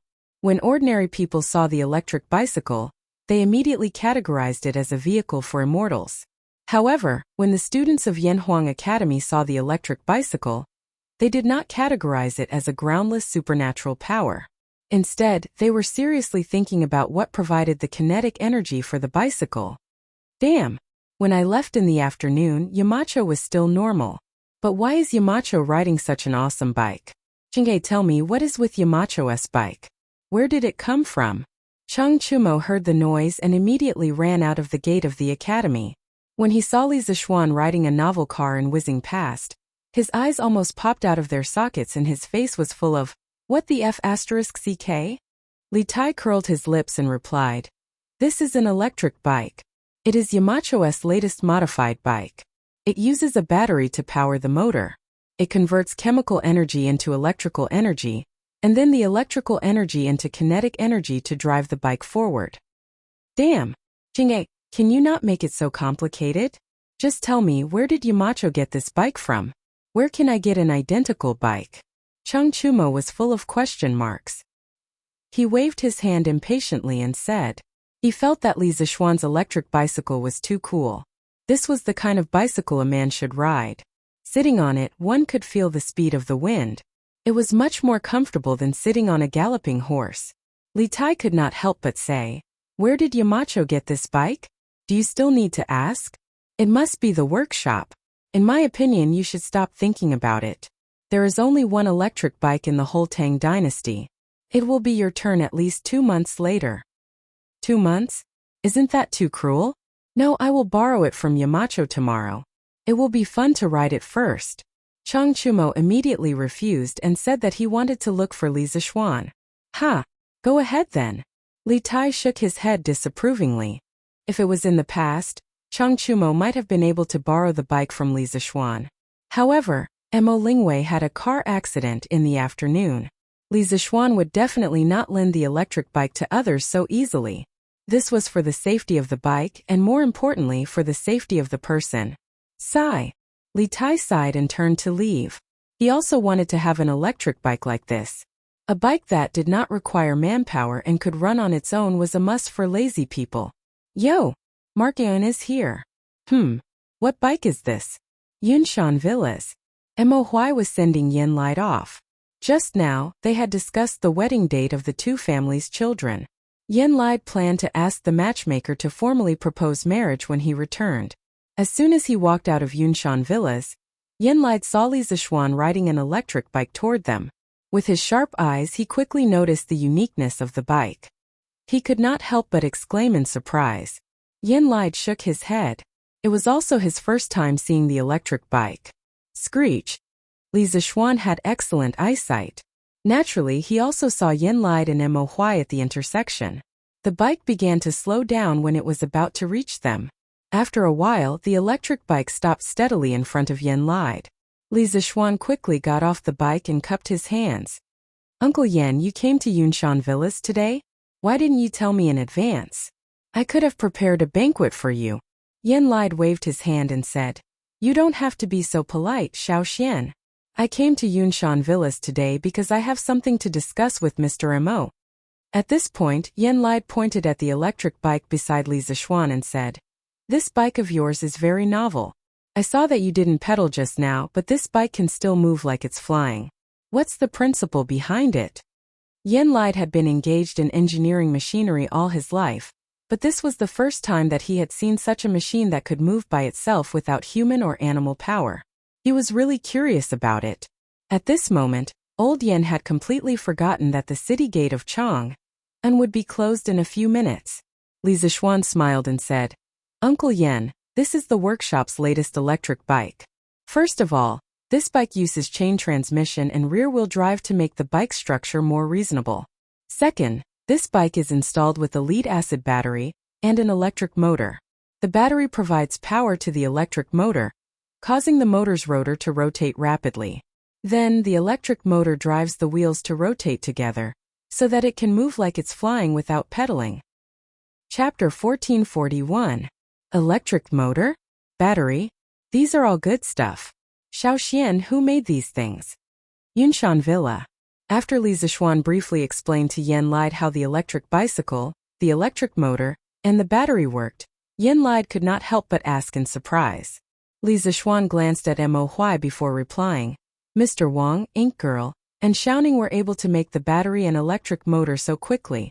Without their recent hard work, how could there be such a magical electric bicycle? What? Xiaoning and Ink Girl contributed to the electric motor and battery? Yen Lide was shocked when he heard that. In the eyes of a father, his child would never grow up.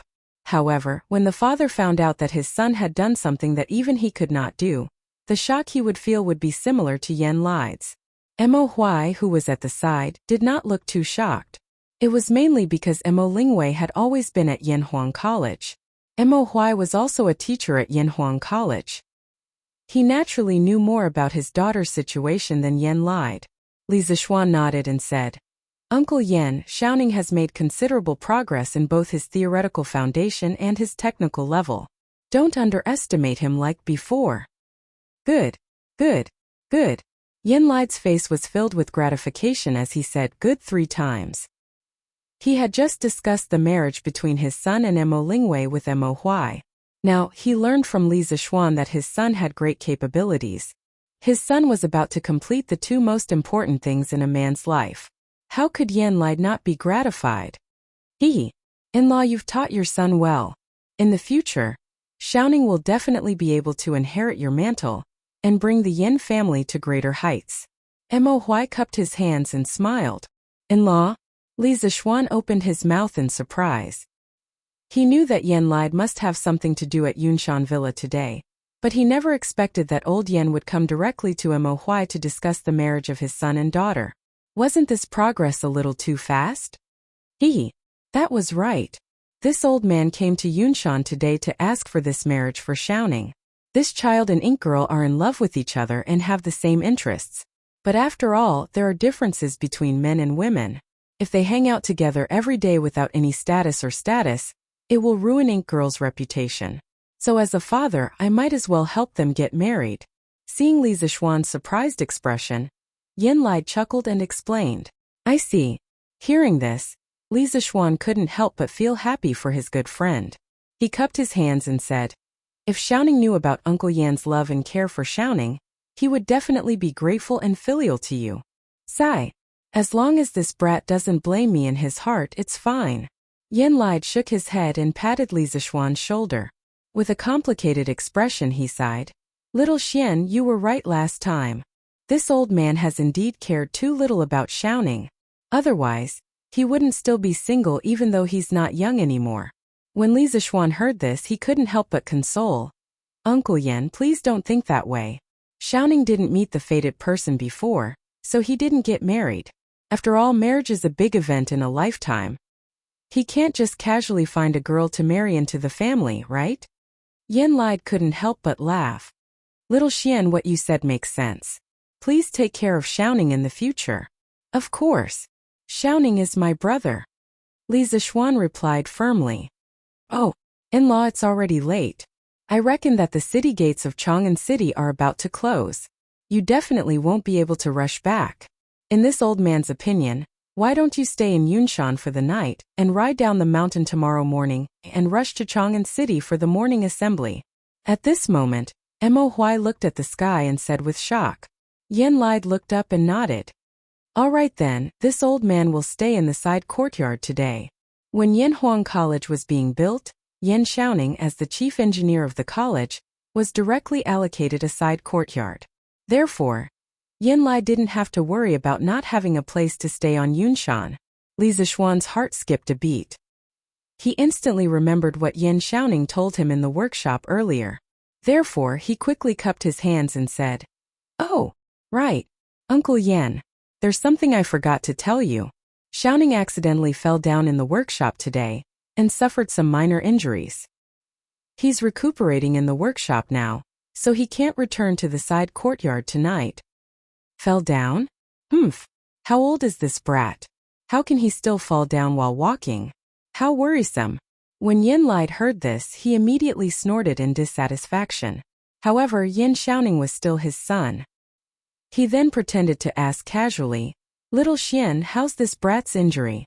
Did a doctor treat him?" Seeing that Yan Lai was obviously not telling the truth, Li Zixuan couldn't help but laugh. "Uncle Yan, don't worry. Dr. Sun has already treated Xiaoning. He said that Xiaoning's injury isn't serious. He just needs to rest for a few days to recover." "Oh right, Mr. Imo. Ink Girl is still taking care of Xiaoning in the workshop. She might be back later. Don't worry." Yan Lai heard this and heaved a sigh of relief. Mo Huai, however, looked at Li Zixuan thoughtfully. After a moment of silence, he said, "Thank you, Yamacho, for telling me. This old man understands." It was 6:45 at night. Mo Lingwei returned to Yunshan's side courtyard under the escort of the workshop servant. However, she saw that there was still light in the house. She couldn't help but feel a little puzzled. She carefully pushed the door open and entered, only to find her father sitting in the front hall as if he was waiting for her to return. She couldn't help but ask, "Father? Why are you here tonight?" Last year, because of the astronomical telescope, Mo Lingwei became a specially appointed professor of the academy and received a side courtyard in Yunshan. Logically speaking, Mo Huai could also stay in the side courtyard with Mo Lingwei. However, as the head of the Mo family, old Mo had his own pride. How could he stay in his daughter's house? Therefore, Mo Huai had always lived in Plum Village. Where Minister Yan came to Yunshan today, Mo Huai didn't answer Mo Lingwei's question. Instead, he said this out of the blue. "Ah, Minister Yan, he came to Yunshan? Father, what is he here for?" Mo Lingwei was stunned. Her expression suddenly became uneasy. She felt guilty. After all, she had just injured Yan Lai's son during the day. Now that she heard that Yan Lai came to Yunshan, she subconsciously thought that he was here to settle the score with her. Mo Huai's gaze was like lightning. When he saw the trace of guilt that flashed across Mo Lingwei's face, his eyes flashed and he instantly understood. After pausing for a moment, Mo Huai calmly replied, "Minister Yan came to Yunshan today to propose marriage to me." Hearing this, Mo Lingwei's eyes widened. Her face was filled with disbelief. But then she said something extremely shocking. "Ah? Father, you and Minister Yan, you are both men. How can you get married?" "Oh." Mo Huai was stunned for a moment. When he finally reacted, he almost fell off his chair. He pointed angrily at Mo Lingwei and said angrily, Shut up. You have no respect for your elders. You even dare to joke about your father. This is outrageous. Minister Yan came to find me today to propose marriage on behalf of his son." Propose marriage on behalf of his son? When Mo Lingwei heard this, she finally reacted. Her beautiful face instantly became very interesting. There was agitation, excitement, and also shyness. "Father, I'm not marrying." Mo Lingwei's expression changed. When she saw the faint smile on Mo Huai's face, she couldn't help but stomp her feet and turn to go upstairs. Mo Huai naturally saw through her shyness. After Mo Lingwei left, Mo Huai suddenly raised his head. His deep eyes seemed to be able to pierce through the roof. He murmured, "I'm sorry, Mo Lingwei. Haha. Ma Ying, our daughter is about to get married. She chose her Mr. Right. If your spirit is in heaven, you should feel gratified, right?" The news that the Marquis of Yong and had created a car that didn't require manpower or animal power to travel as if it was flying spread throughout the entire Lantian County by the next morning. After hearing the news, there were those who were shocked, those who were doubtful, and those who were cheering. There were even more people who were raising money to buy this kind of car. As for those who doubted the authenticity of the rumor, After Li Zixuan rode an electric bicycle to Lantian County this morning, all of the doubters shut up. Young Master is back. Young Master is back on a celestial car. Just as they arrived at the entrance of the Marquis' estate, Wang Bale, who had long since learned that Li Zixuan had built a new magical carriage, cheered loudly as he went up to greet Li Zixuan. Screech! Li Zixuan tightened his grip on the brakes, and the car stopped steadily in front of Wang Bale at the entrance of the Marquis' mansion. He joked, "You rascal! Aren't you afraid that the car won't be controlled and will knock you down?" Wang Bale replied cleverly, "Young Master is benevolent, and his martial arts are invincible. How can he let this celestial car knock me down?" Celestial car? Li Zixuan was stunned, then he smiled and said, "Looks like my car has already been named." Wang Bale nodded and replied, "Yes, young master. The people who entered the city today were all talking about your car. They said that a car like this that doesn't need manpower or animal power to move like it's flying can only be made by the gods in heaven. So word of mouth spread among the people, and they called your car a celestial car." As they spoke, Han Yushi, Li Jingma, Madame Li, and the others who had heard the news in the courtyard had already come out of the courtyard.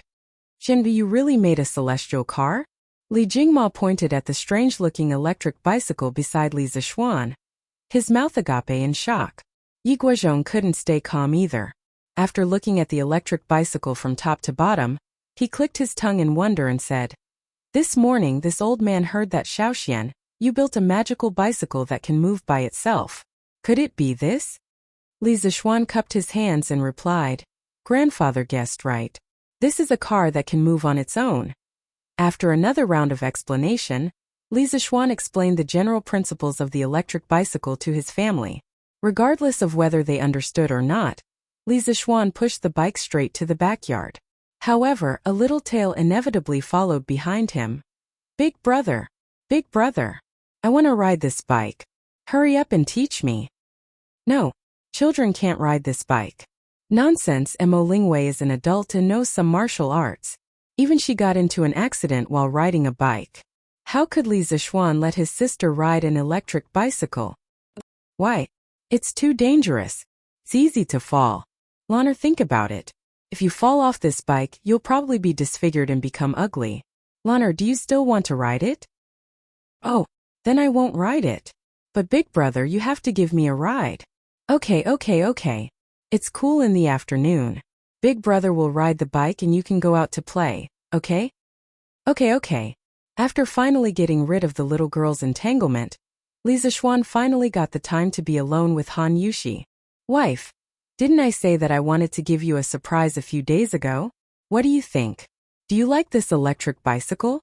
This is the first and only electric bicycle in Tang Dynasty." In the backyard, Li Zixuan patted the electric bicycle and smiled at Han Yushi. "Ah? Husband, you want to give this bike to me?" Han Yushi was stunned and was immediately surrounded by a huge surprise. Then she waved her hands and said, No, husband, this thing is too expensive. I can't accept it. I'm satisfied that you have this intention." Li Zixuan couldn't help but frown and say, "Wife, what are you saying?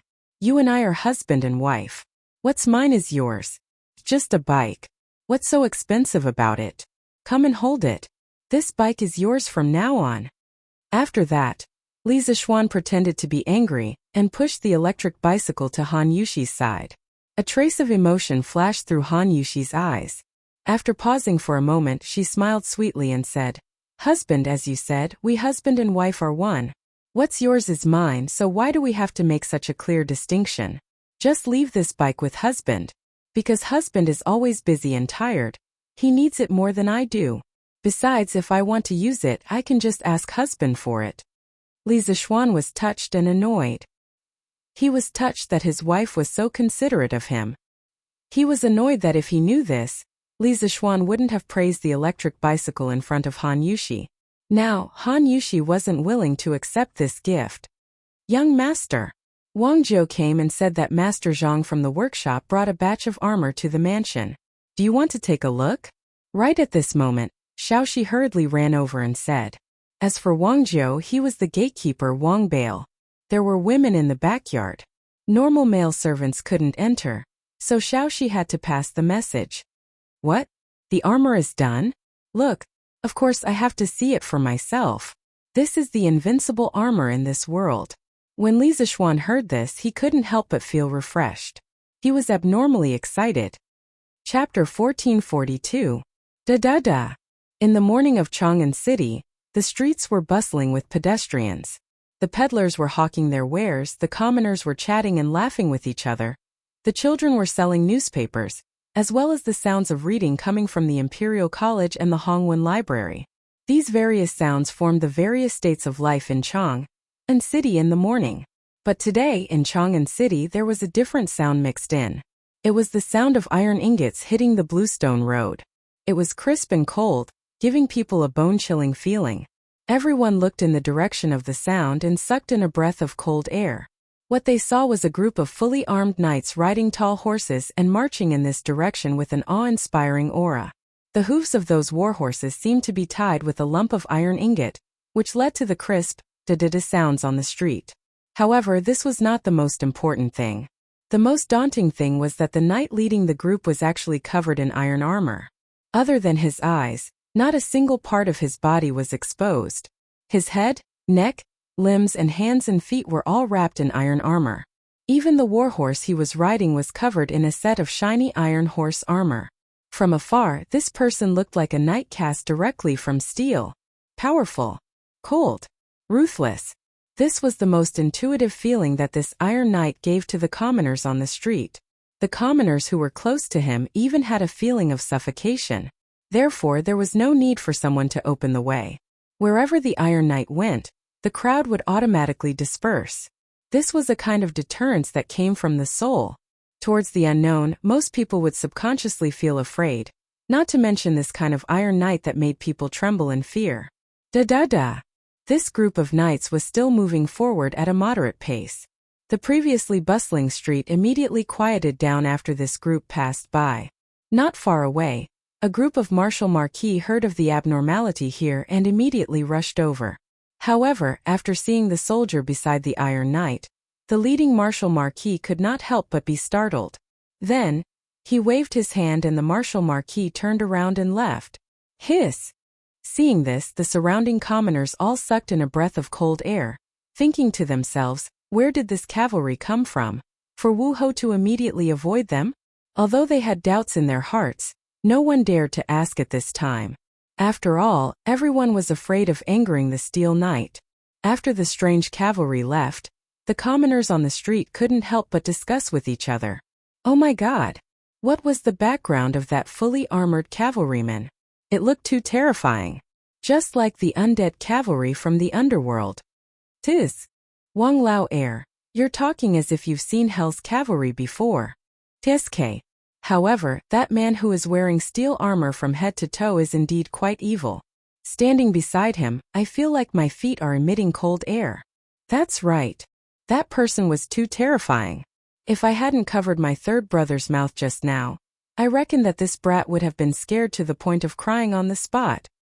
How could there be someone in this world who would cover their entire body in metal armor? Won't it affect your walking? Yeah. This set of metal armor is at least 40 to 50 Jin. Furthermore, with the four limbs wrapped in metal, it's inconvenient to move. That's not right. Just now I saw that the cavalry's hand holding the reins and the hand holding the lance. His movements were very nimble. Tisk. How is that possible? If that's the case, when this cavalry goes on the battlefield, wouldn't he be invincible and invincible? Hua. It's true. That person's entire body, other than his eyes, is completely covered in metal armor. Even the horse he's riding on is covered in horse armor. Who can break through his defense? Where did this cavalry come from? Why didn't the Wu Hou government stop them? I think I saw Yong'an Marquis subordinate Commander Pang. What? Zheng Laoqi, are you sure you didn't see wrongly? I shouldn't have seen wrongly. I've seen Commander Pang before. Tisk. Doesn't that mean that this cavalry is Marquis? It can even be said that the person in the steel armor is Yong'an Marquis? Oh, that might really be possible. But I don't know why Marquis brought troops to Chang'an City. Don't tell me Marquis wants to. Pa. Want what? Want your head. Just based on those 10 over cavalry, how can they rebel? Besides, Yong'an Marquis is an upright and loyal person. He is even more loyal to His Majesty. How can he do such a rebellious act? The commoners were all discussing the sudden appearance of the cavalry. At this moment in the imperial court, the morning court was also bustling with activity.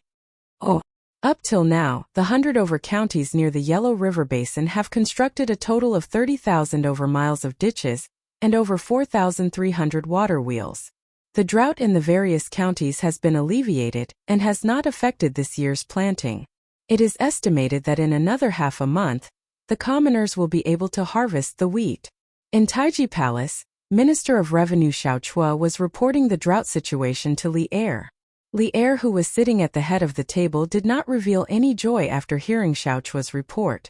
Because even though the drought in Guangzhou had been greatly alleviated and they would be able to harvest in another half a month, Li Er felt that the imperial court had spent so much effort, but in the end it was very likely to be feeding the locusts. According to the prophecy that Li Zishuan left behind, the locust plague was about to arrive. Minister Xiao has worked hard. After a moment, Li Er recovered from his thoughts and nodded. Your Majesty. At this moment, Wei Zheng stepped forward and clasped his hands. I believe that the Marquis has contributed greatly to the Guangzhou drought being alleviated so quickly. If not for the water wheels that he designed, most of the fertile land in the Guangzhou region would still be in a drought state, not to mention the planting of rice and the summer harvest. Your Majesty has always been one to reward meritorious deeds and punish wrongdoings. So I believe that the Marquis who created the water wheels and gave the blueprint to the imperial court should be rewarded. Reward. And it wasn't for his own reward. When the officials heard this, they could not help but look strangely at Wei Zheng, thinking to themselves, since when would the dignified Wei Xuanqing help others to ask for a reward?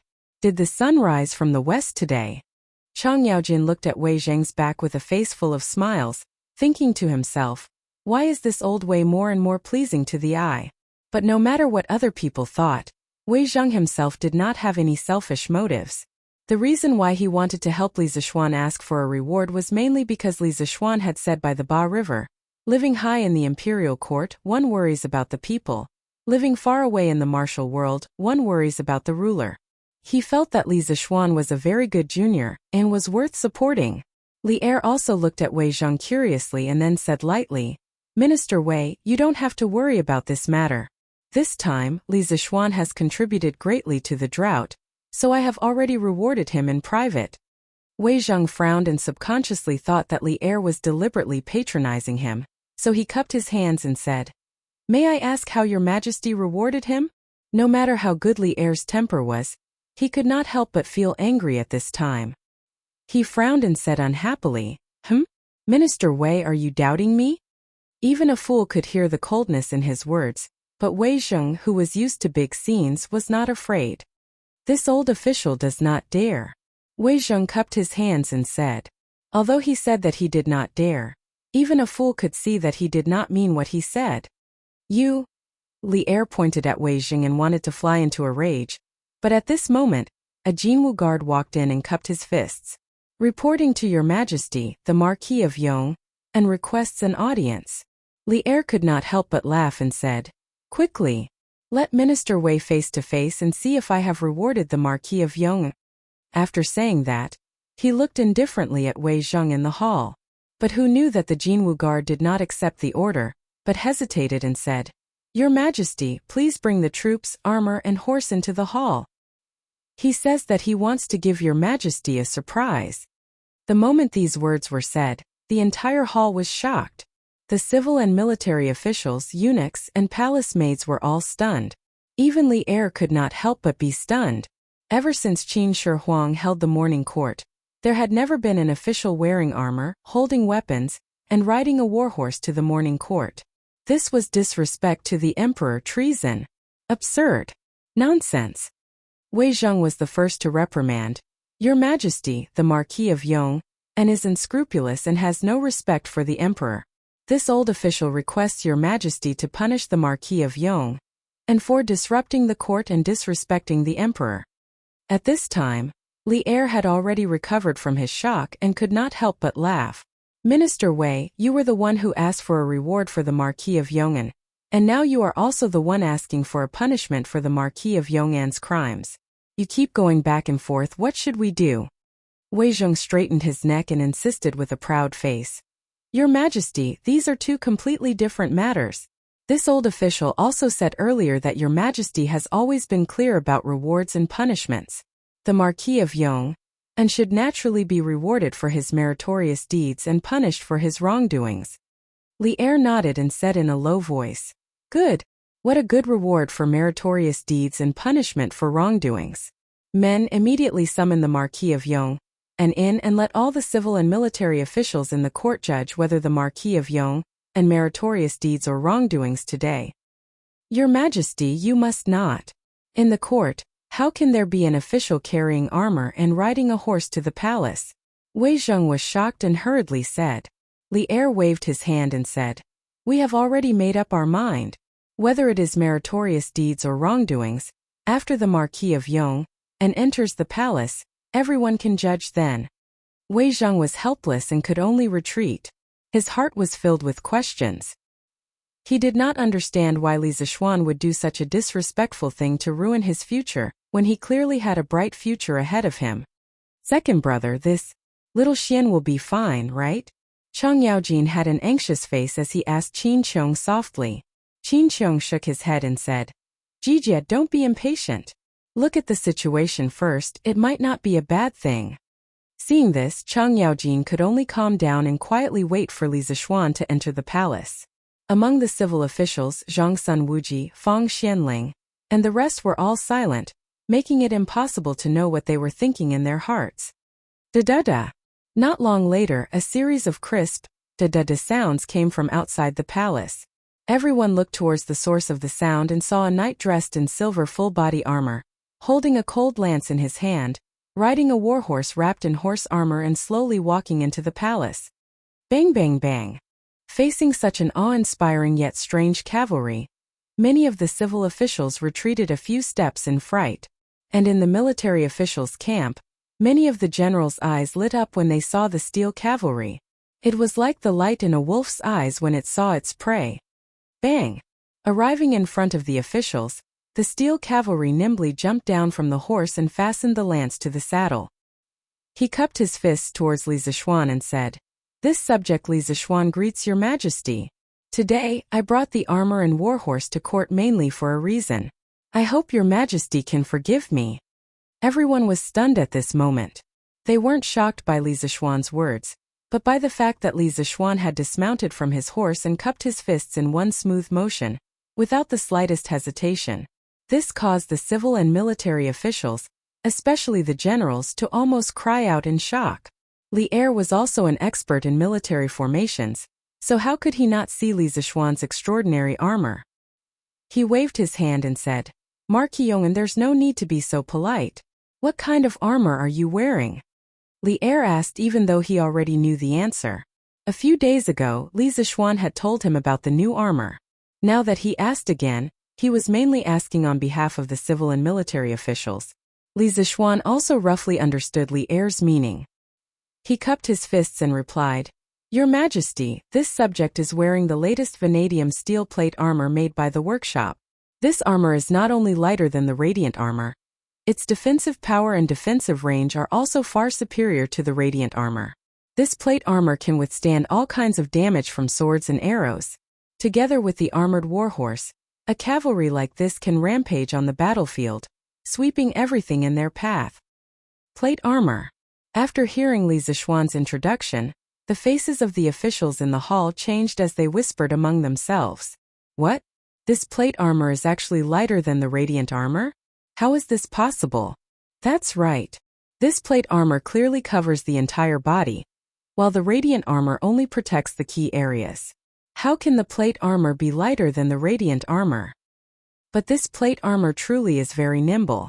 Just now, the Marquis of Yong'an jumped down from his horse. This means that the plate armor doesn't affect his normal movements. Just this point alone is already very powerful. After all, it can protect all parts of the body, making it impervious to swords and arrows on the battlefield. It's an invincible existence. If this plate armor can be fully equipped in the army, why should our great Tang fear the Turks? That's right, that's right. A plate-armored cavalry like this is completely capable of wiping out the Turks. As the officials were discussing, Duan Jishuan stepped forward and cupped his fists. Your Majesty, this subject would like to boldly test out the defensive capabilities of this radiant armor. As soon as he finished speaking, the hall immediately fell silent. The civil and military officials all looked at Li Er in unison. After a few moments of thought, Li Er nodded and said, "Permitted." Oh. Chapter 1443. Marquis Yong'an, are you willing to let this old man try? Inside Taiji Palace, Duan Jishuan turned to Li Zishuan and asked. Li Zishuan, whose entire face was hidden behind the visor, nodded without any hesitation. General Duan, if you want to try it, then go ahead. The purpose of this plate armor is to be used in the army in the future. If we don't test it in advance, then won't we be harming innocent soldiers on the battlefield in the future? Good. Marquis Yong'an is wise. Duan Jishuan looked at Li Zishuan with praise. He didn't have any ill feelings towards Li Zishuan. In addition, Li Zishuan had invented the telegraph to resolve the crisis in Guan City, allowing the reinforcements to rush to the aid of the black armored army. No matter what, Duan Jishuan owed Li Zishuan a favor in this battle. A few days ago, Duan Jishuan, who was busy with the expansion of the black armored army, received news from Li Er that after the expansion, Li Zishuan's workshop would be responsible for all the equipment. As the commander of the black armored army, Duan Jishuan was only in charge of leading the troops. Even if he had any objections to the logistics arrangements made by Li Er, he would not voice them out. Now that he had finally seen Li Zishuan forge armor for the black armored troops, how could Duan Jishuan hold himself back? He wanted to test the toughness of this new armor on the spot. Thus, he turned to Li Er and cupped his fists. Your Majesty, please grant me a sword. Although the Tang people revered martial arts, regardless of whether they knew martial arts or not, they would usually carry a sword when they went out. However, they were in the morning court, and everyone had to hand over their weapons before entering Taiji Palace. Duan Jishuan was no exception. Li Er thought for a moment, then pointed at the guard who had brought Li Zishuan into the palace and ordered, He Shenggu, give the sword at your waist to Minister Duan. Li Zishuan wanted to give the emperor's sword to Duan Jishuan as an experiment, but he remembered that the emperor's sword was forged by Zhang Yujio and was extremely sharp. If Duan Jishuan used the emperor's sword to pierce through the armor and injure Li Zishuan, that would be bad. The current Great Tang could no longer do without Li Zishuan. Here. How could the guard in front of the palace dare to disagree? He quickly took off the sword from his waist and handed it over to Duan Jishuan. Duan Jishuan took the sword. At this time Li Zishuan said, This plate armor is mainly used for cavalry. Only in a battle between cavalry can its superiority be shown. If General Duan is willing, how about we go out and fight? Good. This is what you wish for, I dare not ask you. That was what Duan Jishuan was thinking, but he was too embarrassed to say it out loud. Now that he heard Li Zishuan mention it, he couldn't help but have a good impression of Li Zishuan. Yes, good. Since that's the case, then please follow me to the drill grounds to watch the battle between official Duan and the Marquis of Yong'an. Hearing this, Li Er quickly went with the flow. The officials in the hall naturally had no objections to Li Er's words. Furthermore, the new plate armor that Li Zishuan had brought today had piqued their curiosity. To be able to watch a battle between a veteran and a new soldier, no one would be unwilling. A few moments later, Li Er led the officials to the drill ground on the northern side of the imperial city. This was the drill ground of the imperial army, and the choice of this place showed just how important this competition was to Li Er. At this time, Duan Jishuan was already wearing a Mingguang armor. He held a sharp sword in his hand and rode on a warhorse covered in armor. He was facing off against Li Zishuan with an imposing aura. This was basically a battle between an old cavalry and a new cavalry. Duan Jishuan represented the best cavalry in the world in terms of equipment and battle prowess. Li Zishuan relied on the new armor to become a new cavalry. Whether or not he could defeat Duan Jishuan, the legend of the strongest cavalry, would depend on the following battle. Marquis of Yong'an, for the sake of fairness, the two of us are not allowed to use internal energy in the following battle. How about we just compete with our moves? Before the battle began, Duan Jishuan suddenly said. The reason why he said this was, of course, to take care of Li Zishuan, this martial arts junior. Although Li Zishuan was now also in the Grandmaster realm, Duan Jichuan believed that he was also a veteran Grandmaster. Even if they were in the same realm, he could crush Li Zishuan with his advantage of experience. That was why he made this suggestion. However, Duan Jishuan did not know that Li Zishuan was now completely different from him in terms of realm. Especially a few days ago, Li Zishuan had an epiphany at the foot of the Cloud Mountain and touched the threshold of the Grandmaster late stage. Now, his strength was already above Duan Jishuan's. Li Zishuan heard this and did not refuse. He smiled and nodded. Thank you for your kindness, General Duan. Without using internal energy, just using real swords and spears to compete with each other was more in line with the scene of cavalry charging on the battlefield. It was also better to test the effectiveness of plate armor on the battlefield. After his voice fell, Li Zishuan made a gesture, indicating that Duan Jishuan could start the attack. Hiya! Seeing this, Duan Jishuan's eyes flashed. He raised the long sword in his hand and then urged the warhorse under him. One man and one sword rushed toward Li Zishuan with an unstoppable force. Fast! From the moment Duan Jishuan urged the warhorse to the moment he rushed to within 30 feet of Li Zishuan, it was only the blink of an eye. Many officials on the sidelines, especially the civil officials, did not even have time to react. Duan Jishuan's long sword was about to touch Li Zishuan's neck. When killing an enemy on the battlefield, naturally one had to directly attack the enemy's most vulnerable part. Cutting the throat with a sword was also the simplest and most effective way to kill the enemy. As the commander of the most elite cavalry in the world, Duan Jishuan's kung fu was indeed invincible in the world. Some of the generals could not help but secretly cheer for Duan Jishuan in their hearts. However, Li Zishuan's next reaction surprised everyone. He did not dodge, but directly used the lance in his hand to stab Duan Jishuan's neck. Blood for blood, a life for a life. No one had expected such a desperate fight to the death before the start of the competition. Clang! Tsk!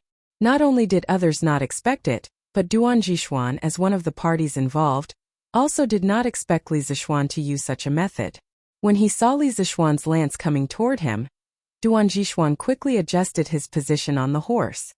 His entire upper body was slightly tilted back, and Li Zishuan's lance was close to the bridge of his nose and stabbed behind him.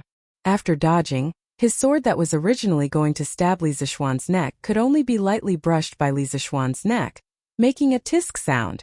However, this brushing sword did not leave a single mark on Li Zishuan's neck. It was truly inconceivable. Just think about it. If the two of them had not dodged when Duan Jishuan and Li Zishuan had fought to the death, the final outcome would have been Li Zishuan's life and Duan Jishuan's death. This was the key to the strong defense brought by the plate armor. Duan Jishuan's attack did not succeed, so he quickly turned his horse around and slashed at Li Zishuan again. As a general who had fought on horseback for more than 10 years, Duan Jishuan's equestrian skills were naturally much better than Li Zishuan's. Before Li Zishuan had finished turning around, Duan Jishuan's incomparably sharp sword had already slashed at Li Zishuan's back. Clang! Li Zishuan, who was turning around, saw Duan Jishuan's movements from the corner of his eye. After hearing a whistling sound from behind him, Li Zishuan did not panic. Instead, he calmly shrugged his right shoulder and straightforwardly sent his right shoulder under Duan Jishuan's blade. Clang! The loud sound of metal clashing came from the drill ground. The air and the civil and military officials were all stunned. Who in the world would dare to use their shoulder to block a sword like Li Zishuan? But this was not the end. At this moment, Li Zishuan borrowed the force of Duan Jishuan's slash to support himself with one hand on the horse's back, and actually completed a beautiful turn. Immediately after, while Duan Jishuan was still shocked by the abnormal defense of the plate armor, Li Zishuan used the sharp vanadium steel horse lance in his hand to fiercely sweep the long sword in Duan Jishuan's hand. Gotcha! In front of the sharpness of the vanadium steel horse lance, the fine steel sword actually had no resistance and was instantly broken. At this moment, Li Zishuan's big white had already turned its horse around. Li Zishuan then changed direction on the horse's back and looked at Duan Jishuan. General Duan, you've lost. You've lost. On the battlefield, when a soldier's sword was seized or broken, It was basically a declaration of defeat for the soldier. Silence. The drill ground suddenly became quiet. No one had expected Duan Jishuan to lose in this competition, and no one had expected Duan Jishuan to lose so quickly. But with such a result, everyone could only sigh in admiration at Li Zishuan's equipment. This was because in the entire competition, Li Zishuan had completely relied on the almost invincible defense of the plate armor and the invincible attack of the vanadium steel horse lance to defeat Duan Jishuan. In terms of horsemanship, Li Zishuan was far inferior to Duan Jishuan. In terms of strength, everyone also thought that Li Zishuan was inferior to Duan Jishuan. Good. Good. Good. Good armor, good horse lance. This old man concedes defeat. Duan Jishuan was stunned when he heard this, but he was not upset by his own failure. Instead, he was excited and happy. This was because the better Li Zishuan's equipment was, the more powerful the black armor troops would be in the future. Back then, Li Zishuan was able to lead 3,000 black armor troops to destroy Wang Shicheng. Now Duan Jishuan felt that if his 5,000 black armor troops could all be equipped like Li Zishuan, he could directly lead them into the lair of the Turks. In any case, you can't break through my defenses, and I can break through your defenses whenever I want. This sort of battle where there was a severe disparity in strength was simply maddening. Duan Jishuan was already looking forward to beating the Turkic cavalry into a frenzy and grinding them into the ground. Your Majesty, this old subject earnestly requests that the weapons, plate armor, and horse armor made by the Marquis of Yong and be used in the black armored troops. Duan Jishuan looked deeply at Li Zishuan and clasped his hands together.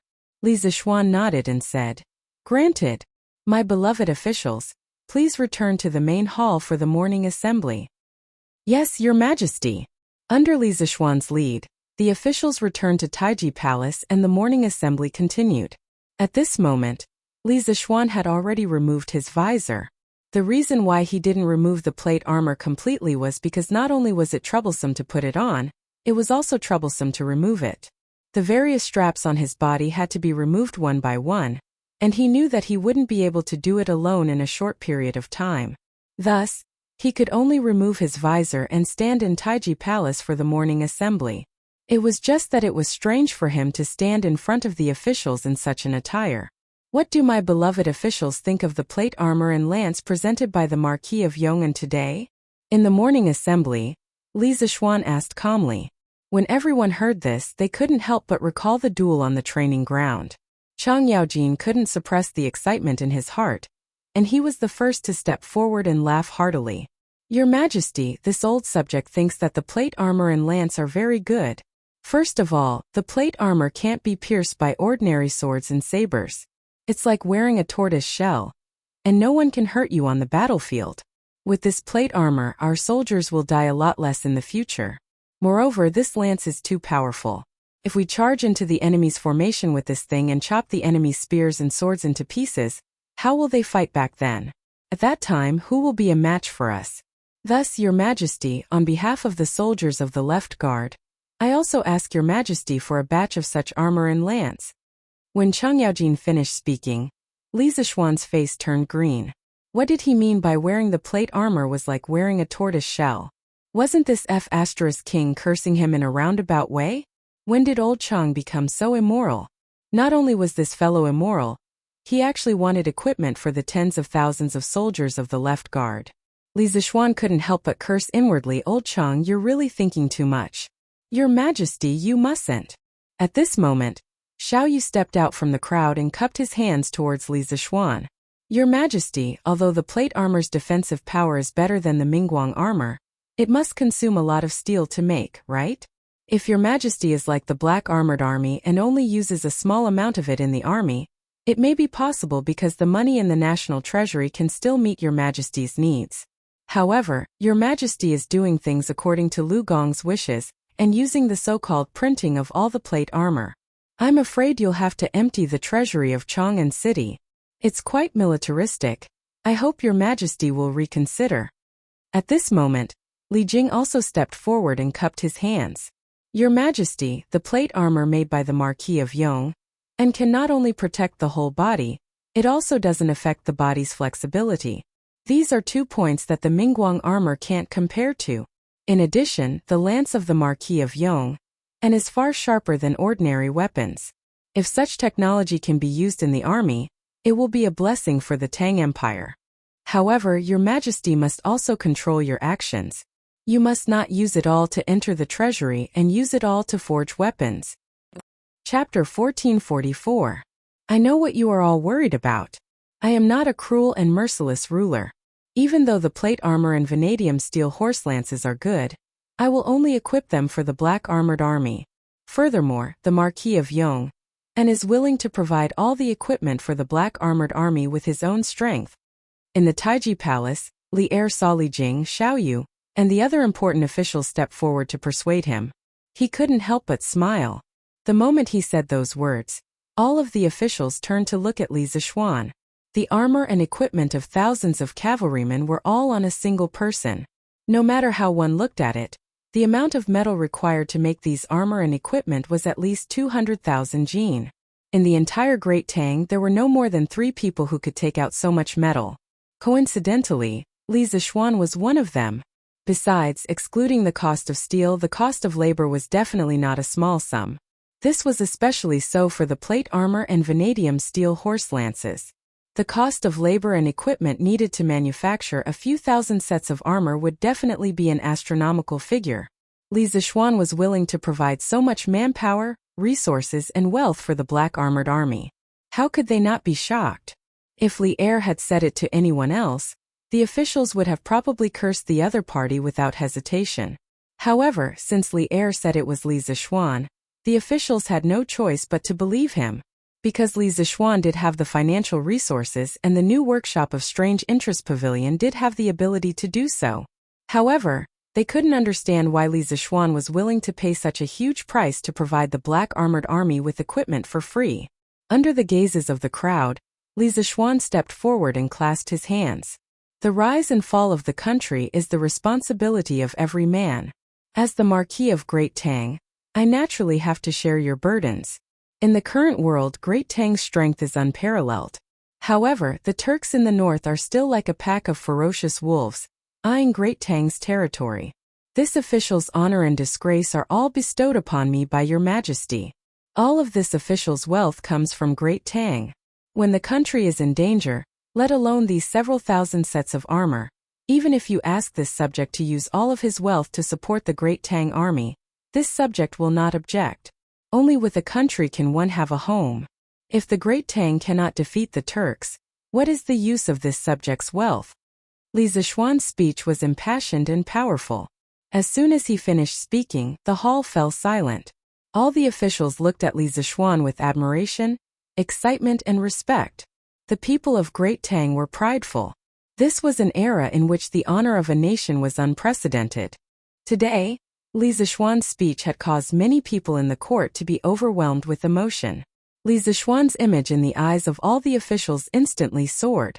Ever since Great Tang pacified the north and defeated the Turks to rescue Liang Shidu last month, the entire Great Tang seemed to have entered a state of preparation for war. This was especially so for the officials of the court. Everyone knew that a fierce battle would soon break out between Great Tang and the Turks. At this critical juncture, Li Zishuan had offered the peerless armor and divine weapons. Furthermore, he had taken the initiative to provide the equipment for Great Tang's trump card cavalry, the black armored army. This not only inspired the officials, but also made them feel deep admiration for Li Zishuan, the Marquis of Yong, and serves the country wholeheartedly. This old man admires you for your righteousness. Wei Zheng, who had been clamoring to impeach Li Zishuan an hour ago, was the first to jump out. He first clasped his hands to Li Zishuan in admiration, and then he bowed to Li Er.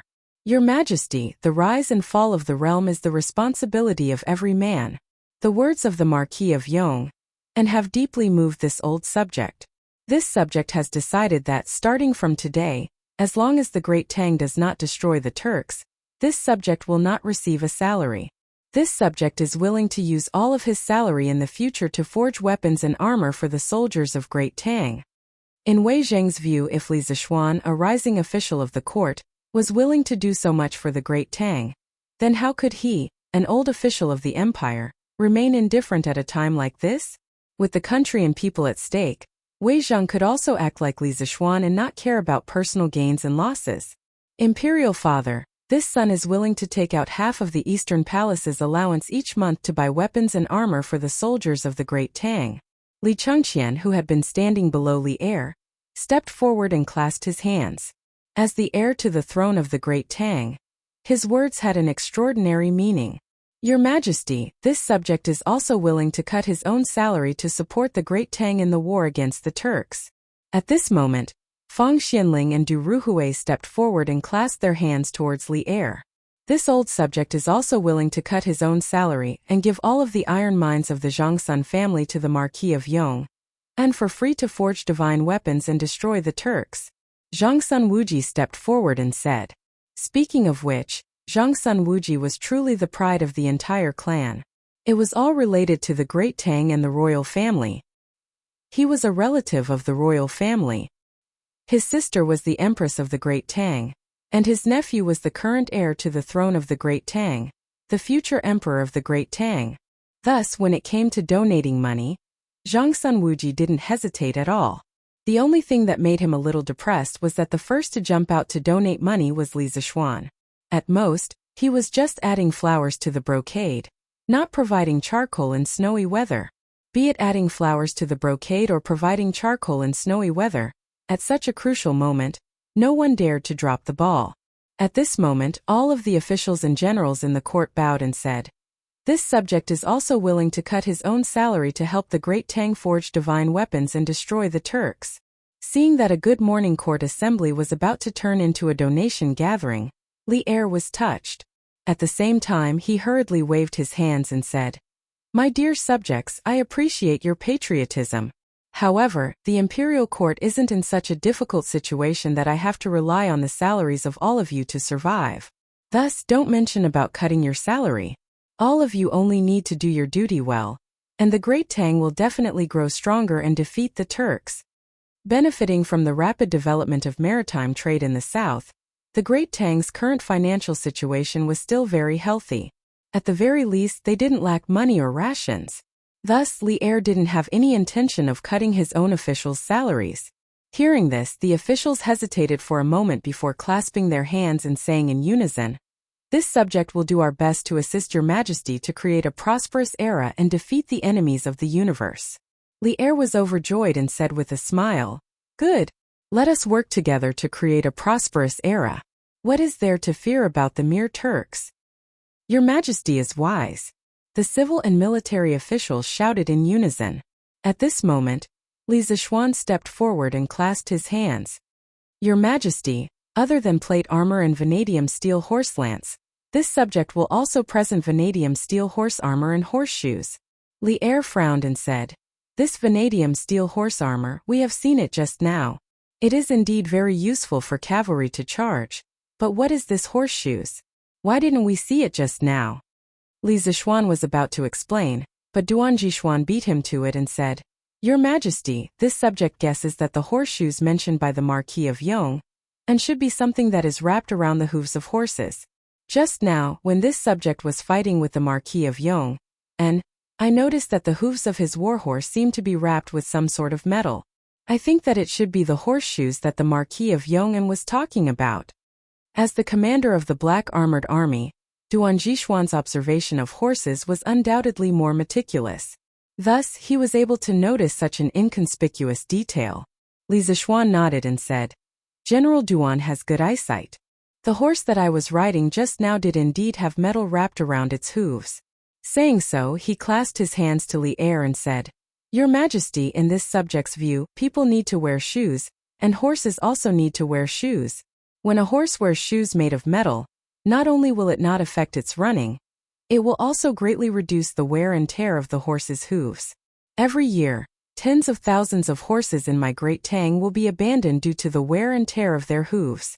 If all the horses are nailed with horseshoes, this subject dares to guarantee that the average lifespan of the horses will be extended by at least 2 years. With these words, the officials were once again shaken, and they couldn't help but discuss in private. A moment later, Xiao Yu stepped forward and said, Your Majesty, if the Marquis of Yong'an's words are true, then this subject suggests that we immediately implement horseshoes in the army. Every year, tens of thousands of warhorses are eliminated due to the wear and tear of their hooves, and this is especially true for the warhorses on the front lines. If horseshoes can really protect the hooves of the horses, it will save the Great Tang countless amounts of money every year. At the very least, we can save 20% of our military expenditure. As the butler of the Great Tang, Xiao Yu helped Li Er manage the country's purse. He knew better than anyone else just how much of the annual expenditure of the imperial court on the military was used to purchase warhorses. Thus, when he heard Li Zixuan introduce the use of horseshoes, Xiao Yu was more excited than anyone else. Military expenditure will be reduced by 20%. Hearing these words, not only did many of the officials in the imperial court reveal expressions of shock, even Li Er, who was seated at the head of the table, could not remain calm. Old Li straightened his body and looked at Li Zixuan, asking, "Marquis of Eternal Peace, are you certain that not only will this horseshoe not harm the horseshoe, it will instead protect the horseshoe?" Li Zixuan clasped his hands and said, "This subject is extremely certain. Big White, which this subject was riding just now, is a living example. If your Majesty doesn't believe me, you can have someone bring Big White in. At that time, whether or not the horseshoes will harm the hooves, everyone will know with a single look." Li Er also wanted to take a closer look at how the horseshoes looked like. Hearing this, he nodded and said, "Permitted." A eunuch went out to help Li Zixuan lead the horse. After a while, Big White finally stood on the imperial court. For strong men came from the side and wanted to work together to overturn Big White. However, they were stopped by Li Zixuan with a wave of his hand. Li Zixuan stroked the tuft of hair beside Big White's neck and whispered something into Big White's ear. Following which, a miraculous scene appeared. Big White snorted and rubbed its head against Li Zixuan's arm. Then Big White bent its legs and sat on the ground. Following which, it nimbly flipped over and lay on its back with its 4 hooves facing the sky. Big White understood human nature. This was already discovered by Li Zixuan when he exterminated the group of mountain bandits at Mount Beimeng last year. After that, he often trained Big White intentionally or unintentionally, and cultivated the tacit understanding between them. Thus this scene appeared. Everyone in the imperial court, including Li Er, was stunned. At this moment Li Zixuan said, "Your Majesty and all the ministers, please take a look. Is there a horseshoe nailed to the horse's hooves?" Wei Zheng, Xiao Yu, Duan Jishuan, Cheng Yaojin, Zhang Sun Wuji, and a dozen other important ministers took the lead to take a look. After looking, Duan Jishuan couldn't help but click his tongue in wonder and said, "There is indeed a shoe made of steel nailed to the horse's hooves. However, in the battle with me just now, this horse's hooves were quite nimble and there were no signs of injury at all. Truly miraculous." "That's right. Why didn't I, old Cheng, think of nailing a piece of metal to the horse's hooves in the past? This toy is good. However, little Xian, I, old Cheng, am more interested in your horse riding skills just now. If you have time, you must teach this old man." Cheng Yaojin laughed loudly and said.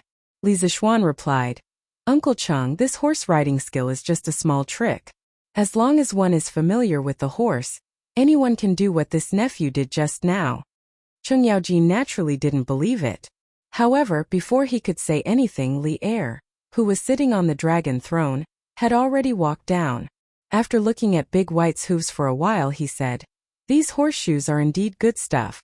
However, with a piece of metal embedded in the hooves, does the horse really not feel any pain?"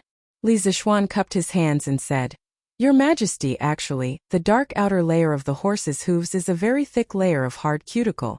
There are no blood vessels in it, just like a human's fingernail. Therefore, when the horseshoe is nailed, the horse doesn't feel any pain at all. Under normal circumstances, if a horse gallops for too long or if the road is too bumpy, it will cause the hard cuticle on the horse's hooves to be quickly worn away and split open. This way, the horse will become lame and unable to walk. This is why this subject wants to wear shoes for Big White to reduce the wear and tear on its hooves." Li Er roughly understood Li Zixuan's meaning and said in realization, "So that's how it is." Then, Li Er returned to the dragon throne. He looked at the officials in the hall and pondered for a moment before saying, "Beloved official Yan, hear the decree." Yan Lide stepped forward and cupped his hands. "This subject receives the decree." Li Er said in a deep voice, "Order the Ministry of Works to immediately rush out a batch of horseshoes. From now on, all the warhorses on the Tang Empire's front lines must be nailed with horseshoes. Yenlide bowed and said, "This subject receives the decree." Li Er nodded and then looked at Li Zishuan. Li Zishuan was delighted. "Is Old Li going to reward me?" Li Er didn't know what Li Zishuan was thinking. He said expressionlessly, "Marquion, come forward and hear the decree." This subject, Li Zishuan, hears the decree. Li Zishuan cupped his hands in anticipation. Unexpectedly, Li Er said, "Marquis Yong'an has contributed plate armor, vanadium steel horse lance, vanadium steel horse armor and horseshoes. You have contributed greatly. In view of your knowledge of military affairs, I hereby appoint you as the Black Armored Army's registrar. You will assist Duan Jishuan in quickly replacing the Black Armored Army's equipment. You will also incorporate the new equipment and come up with new training methods and battle tactics." "What? You want me to become an registrar in the Black Armored Army?" Hearing this, Li Zishuan was instantly dumbfounded. Not only was he stunned, but so were all the officials in the imperial court. After all, Li Zishuan had always been a civil official. After entering the imperial court, Li Zishuan's resume had been from the Imperial College's doctorate to the Yanhuang College's Yamacho to the Crown Prince Zhanshi to the Crown Prince's junior guardian to the Marquis of Yong'an. He had started his career as a civil official. But now Li Er had appointed Li Zishuan as the registrar. Wasn't this branding? "Your Majesty, this subject feels that this is inappropriate." Before Li Zishuan could voice his objection, Wei Zhang had already started to scold him. He had spoken. Chapter 1445. Beloved official Wei, is there anything wrong with my conferment? In the Sweet Dew Hall, Wei Zhang jumped out to oppose Li Zishuan the moment Li Er announced his decision to confer the title to Li Zishuan. This made Old Li extremely displeased, and at the same time furious. After all, this was a decision he had made after careful consideration. It was undeniable that Li Zishuan's talent in engineering was unparalleled. Furthermore, during his time as the Yamacho of Yanhuang College, he had been extremely diligent. However, on the other hand, Li Zishuan's attainments in martial arts and military affairs weren't lacking either. Firstly, his martial arts realm had surpassed all of his peers, and even the majority of the older generation couldn't compare to him. Secondly, the invention of plate armor, vanadium steel horse lance, vanadium steel horse armor, and horseshoes, as well as his suggestion to attack Liang Shidu, all of these showed that Li Zishuan was talented in military strategy. He was a good seedling. Apart from that, Li Er felt that a martial arts expert who was well-versed in engineering was someone who was born for war. After quelling the rebellion in the city in the 3rd month, Li Er had a deep understanding of the importance of engineering in war. The Turks were powerful, and they had millions of soldiers who could control their bowstrings. If they could use the most advanced engineering in war, Li Er felt that Great Tang's chances of victory would be even greater. Li Zishuan was the perfect combination of engineering and military affairs. This was why Li Er decided to appoint Li Zishuan as the military secretary. He wanted to see what kind of different sparks could be created from the clash between engineering and military affairs.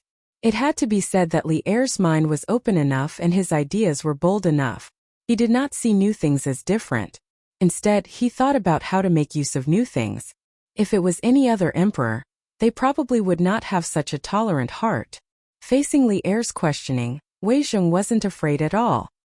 He clasped his hands and said in a deep voice, "Your Majesty, this old subject doesn't deny that the Marquis of Yong'an has outstanding literary talent and vast knowledge. Thus, even though he was appointed as the junior guardian of the Crown Prince at such a young age, this old subject didn't have any objections. But the military would determine the rise and fall of the Great Tang.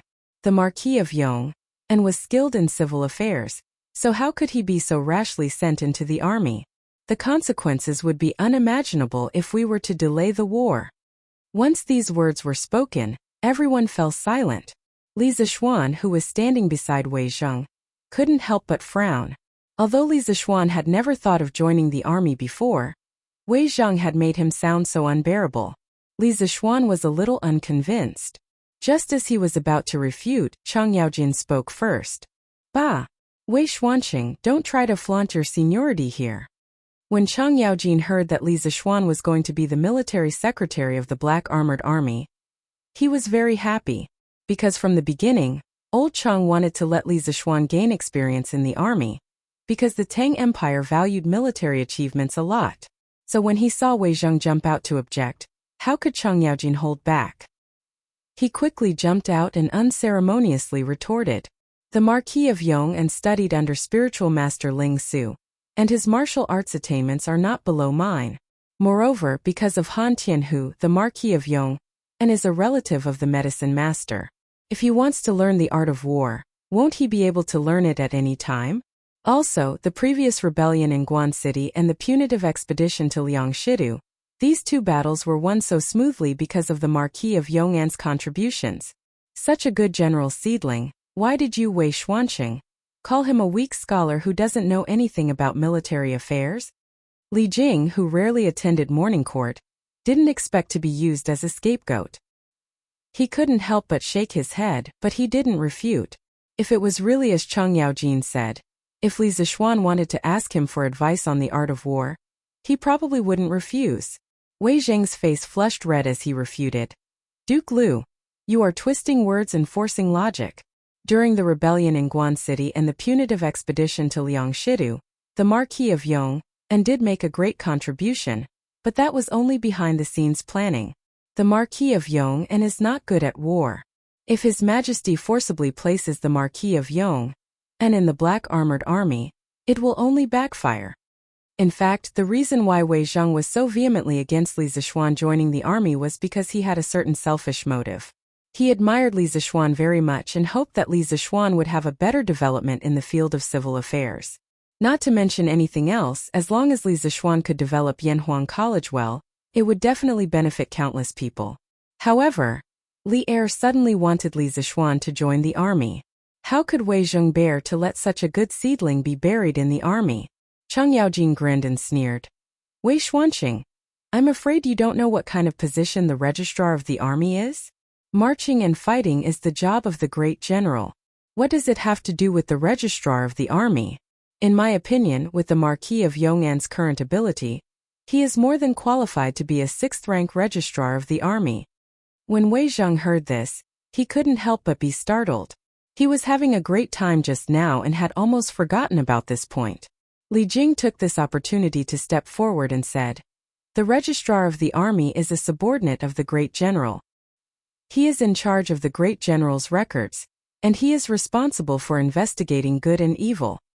He is also responsible for strategizing for the great general. From this point of view, the registrar of the army is an official position in the army that is biased towards civil officials. For someone like the Marquis of Yong, and who is full of talent and knows a little about military affairs, that is the most suitable position." This, Wei Zheng didn't expect that Li Jing, who had always kept a low profile, would actually express his opinion on this matter. He couldn't help but be caught off guard. Li Er, who was watching from the sidelines, saw that the time was ripe and announced, "What the medicine master said makes sense. When I appointed Li Zixuan as the registrar of the Black Armored Army, I also had this consideration. Furthermore, the Black Armored Army is the most elite cavalry of the Great Tang Empire. This time, for the Black Armored Army to change their equipment, it must be handled by Li Zixuan personally. Therefore, there is no need to discuss this matter further. Marquis of Yong'an, are you willing to be the registrar of the Black Armored Army?" After saying this, Li Er's pair of tiger eyes stared unwaveringly at Li Zixuan. Li Zixuan instantly felt a sense of pressure. This was because he wasn't mentally prepared to be the registrar of the Black Armored Army. Li Zixuan glanced at Cheng Yaojin and Li Jing from the corner of his eyes. Seeing the two of them nodding vigorously at him, Li Zixuan gritted his teeth, stepped forward and bowed. "This subject is willing to share your Majesty's worries and contribute to the Black Armored Army. However, this subject isn't willing to give up on Yanhuang College. Your Majesty, please allow this subject to take on 2 positions at the same time." Back when the Great Tang Army pacified Shuafang City, Li Zixuan had a premonition that he would participate in the future war between the Great Tang and the Turks. Now he could make use of this opportunity to participate in the military preparations of the Great Tang Empire. Only by personally participating in the war could he be at ease. As the Turks were too powerful, the Great Tang didn't have a 100% chance of winning against them. At most it was 50-50. According to the official history, the Great Tang Empire defeated the Turks in the 3rd year of Zhengguan. However, the current Great Tang had deviated from the original history in many areas. Only the heavens knew if the Great Tang Empire could still achieve victory in this war. Thus, for the sake of insurance, Li Zishuan had to participate in the Tang army's preparations to increase the odds of victory for the Great Tang. Only when the scales of victory were completely tilted in the Great Tang's favor, turning the odds of victory from 50-50 to 70-30, or even to none, would Li Zishuan feel at ease. Otherwise, it would be too late for him to make a move when the war was disadvantageous to the Great Tang Empire. It was because of this consideration that Li Zishuan agreed to this task.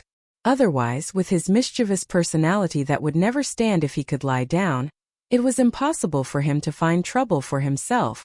Good. This emperor approves. Hearing this, not only were Chang Yaojin and Li Jing overjoyed, Li Er was also overjoyed. He laughed loudly and said, Duan Jishuan, this emperor will transfer the Marquis of Yong and into the Black Armored Army. You have to work together with him to build the Black Armored Army into the world's #1 cavalry. If the Black Armored Army's battle prowess is not up to this emperor's expectations, this emperor will hold you accountable. Duan Jishuan's heart skipped a beat, but at the same time, a sense of pride rose in his chest.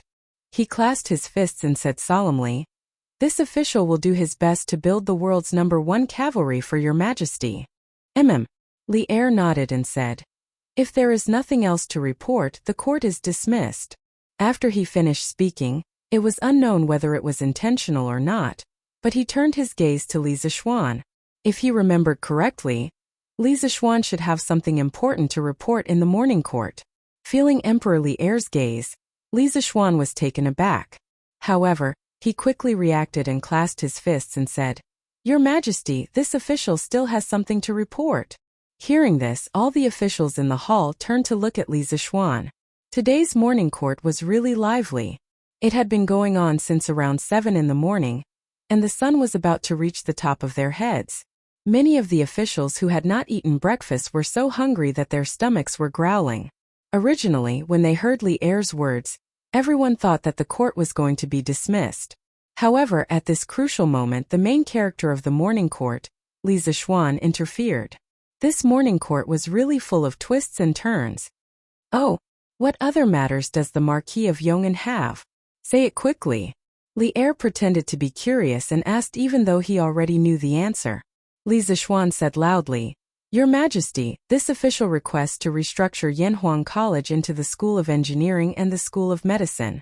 As the name suggests, the School of Engineering specializes in engineering while the School of Medicine specializes in medicine. Although the two schools belong to Yanhuang College, they are completely separated. This official intends to use the teaching method of the Imperial Physician Department to open the School of Medicine. When the time comes, this official will not only recruit men who are interested in medicine, but also women who are slightly knowledgeable in medicine and come from medical families. This official requests for Your Majesty's permission. As soon as he finished speaking, everyone in the imperial court, except for Li Er, looked at Li Zishuan in shock. Letting women enroll in the college, he really dared to dream. Many of the officials could not help but sigh in their hearts. Ridiculous. Simply ridiculous. Kong Yingda stood up angrily and reprimanded, Marquion, this old man will not stop you if you want to develop engineering in Yunshan, because your engineering can indeed bring a lot of convenience to the people of Tang Empire. But to let male and female students cohabit in the same college, this old man will definitely not agree. Since ancient times, there has always been a difference between men and women. If men and women are allowed to study together in the same academy, not only will it be immoral, it will also go against the Confucian school's 5 relationships, and it will also ruin the reputation of women. This old man will definitely not agree to this. As a descendant of Confucius, Kong Yingda was naturally the staunchest defender of Confucianism. Although he was different from those narrow-minded scholars who rejected other schools of thought, he would not make any concessions in terms of the moral principles of men and women. Li Zishuan retorted, Chancellor Kong, I have already said that before the School of Medicine enrolls students, I will order people to completely separate the School of Engineering from the School of Engineering. In the future, this School of Medicine will be like the Imperial Physician Department, specializing in cultivating doctors who are interested in medicine. There will be no gender distinction in front of doctors, and the Imperial Physician Department will also recruit many female students every year. Why can't my School of Medicine enroll them? Although he did not get along well with Kong Ingda in the past, today he was only discussing the matter as it was and not specifically going against Kong Ingda for revenge. Kong Ingda did not back down and said, "The Imperial Physician Department is the Imperial Physician Department. Your School of Medicine is the School of Medicine. The Imperial Physician Department recruits female students to cultivate female medical officers for the nobles in the palace. Why does your School of Medicine recruit female students?" Li Zixuan replied, "Of course it is to treat the common women. The Imperial Physician Department trains female medical officers for the nobles in the palace, so why can't the School of Medicine train female doctors for the common women?" Bao Gu of the Eastern Jin dynasty had excellent medical skills and was meticulous. She was good at acupuncture and was famous for treating tumors and warts. She followed her husband Gu Xianweng to Mount Luofu in Guangdong for a long time to refine pills and practice medicine. She treated the people and helped the people. Her reputation spread far and wide in the Lingnan area, and her name went down in history. As a great scholar, why can't Chancellor Kong tolerate the thousands of female doctors who aspire to become Bao Gu in his eyes? His Majesty has always loved the people like his children. The men in this world are His Majesty's people, so are the women. If a woman is sick, don't they need a female doctor? Hearing this, Kong Ingda was momentarily at a loss for words. However, after pausing for a moment, he still stubbornly said, "It is said that one can't hide their illness for fear of treatment. If a woman is sick, so what if she is treated by a male doctor? Furthermore, there is no lack of female doctors in the world today. There is no need for your School of Medicine to do something superfluous." Li Zixuan couldn't help but say, "Chancellor Kong, you just said that there is a difference between men and women.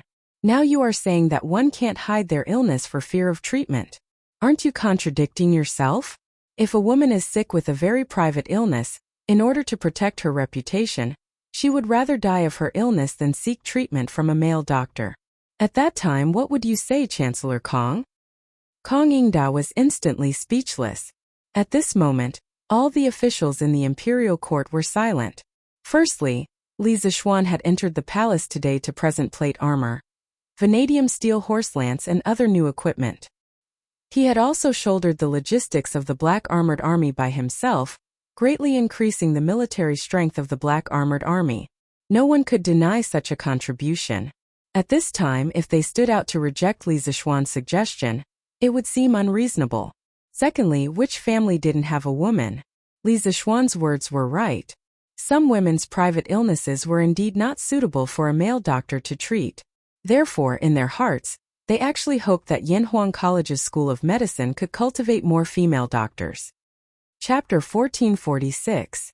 In this debate regarding Yanhuang College's recruitment of female students, Li Zixuan won by a very small margin. The reason for his victory was mainly because Li Zixuan had performed a great service today. In addition, there was the precedent of the Imperial Medical Department. As long as Yanhuang College separated the medical department, it was basically equivalent to a second Imperial Medical Department. The only difference was that the Imperial Medical Department served the Imperial Court, while his Imperial Medical Department served the common people.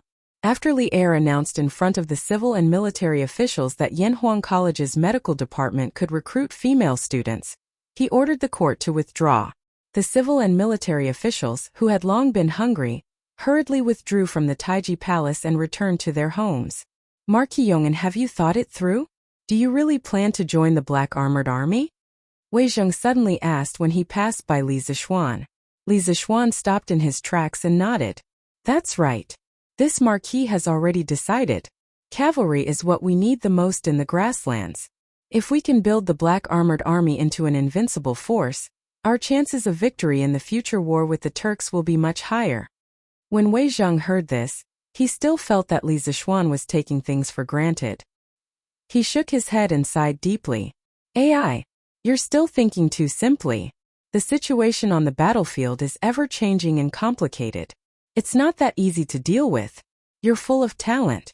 You should be concentrating on teaching and educating people, but now you're going to join the Black Armored Army. What a pity! What a pity! After saying this, Old Wei sighed and left with his hands behind his back. Li Zixuan wanted to refute, but Wei Zheng had already walked far away. However, Wei Zheng's attitude towards him now seemed a little strange. It felt like heroes sympathizing with each other. This made him feel a little puzzled. He thought to himself, when did Wei Zheng start treating me so well? Hey, little Xian, don't listen to Wei Xuanqing's nonsense. While he was deep in thought, Chang Yaojin's laughter suddenly came from behind him. Old Chang quickly walked to Li Zixuan's side and said, Wei Xuanqing, that stubborn old man, wants to keep you in the court to promote culture and education, so that you can be an upright civil official whose name will go down in history. But Xiaoxian, with your martial arts and strategy, wouldn't it be a pity if you don't help our Tang Empire pacify the four sides? Aya, it's a pity that His Majesty didn't arrange for you to join this old man's left guard camp. However, Duan Jixian's black armored army isn't bad either. It's a good place to gain experience. Little Xian, you definitely won't regret going there. Old Chang had always had high hopes for Li Zixuan when it came to military affairs. However, Li Zixuan wasn't interested in joining the military in the beginning. In addition, he was the only child of the old Li family, so Old Chang couldn't persuade him. Now with Li Er's push, Li Zixuan had finally entered the military. Old Chang was happy from the bottom of his heart.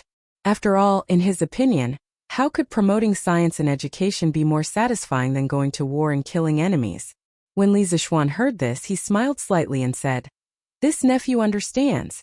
As the saying goes, men should be hot-blooded. Serving the country isn't just one way to promote science and education. Going to war and killing enemies is also considered serving the country. Haha, little Xian is right. However, you're proficient in both civil and military affairs. Even if the situation is special, it's best that you don't fall behind in both civil and military affairs. Qin Qiong had unknowingly followed behind the two of them and chuckled. He looked at the problem more comprehensively and profoundly than Chang Yaojin. He knew that Yanhuang College was likely to become Li Zixuan's strong foundation in the Tang Empire in the future. Therefore, he felt that while Li Zixuan joined the military, he shouldn't give up on Yanhuang College's career. After all, since ancient times, the country had been founded by martial arts and ruled by civil letters. Once the world was completely settled, the role of military generals in the imperial court would become smaller and smaller. At that time, promoting science and education would be the way to go. Uncle Qin, you're right. This nephew is indeed planning to do so. Li Zixuan nodded and replied, That's for the best. The few of them left the palace and went home separately. As Li Zixuan's main task for joining the Black Armored Army this time was to let the soldiers of the Black Armored Army get used to the new equipment and practice the tactics that were compatible with the new equipment. However, the Black Armored Army only needed a few sets of the new equipment and was far from being able to mass-produce them. Therefore, Li Zixuan wasn't in a hurry to report to the military camp and be on duty. After handing over the plate armor and lance to Pang Feiji, Li Zixuan urged his horse and headed towards the east gate of Chang'an City. However, as he was wearing plate armor when he entered the city in the morning, he was still recognized by many citizens. Therefore, as he walked on the streets, many citizens stared at Li Zixuan without blinking as if they were looking at a rare species. Li Zixuan felt uncomfortable being stared at like that. Therefore, he hurriedly increased the speed of his horse, wanting to leave Chang'an City as soon as possible. Nay, Boss Lin? When he was about to reach the Yanqing gate, Li Zixuan suddenly saw a familiar person through the window of a carriage beside him. He stopped his horse and greeted him. That's right, this person was the first batch of members of the Yanhuang Chamber of Commerce, Lin Wenyuan.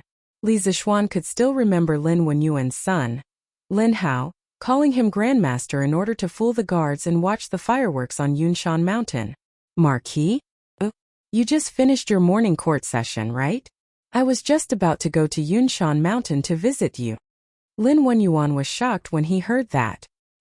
He hurriedly asked the coachman to stop the carriage, opened the curtains and jumped off the carriage. He cupped his hands and greeted Li Zixuan. As everyone knew, although Li Zixuan was a noble, he did not attend morning court sessions. Moreover, after Yanhuang College was built last year, Li Zixuan did not live in Chang'an City. Therefore, when he saw that the person outside the carriage was really Li Zixuan, Lin Wenyuan was a little surprised. Boss Lin is looking for me? Li Zixuan's heart skipped a beat as he asked curiously. Lin Wenyuan was a little embarrassed. There are some trivial matters, but the weather is hot now. Marquis, if you don't mind, please come to the carriage for a chat. I will go to Lantian County to visit Boss Chow in a while. After Lantian County announced a series of preferential policies for merchants, Chow Wendong moved his entire family to Lantian County. Therefore, if Lin Wenyuan wanted to see Chow Wendong now, he had to go to Lantian County. Li Zixuan pondered for a moment, then nodded. All right. Then let's go to Lantian County together. Marquis, please. Lin Wenyuan said happily. Li Zixuan smiled and did not refuse. He turned around and handed Big White to Pang Feiji, then went straight to the Lin family carriage. As one of the first members of the Yanhuang Chamber of Commerce, Lin Wenyuan's carriage was naturally very luxurious. This was a special edition, Don't Touch Me carriage that was custom-made from the Strange Interest Pavilion. Compared to other Don't Touch Me carriages, Lin Wenyuan's carriage had more space inside. Of course, the interior was also more luxurious. Although this was the case, Li Zixuan did not have the time to care about this. After he sat down, he asked directly, Boss Lin, what do you want to talk to me about? Can you say it now? Lin Wenyuan immediately smiled apologetically. Marquis, please forgive me. You have to waste your time on me despite your busy schedule. I feel very uneasy. Li Zixuan waved his hand and interrupted. There's no need to be so courteous. I've known Boss Lin for a long time. Boss Lin, if you have something to say, just say it. Lin Wenyuan knew that Li Zixuan was the kind of person who did not like to beat around the bush. Hearing this, he said directly, Marquis, it's like this. This morning, I heard that you created a kind of immortal carriage that does not require human or animal power to move quickly. Is this true? Li Zixuan could roughly guess what Lin Wenyuan wanted to say. His eyes flashed and he said, That thing is not called an immortal carriage. There are no immortals in this world. That carriage is called an electric bicycle. I modified the original bicycle and changed it from the front wheel to the rear wheel. Then, with the help of the workshop's special electric motor and lead-acid battery, the bicycle can rely on electricity to move quickly. As for the name immortal carriage that the people gave to the electric bicycle, although it sounded very domineering, Li Zixuan did not like it because he felt that the name contained too much superstition. Even though his soul had somehow transmigrated to the Tang dynasty, Li Zixuan still did not believe in the existence of immortals in this world. Therefore, he would definitely not use the name Immortal Chariot in the future. Especially now that engineering had developed to a certain extent, many people had begun to truly understand this world. Li Zixuan did not wish to become a theologian when all his students had become propagators of engineering. I see. After listening to Li Zixuan, Lin Wenyuan could not help but be enlightened. Then he asked tentatively, Marquis, I wonder if you plan to sell this electric bicycle to the public in the future? Li Zixuan's eyes narrowed. He thought for a moment and said, If the electric bicycle wants to run for a long time, it must be charged with lead-acid batteries. Before the power lines are widely available, the electric bicycle cannot be sold. Lin Wenyuan was a little disappointed when he heard this. Li Zixuan saw this and asked, It seems that Boss Lin wants to make money from the electric bicycle? No. Lin Wenyuan was shocked and quickly waved his hand. Marquis, please understand. I did not mean that. The bicycle that the workshop made previously has already made me a lot of money. I do not dare to have any other thoughts. Now I just want to help Marquis with his worries. Help me with my worries? What do you mean? Li Zixuan was puzzled. Lin Wenyuan swallowed his saliva and said carefully, I heard that Marquis is in need of copper, and I happen to know a few Japanese businessmen. They are very fond of Tang's bicycles. They said that in Japan, as long as you have a bicycle, you can exchange it for anything including copper. To tell you the truth, Marquis, I once used 3 bicycles to exchange for 15,000 caddies of brass. So much? On average, 1 bicycle can be exchanged for 5,000 caddies of brass? Li Zixuan was surprised. When the bicycle was first sold, it was only 400 strings of coins. That did not include the discount for membership cards. Later, as the workshop's bicycle production increased, the price of the bicycle was slightly lowered. Now it was about 350 strings of coins to buy one. In this era, the value of brass was difficult to measure with money because the imperial court did not allow the private sale of brass. However, many people melted copper coins to make bronzeware. Tang's copper coins were about 7 to 8 caddies, and 350 strings of coins weighed about 3,000 caddies. In order to buy a bicycle, the Japanese businessmen were willing to pay a high price of 5,000 caddies of brass.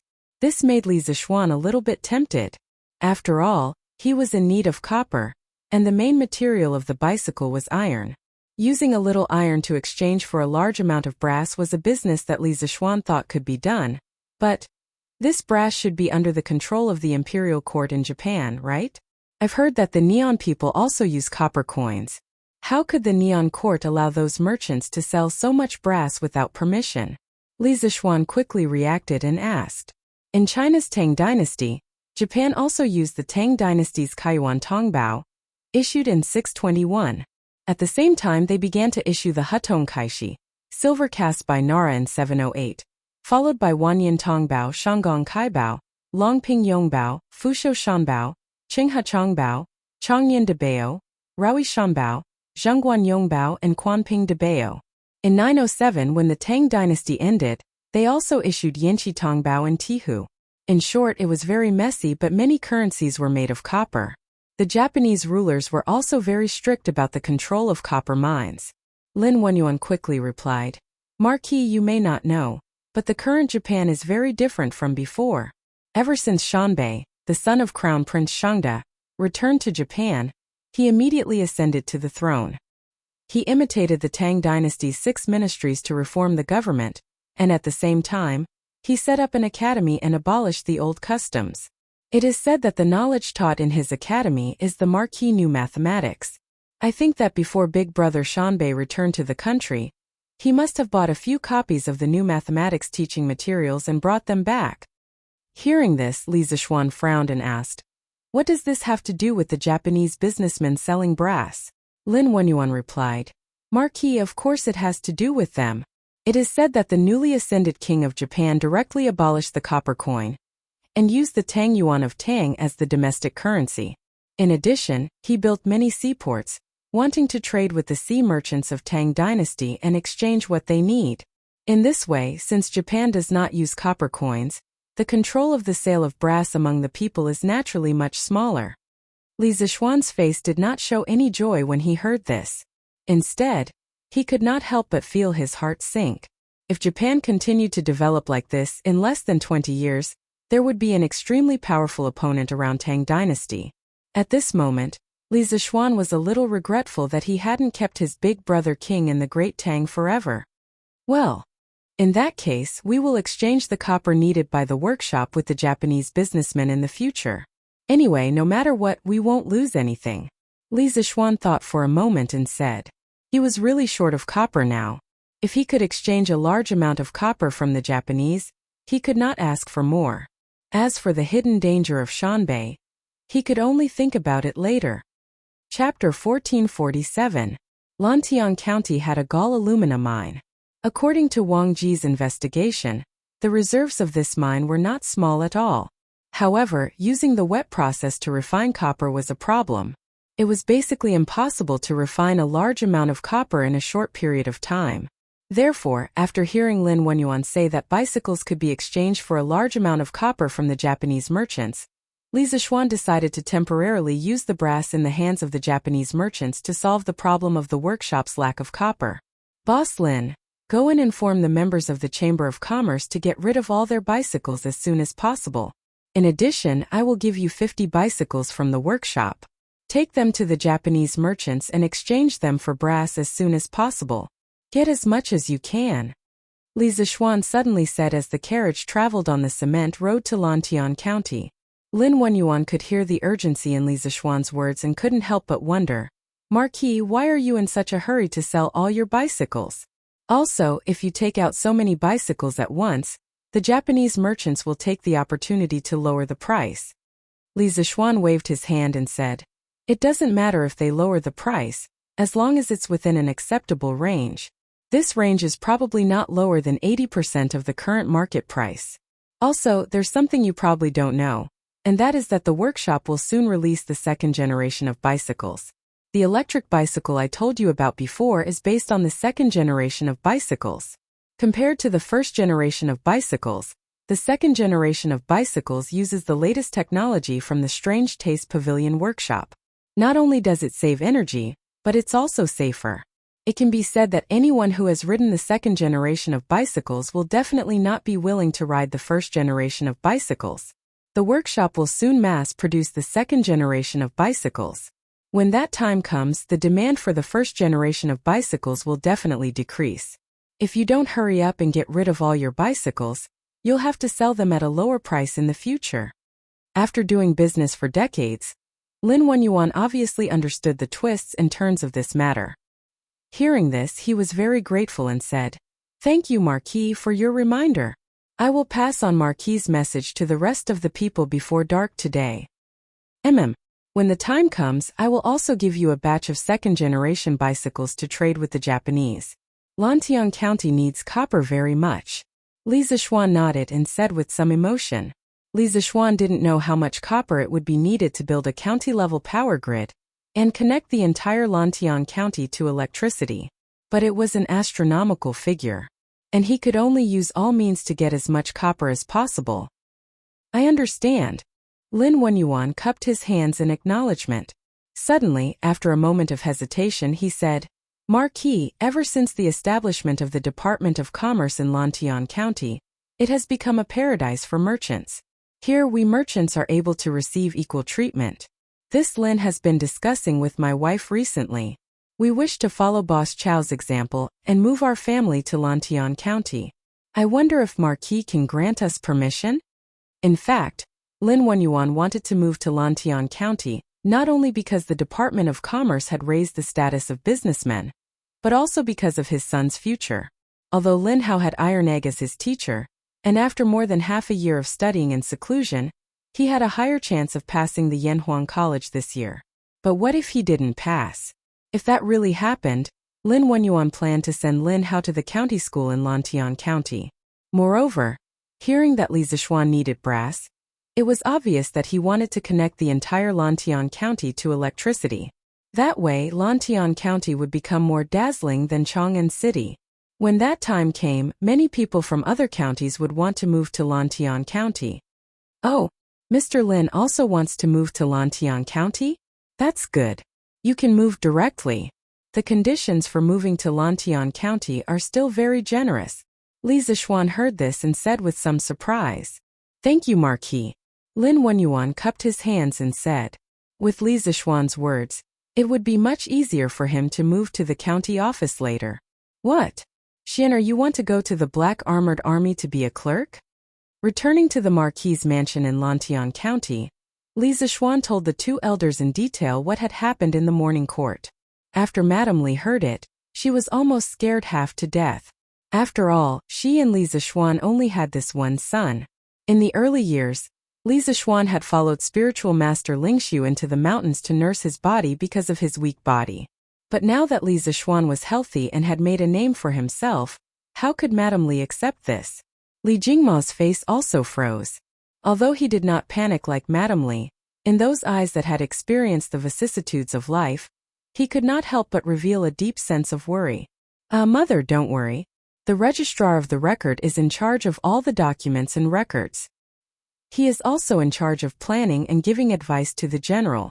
He won't lead the troops to charge and break through enemy lines, so there won't be any danger. Now that the Tang Empire and the Turks are at daggers drawn, a war is likely to break out. I have learned some skills from my master. If I don't use them now, when the Tang Empire is trampled by the foreign tribes one day, not only will I regret it for the rest of my life, but my master will also not be able to rest in peace. Li Zishuan patted his mother's hand and patiently persuaded her. Madame Li was about to say something, but Yi Guozhong said at this time, "Little Xian is right. Back then, how heroic was spiritual master Lingxiu. He single-handedly fought against hundreds of Turkic wolf cavalry, causing the alien races to tremble in fear. As the last disciple of spiritual master Lingxiu, Little Xian couldn't be a coward and do nothing when the kingdom war was about to arrive. Moreover, His Majesty has transferred Little Xian into the Black Armored Army, the most elite cavalry of the Tang Empire. This shows that His Majesty has high hopes for Little Xian. How can this imperial favor be easily rejected? Madame Li was not an unreasonable person. She understood the general principles, but when it came to her son, she would rather be muddle-headed. At this time her eyes were red. Father, Yuzhu doesn't care about imperial favor. Little Xian is my child. I would rather he be useless for the rest of his life than risk his life. After saying that, she nervously held Li Zixuan's hand and said, Little Xian, you are the only son of our family. According to the laws of the country, you don't have to join the army. Go and talk to His Majesty now and reject this job, okay? A mother's love is great, but sometimes a mother's love is selfish. Looking at the nervous and concerned Mrs. Li in front of him, Li Zixuan didn't feel good in his heart. Humans aren't plants and can't be emotionless. After spending more than a year together, he had long regarded this woman in front of him as his biological mother in this life. After a pause, he adjusted his mood and said, Mother, I know you are doing this for my own good, but I have a reason to join the Black Armored Army. Currently, my workshop has created a type of armor that is especially suitable for the Black Armored Army. It can greatly increase their battle prowess. I have to help them adapt to this new equipment and practice new tactics. But don't worry, I am just an insignificant member of the army, not a general. I don't have to lead troops into battle, and I won't be in any danger. In fact, I don't want to be rich in this life. I only hope to protect my family, and let the people around me live in peace and happiness. Now that the enemy is before us, if I am afraid of the slightest thing, and if the Tang Empire is defeated by the Turks, when the country is destroyed, the millions of families in the Central Plains will be massacred by the foreign races. No one will be spared. Mother, do you really want to see that kind of scene? After listening to Li Zixuan's description of the terrifying scene, Madame Li couldn't help but tremble. She hurriedly shook her head and said, Mother, of course I don't want to see that kind of scene. But Little Xian, there are many famous generals in the imperial court. Even if you don't go, it won't affect the overall situation, right? Li Zixuan replied, Mother, if a war breaks out between the Tang Empire and the Turks, the chances of victory will be 50-50. At this time, if we can increase the chances of victory by a little, we can change the outcome of the war. Yi Guozhong stroked his beard and nodded. Little Xian is right. Yuzhu, there is no small matter when it comes to the country. It is rare that Little Xian is so capable, and His Majesty is willing to give him a chance to serve the country. As his mother, you should understand. Li Jingma knew that this matter was almost a foregone conclusion. He let out a long sigh and looked at his wife. He also comforted her. Madam, father-in-law is right. Little Xian has grown up. What path he wants to take is his own choice. As his parents, we can only silently support him from behind. We only hope that we don't cause him any trouble. Seeing that her husband and father were both comforting her, Madame Li knew that there was no turning back. She wiped away her tears and looked at Li Zixuan. Little Xian, then you have to promise me that you will never put yourself in danger at any time. Mother, don't worry. Li Zixuan naturally nodded in agreement. After such a commotion, Madame Li felt physically and mentally exhausted. She shook her head and returned to her room to rest. Li Jingma looked at Li Zixuan with a complicated expression. In the end, all the words he wanted to say turned into a sigh. Xianer, you've already grown up. In the future, no matter when or where, before you make a decision, I hope you can think about your mother, your wife, and this family. After saying that, without waiting for Li Zixuan's response, Li Jingma left with his hands clasped behind his back. Han Yushi, who had been standing silently at the side, wrung her hands and silently left. Li Zixuan felt a little guilty, but when he made this decision, he had already expected his family to oppose it. At this time he couldn't say anything. The next day, the second enrollment announcement for Yanhuang College's medical school was officially published by Datong Daily. After reading the contents of the new enrollment announcement, the public was completely stirred up. Yanhuang College's medical school is accepting students regardless of gender? What? Does that mean Yanhuang College is going to recruit female students? What kind of scandal is this? That's not it. Didn't you see that the medical school is allowed to recruit female students? Right now, Yanhuang College is divided into two major schools, the medical school and the engineering school. It is said that these two schools are separated by a high wall and are completely independent.